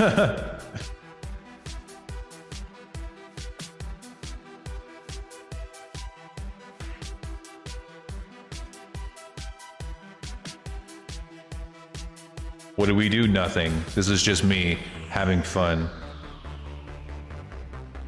You guys like to throw stuff at me the whole stream, so now it's my turn. I'm coming back for a vengeance.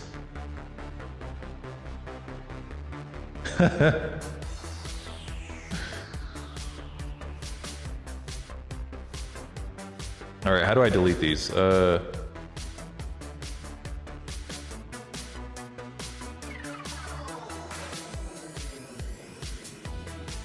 There we go.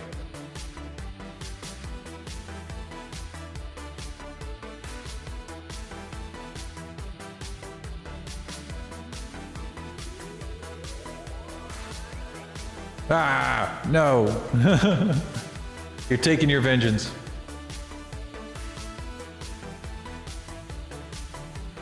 There we go. There you go. I've expanded your playground. Damn, is it still not open? Sheesh.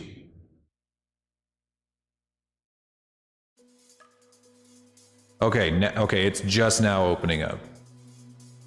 Okay, thank God. Like I said, Unity takes a pretty long time to open up. All right, so let's switch out.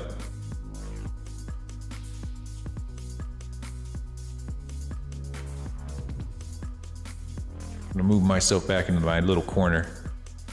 My little hidey corner.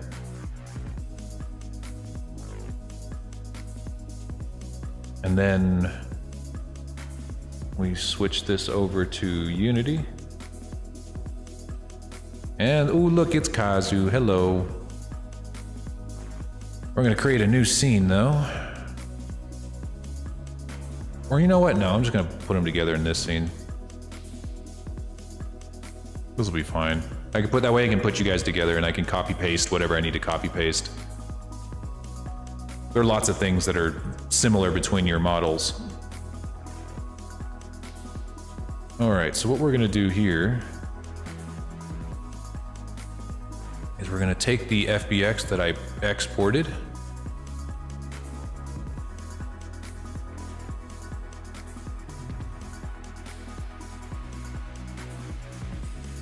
Is it this one? I think it's this one.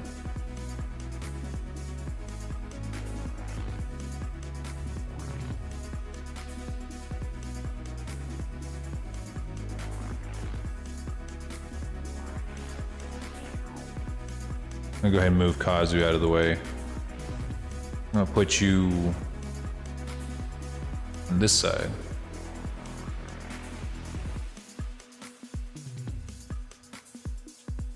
There he is. All right, let's get him ready to go.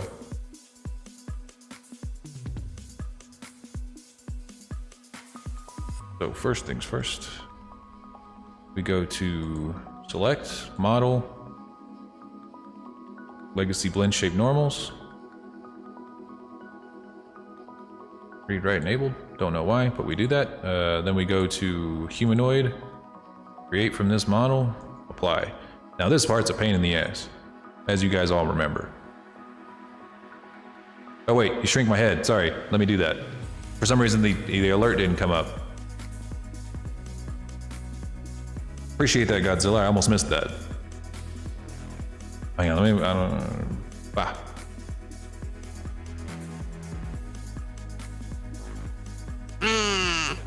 Well, now this is just going to be a very annoying process.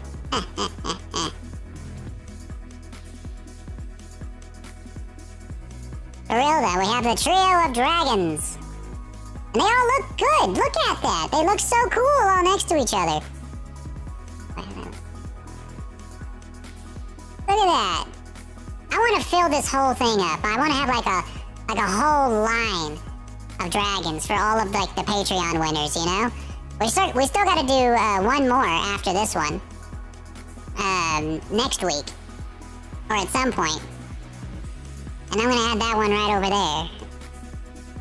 And it's gonna be so cool. Let's see. What were we doing? Oh yeah. We were gonna mess with the... this part. So normally this is easy, but because we're using a busted up armature, it's slightly more difficult. Or just time consuming. We gotta put all these parts together ourselves. Normally Unity's pretty good at picking out, you know, what parts go where, but because it's looking at like the most batshit crazy armature imaginable, it has no idea what's supposed to go where. So we have to kind of tell it ourselves where to put everything. One bone at a time.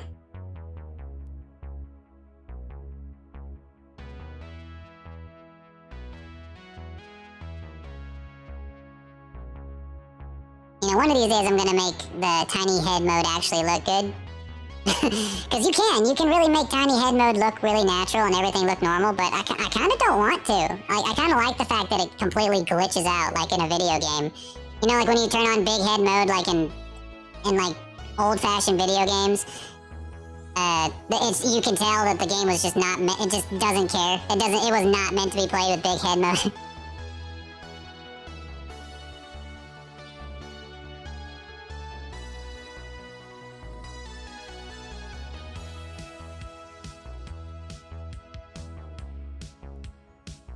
Alright, left leg.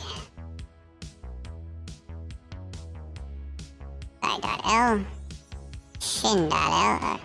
Oh wait, that's shin.right. We need shin.L. Foot.L. Toes.L.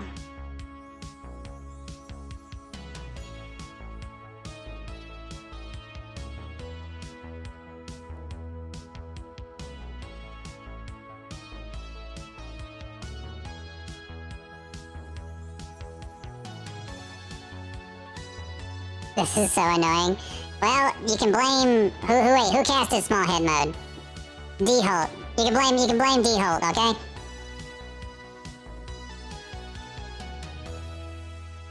Go attack him in the stream avatars. I think if you put like exclamation point attack and then whoever you want to attack, it'll attack. They'll fight each other in the stream avatars. Take your vengeance.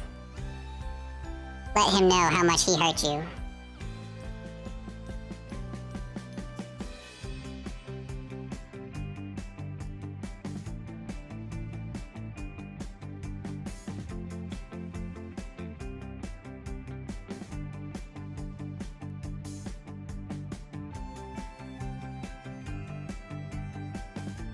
Did it work?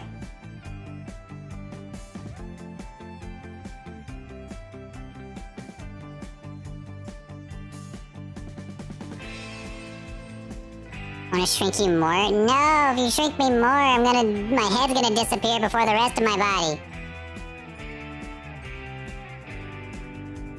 Wait, not there.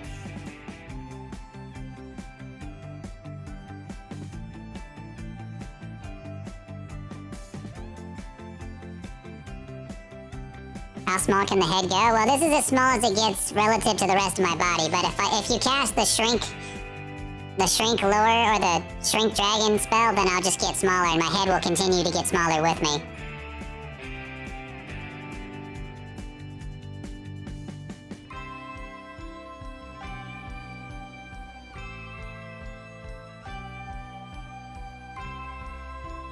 I love how my ears just go nuts.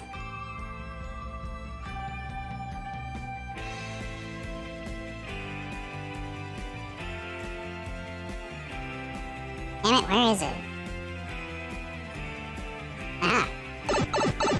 Uh-oh. Pew.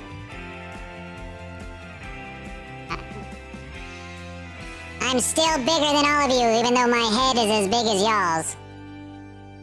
Look at that, me and Godzilla's head are the same size. Big head, tiny body, yeah, you can do that too. You cast big head mode while I have a tiny body. Look at that. I have the same size head as all of you. But I'm still huge.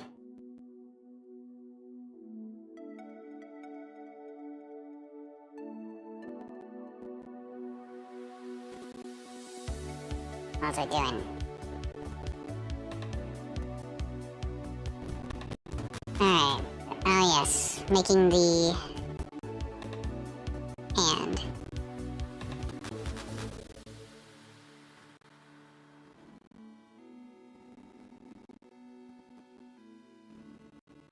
Ugh. Each individual finger. You have to put them in here too. You have to do it.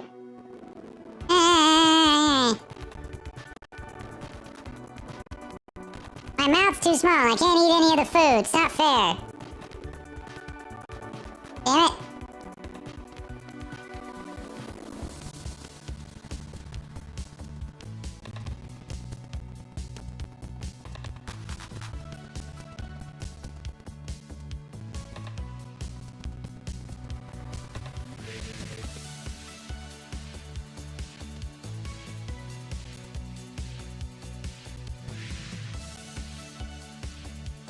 Right.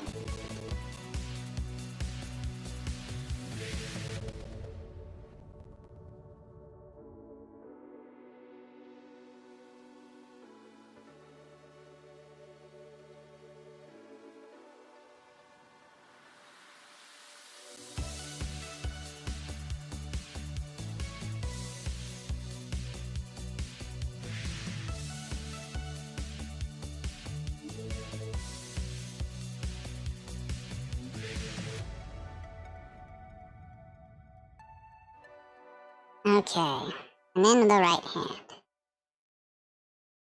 See, this is usually the part where people give up. Like, whenever they try to... If you try to... No!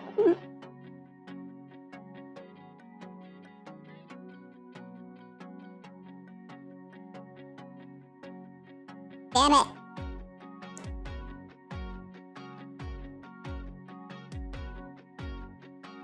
Well, at least the tiny head mode ran out.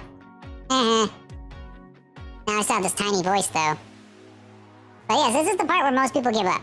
Whenever you're trying to make a model that's not humanoid, this is where people are like, well, I guess it can't be done. Well, those people are losers. This is where I had to struggle and experiment until I got it to work. But it can be done. And VRM will accept it. Hence why I may be one of the only people who knows how to make dragon models, to my knowledge. At least when it comes to VTuber models. I know I'm not the only one who knows how to make like quadruped models for VR chat. There's plenty of people who know how to do that. But they have totally different restrictions.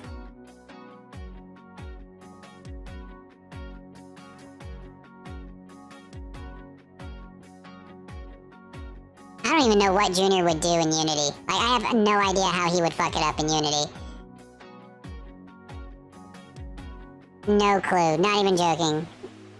Like, in Blender, he knows enough about Blender to, like, mess it up, but I don't think he knows enough about Unity to make it mess up in a really shenanigan-like way. Alright, there we go. He's like, characters not in the T-pose. I'm like, yeah, shut up.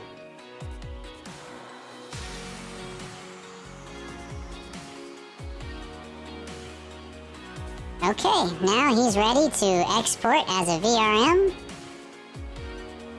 So let's do that. Alright, we're gonna call him... Okay, real quick. D-Holt, what do you want to name your dragon? Like, what do you... I've been just calling it D-Holt this whole time, but what do you want to name him so I can actually give him a proper name here?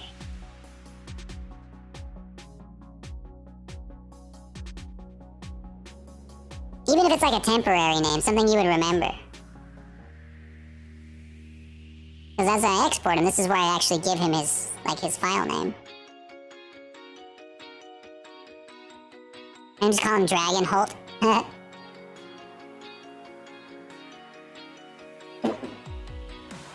The first shrink spell's wearing off. I'm getting a little bit bigger now.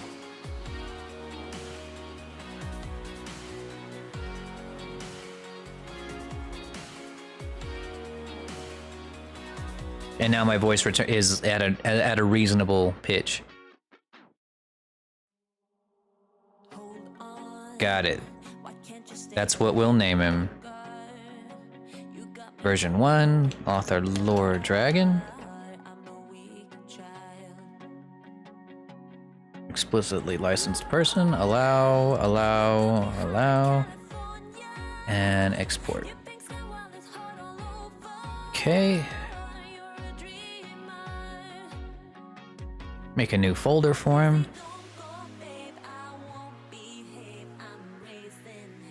And then we save it there. All right, give it a second to export.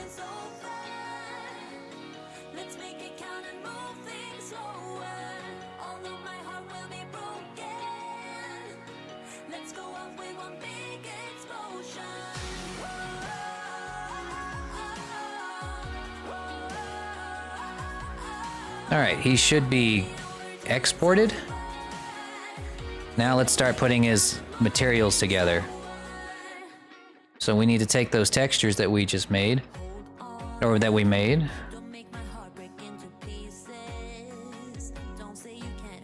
and we put those in there.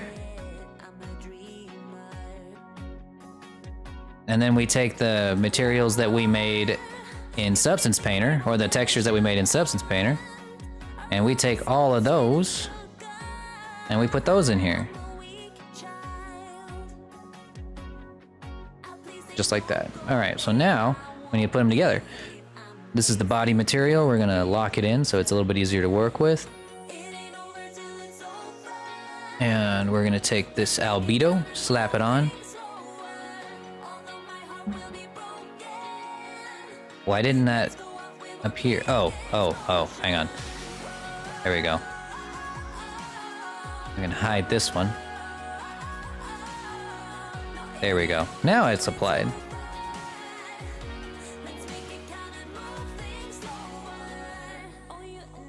Yeah, okay. Back to the materials.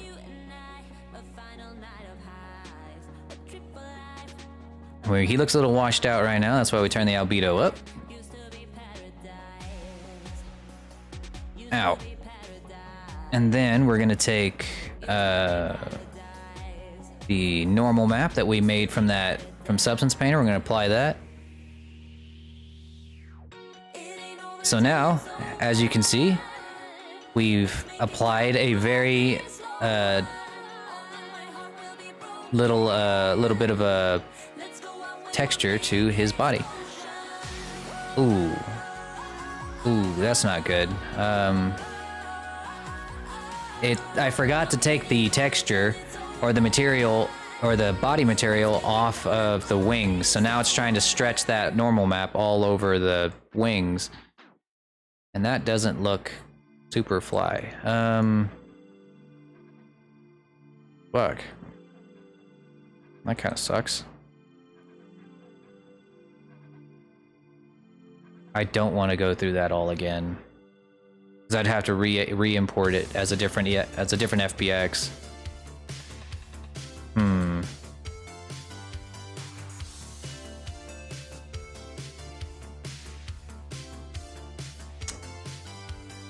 Yeah. Nothing I can do.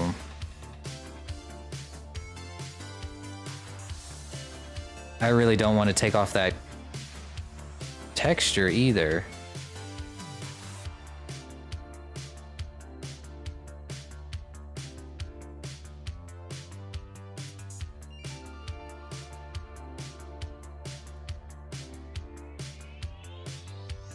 Yeah, I might as well just do it. All right, so what we're gonna do, we're gonna come back in here, come back to Blender. You guys can't see what I'm doing right now, but all I'm doing, I'm just gonna make a really quick change.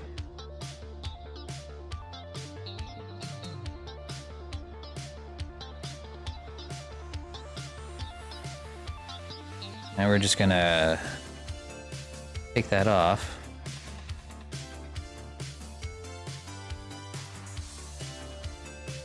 You're my master? Okay.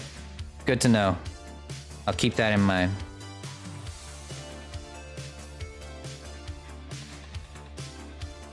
Let's see, and then we're gonna take you. So now it has just the wing material attached to it.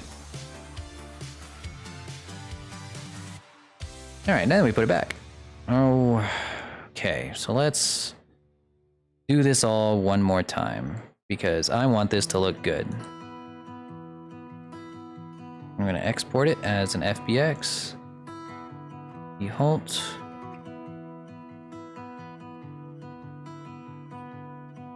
Better to do it now. Why does everyone hate me? I don't know. I don't think people hate me. Well, that's not true. There are a pretty good number of people who very much despise me on TikTok, but I don't care. There's a good portion of people who despise me on TikTok, but I don't care. I don't care.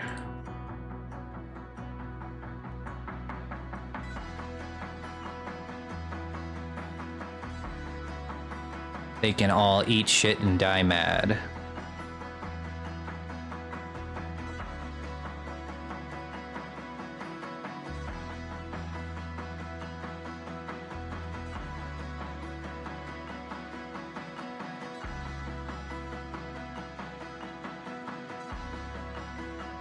Yeah, we're gonna have to do this again.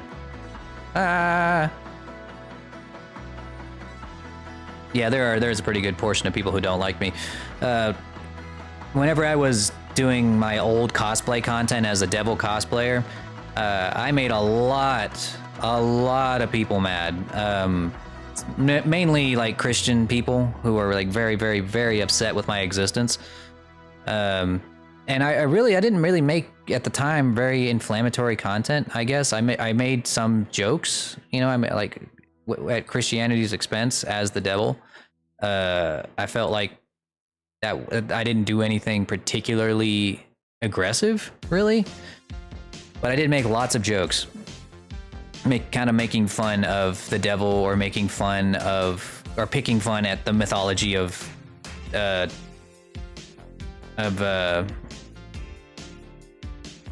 Christianity, and I thought it was funny. And then sometimes I would go live, back when I thought I could be like a streamer as a cosplayer, which was not a good idea, because that cosplay was brutal. Like, it was really fucking hot. And by the end of my streams, I'd feel so drained and fucked over that like I couldn't do anything else for the rest of the day. And sometimes I even got to the point where I dreaded streaming because I was like, God, I don't want to put my fucking cosplay on. They even hate TikTok Jesus over there. Oh man, he got it way worse than I did, but it's because he had like, I got 230,000 followers as TikTok Satan before I quit doing the cosplay stuff. But he got up to the millions and still has not quit. Like he's still going. And yeah, he gets it way worse than I do. Mainly because like people can have a case that he's doing like religious persecution by dressing up as like their holy figure, which I think is bullshit. I don't think that tracks at all, but you know, TikTok seems to think so. It's at least sometimes, depending on their mood, I guess. But me doing it as the devil didn't quite track as much. Like people reported me constantly, but because it was the devil and not, you know, Jesus himself, I didn't really get as much flack for it as he did. But still, I still got plenty of hate, plenty of people wishing that I would die, plenty of people like coming into my lives telling me to kill myself, telling me to like, you know, coming into my lives and being like, I can't wait to watch you burn in hell from heaven. And I'm like, and I wouldn't even be doing anything. I'd just be sitting there playing Dark Souls or some shit. And they would come into my live streams and just be like, and just start going off. Sometimes I wouldn't even look at the screen. I would just sit there, not even look at chat, and just play my game. And they would still just come in and just start fucking screaming at me that I was gonna burn in hell forever. And sometimes I'd get pissed off, like I'd had enough. And I would start talking back to them. And I'd start, you know, doing the whole like cringe fedora wearing atheist of ye old Reddit, you know, the Reddit atheists of old. And I would just start debating the existence of God. And that pissed off even more people, you can imagine. Because, you know, whenever you start to challenge any spiritual beliefs, they start to take it real personal.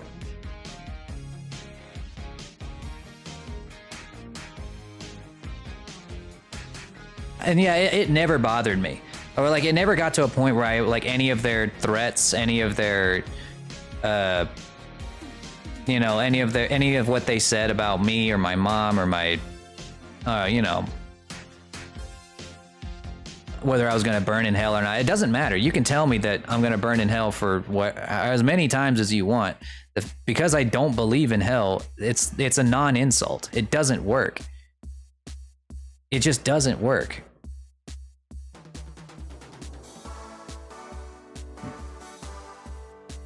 But you know, eventually, you know, you can only take so much before you start to have to fight back. So I started making more inflammatory content. I would start, you know, making videos that just blatantly attacked Christianity, you know, just completely attack Christianity. And I didn't stop there. It got to a point where like, I started attacking paganism. I started attacking every form of spirituality because I started like really going anti-theist And I wasn't happy doing it. Like, it made me feel good in the moment, you know, just get a whole bunch of hate comments and just like watch them all seethe and cope and get mad. You know, at the time, it made me feel good for like a second. But then having to sit there and make that same content every day, because, you know, TikTok rewards repetition. If you get big doing one thing, you have to keep doing that same thing over and over and over again, or your views are going to completely plummet for a long time until you rebuild your audience. So TikTok heavily, just by the nature of how its platform is run, rewards repetition.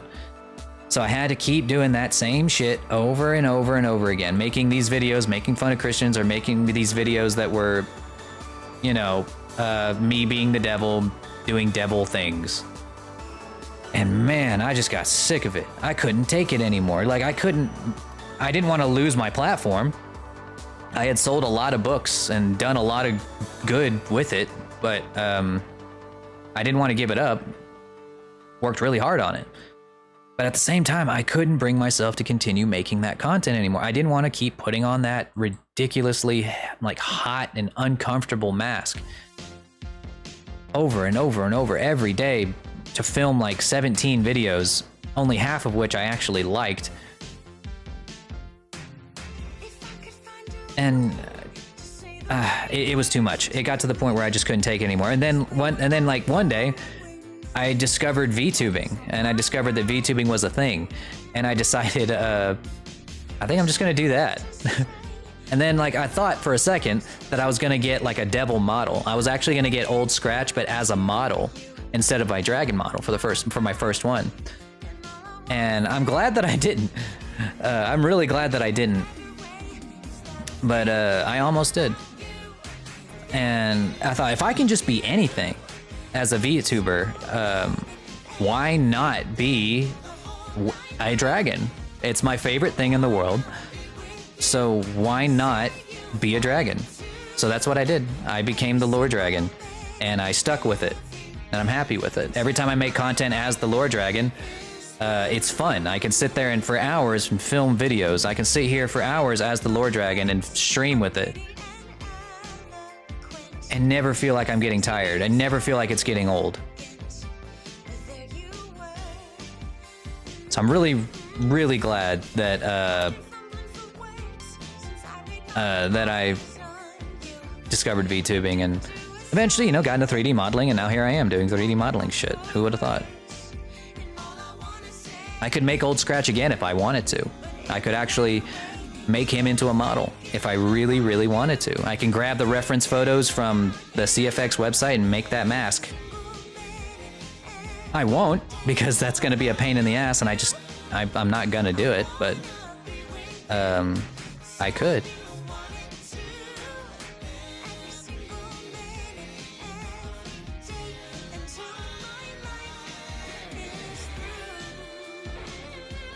All right, now I think it should work.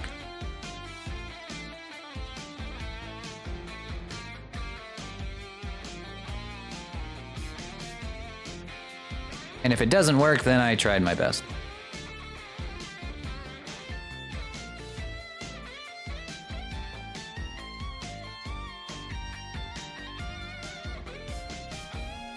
This almost sounds like a song that could be in a Sonic game, you know what I mean?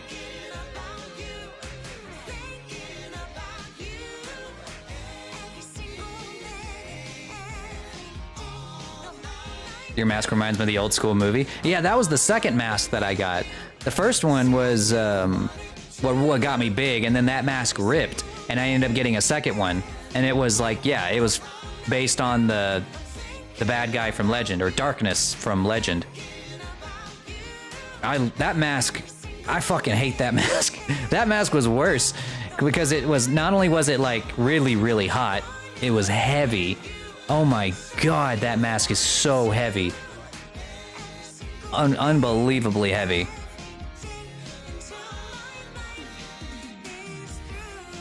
I never want to wear that shit again. I'll wear it for maybe Halloween whenever I hand out candy with my dad. But I am not wearing that shit outside of that. Wait a minute.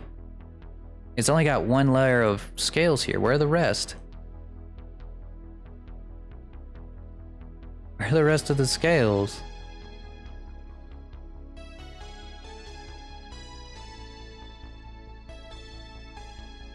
What?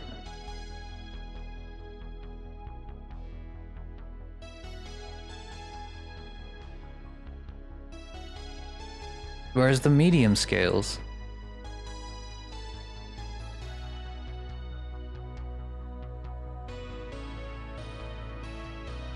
Very weird. I have no idea why they're not here.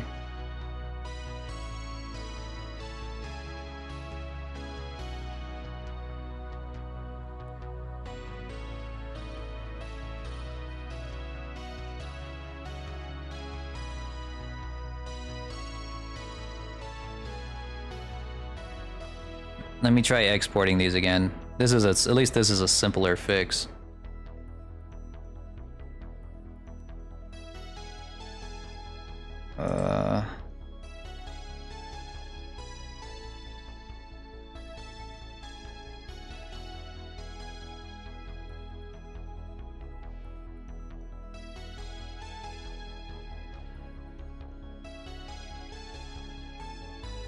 I'm gonna try this again.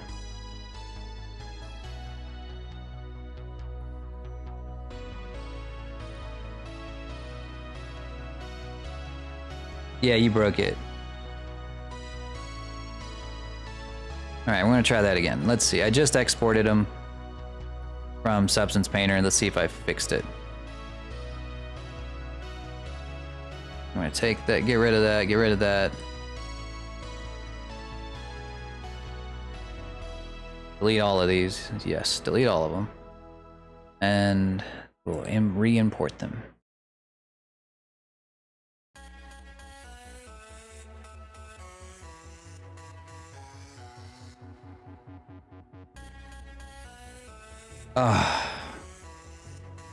I just realized something, guys.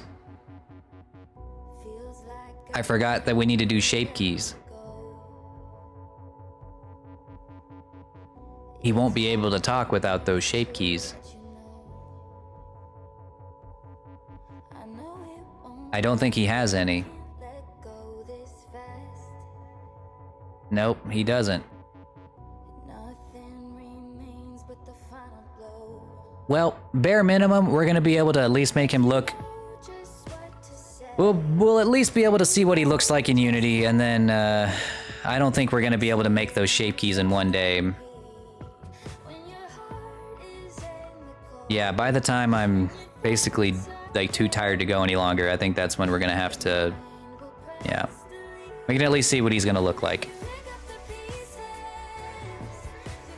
Yeah, that really sucks. Cause like, here's the thing. We would have to go back, make the shape keys in Blender, and then we're gonna have to re-import him, and then do the whole putting the bones in their places thing again. So there's no getting around it. We'd have to do it, and fuck. Yeah, well, I'll probably have to do that tomorrow.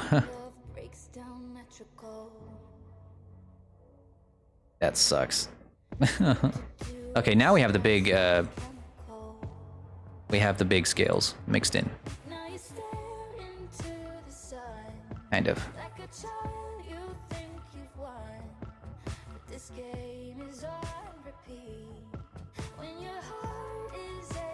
I don't know why the other scales aren't showing up.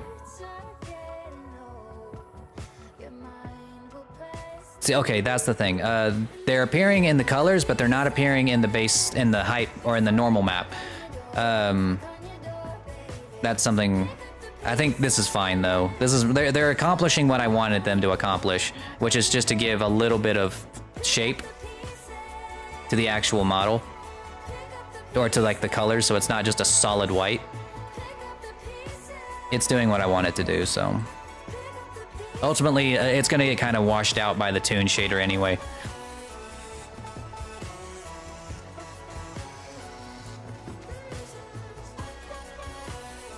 So we're just gonna do this. Give him his outlines. He is gonna have outlines. And you know just how to play this game. It's on repeat. And then you pick up the pieces before they knock on your door, baby. So pick up the pieces. That should be good for the outlines. So they come knock on your door, baby. So pick up the pieces. Yeah, I'll do it tomorrow. I'll make sure he's finished.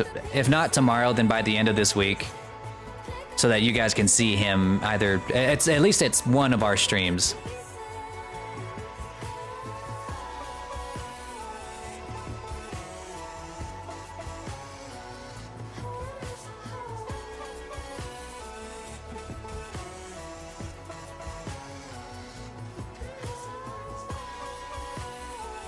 Make the eyes extra glossy.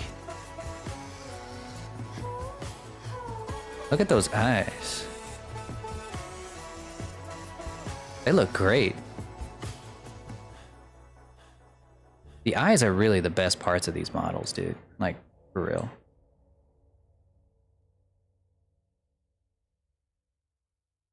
Alright, then the hair, which is really just a solid color.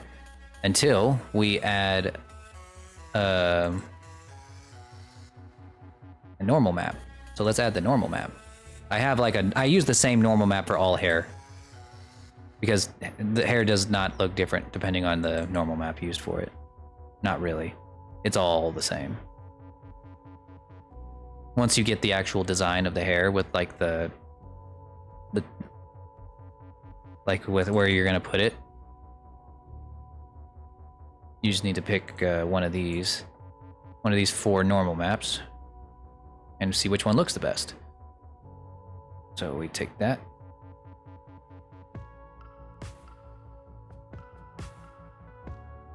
Oh wait, we gotta make sure the color is set right. Light and shadow tune. There we go. See? It immediately adds this hair-like texture to it. Which one did I use? This one? So it just kind of depends if you want your hair to be thick or if you want it to be thin. So this is thick hair, or you can have thin hair, which is right here.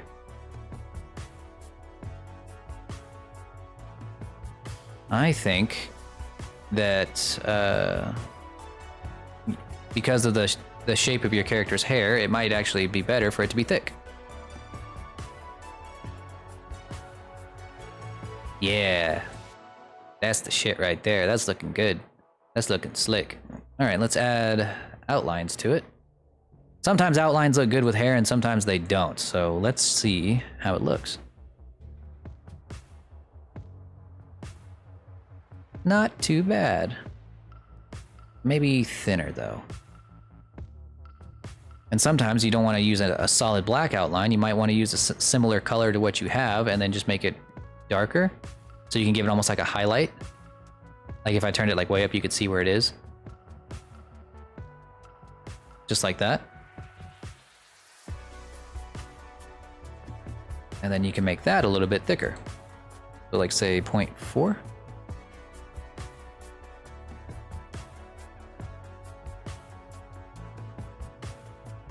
I really like the red eyes on the white dragon. It really looks good.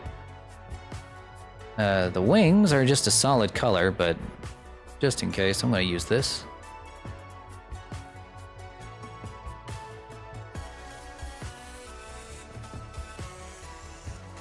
I'm just going to give them their own Poyomi Toon shader.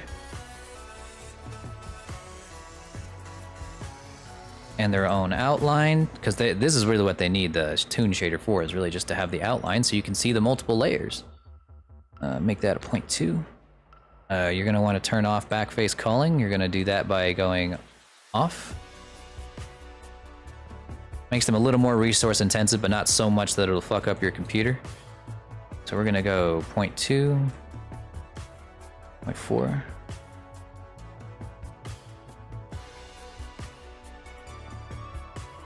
Huh. That's new. Well, the outlines don't quite work on the wings. I'm not entirely sure why, but they don't.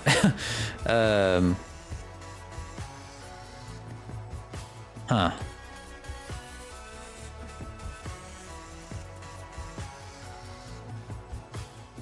Yeah, the outlines aren't working on the wings.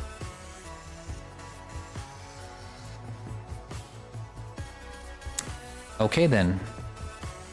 I guess we won't have outlines on the wings. Whatever, I guess.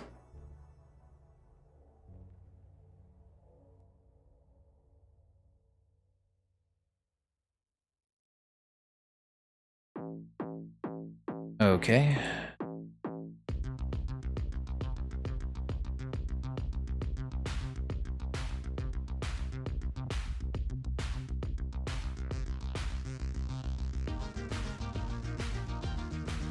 There he is. I think that's everything. Yep, the hair, the skin, the wings, the eyes. That's him. There's your boy. Just need to add shape key so that he can actually talk. And hopefully, at least by next week's stream, you'll be able to see him. I'll have him delivered to you before then. And of course the hair is gonna move, the wings are gonna move a little bit. The ears are gonna flop. Maybe I don't know if the ears will flop quite as much because of the hair, but everything will move. Everything will move at least a little bit. Red Eyes White Dragon, yeah. You know, I wouldn't doubt if that's gonna be a Yu-Gi-Oh card in the future. Looks amazing. I'm glad that you think so. I was really unsure of whether I was gonna make this guy really look super good compared to some of my others, because like I was kind of scared of the the image that you sent me. I was like, damn, that's pretty intense. But I'm glad that you like it. He does sort of resemble Quark. At least a free version of Quark. a free version. Yeah, you get to get bigger now.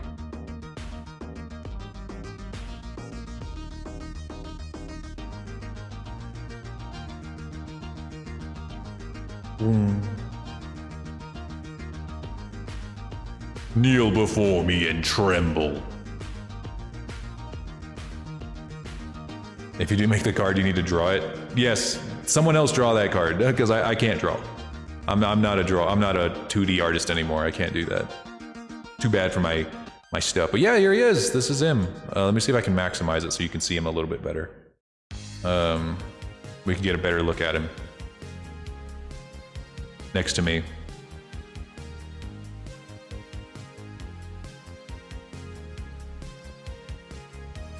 Must be nice to have hair.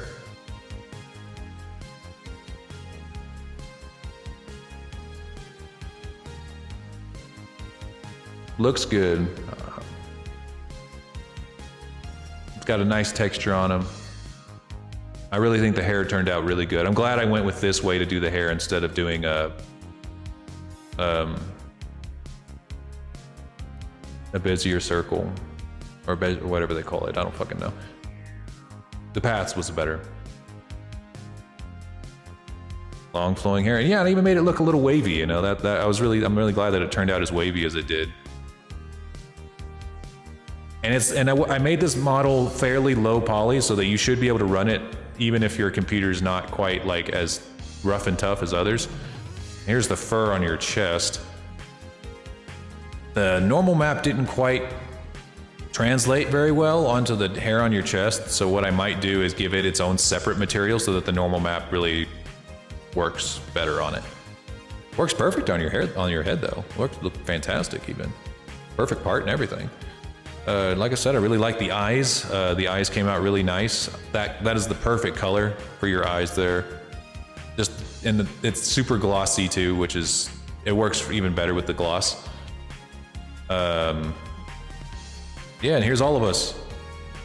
Me and the 2 giveaway winners. We have one more giveaway winner that we need to make a model for, but she wanted me to make it off stream, so I'm going to make it off stream at some point. Then you just need to, if you're here, you know who you are, and you need to give me those references. Can't wait to see them all together. Me neither. That's going to be a hell of a picture, you know? Oh, thank you for making me go. All right, thank you, Godzilla. I need it to be bigger.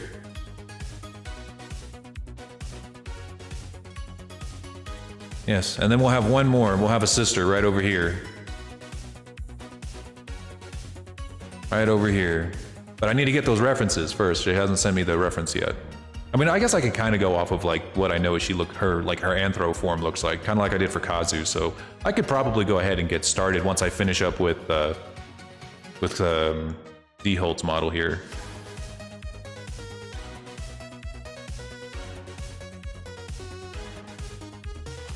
A Flight of Dragons. It kind of looks like it, because like you guys have the flying stance. I ended up making my hands look a little bit different, but I kind of want to go back to like the flying hands, where it looks like you're, you know, moving through space. It looks good. By the way, D-Holt, what color do you want your flames to be? That's going to be important in the future, before we can get them into VC phase. I'd like to know what color your flames are, because like we got blue flames over here for Kazu, and I got my red flames. I don't know. But yeah, this is great. This is a really good pick. This is a good thing. I want to fill this whole thing up with dragons, you know, just like zoom out and just see like an army of the dragons that I've made for my community and for commissions. I got another dragon commission in the works coming in after these next 3. And that one's going to be probably the most technologically advanced model that I have made this year. So it's going to be, they wanted all the bells and whistles, and they're going to get them. It's going to be a really good one. Yellow would be cool. We can do that. I can make it look literally whatever color you want. Yeah, there he is. Yes, it is going to be the most technologically advanced model that I made this year, for sure. Especially because it's going to also be it's going to be a VR chat model. So it's going to actually be usable in VR chat as a 4-legged model. So as you walk in VR chat, the back 2 legs won't just sit there like as you normally see in VR chat with 4-legged models. They will actually move with you, so it'll look natural. What do you think would go with white? Well, I'm actually kind of torn, because a white flame would just kind of disappear. Like you wouldn't really see it very well with a white dragon. But if you make the flame a dark red like this, it would look insanely dope. Just a dark red flame with because normally you have 2 colors. Flames don't just have 1 color. In order for flames to look natural or to look like flames, they have to have more than 1 color. Like for instance, my flames aren't just like orange. They're red, yellow, and orange. Look, watch. See if you can see the colors. Hang on, let me get a little bit smaller, and you can probably see them a little bit better. I'm going to shrink down just for a second. Now look at it this way. You see? They start yellow and then turn red as they get further away. And with Kazu, let me pull up Kazu.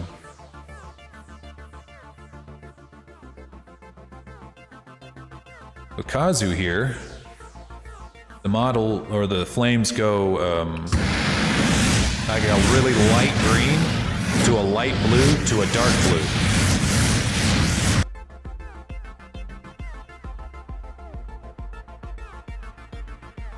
So you might be able to go start like with a dark red, then move on to, or maybe start dark orange, go dark red, and then black at the tips.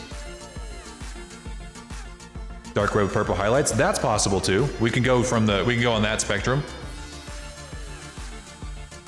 Where it can go like dark red to a dark purple, that would look dope as hell. Honestly, look really good. Look fantastic even with a white model. Yeah, that's a good idea. We can do that. Yeah. I know we haven't really gotten to a chance to make a model fast enough to where you guys can see the process of adding fire to a model. So let me see if I can show you guys that really quickly. At least on my model, and you can I'll just kind of talk you guys through it, how it's done in Unity.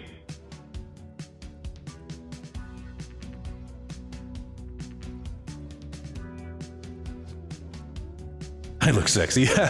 It's a good looking model. It is a good, Kazu turned out so good. I wasn't sure what it would look like as a full model, but it looks so good.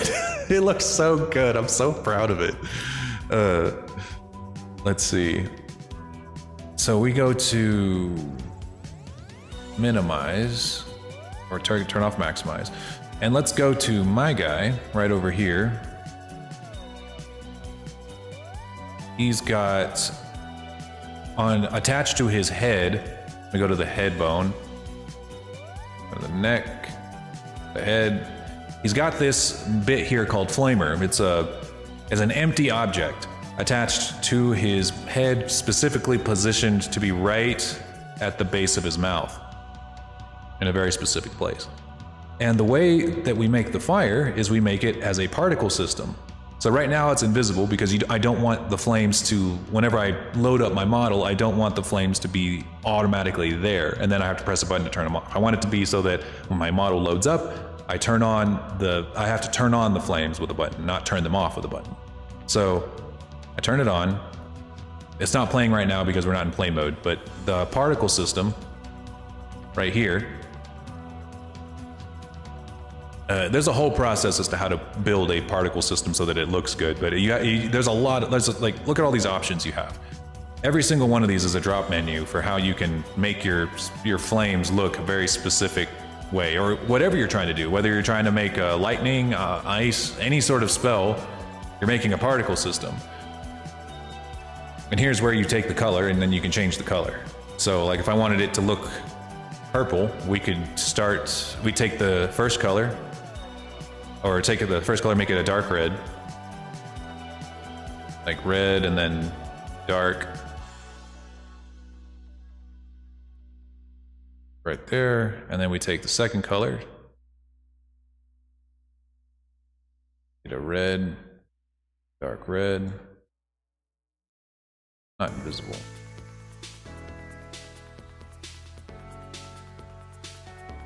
And then we can go into purple.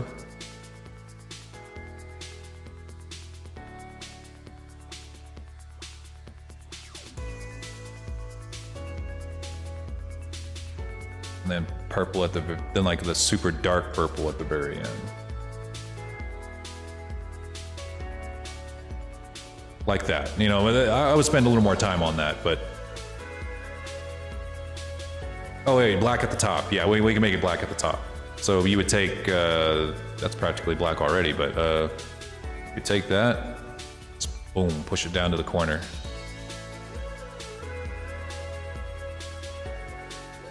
Let's see, you might have to make another section here. It might not be able to do black, now that I'm looking at it, because of the way that I have it set up so that it will actually be see-through. So if you put this on a green screen, or if you put this in Unity, or if you put it in OBS, it'll actually cut out the background of the fire. Because I don't know if you guys remember, whenever I first started learning how to do this, whenever I would turn on the fireball in the palm of my hand, you would see squares kind of around it, like a really like gray squares. And it was because I had a setting turned on that I needed to turn off. And I think that actually turns off black too, because as you can see, the black just doesn't even show up. But if you were to turn that, say, to like, I don't know, yellow, it appears now. So see, the darker I go, it starts to go away. So it doesn't look like we'll have that option.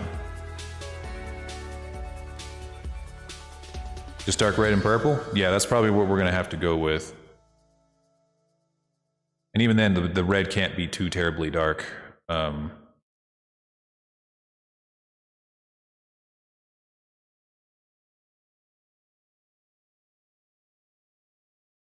see. Yeah, this would probably be the darkest red we could go.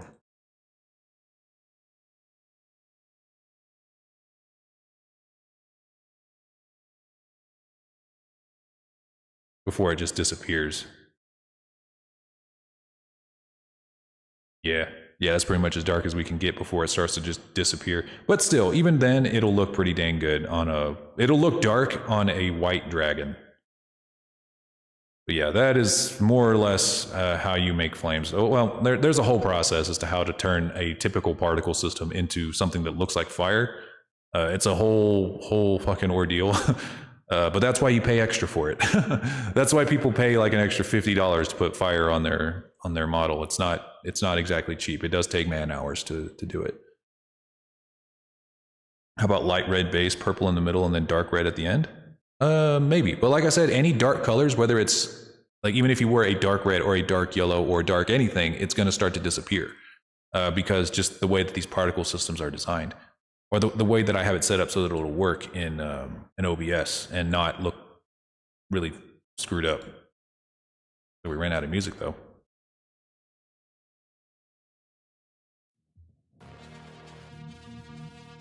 All right, but I think that's going to be just about where we have to stop for the night, guys. I'm going to go ahead and save this and move on over to just chatting for a little bit. I think that's what we'll call it for the night. We got ourselves, we made pretty good progress on D-Holt's model. And like I said, Holt, I'll have it done for you before the end of the week so that I could start on the third one. And then I'm thinking this week what we're gonna do stream-wise. I haven't really fully completely decided, but now I want to really focus on gaming, if that makes sense. I want to focus on finishing Dragon's Dogma as fast as we can so that we can move on to Drakengard. I'm not one to leave a game unfinished on stream. So we're gonna do that. We're gonna finish Dragon's Dogma. And if I do any 3D modeling, it'll be probably in like the middle of the day when I'm already, working anyway. And then, let's see. I wonder if I can go ahead and show you guys what I have so far. No, I'll do that tomorrow. I won't be streaming tomorrow because that's usually when I take the day off. I don't do any modeling. I do strictly D&D stuff tomorrow. So I'll lay out the schedule and you guys will see it in Twitter or in the Discord. If you haven't already joined the Discord, make sure you join the Discord. If you need an invite for that, just let me know.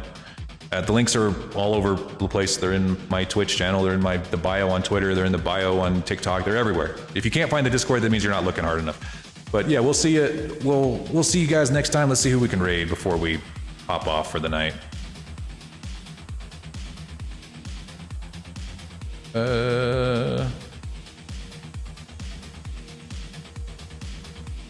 Let's see. Let's go to. This is a good friend of mine. This is a good friend of the family, so I'm gonna go send you guys her way. She was one of Nessie's friends growing up.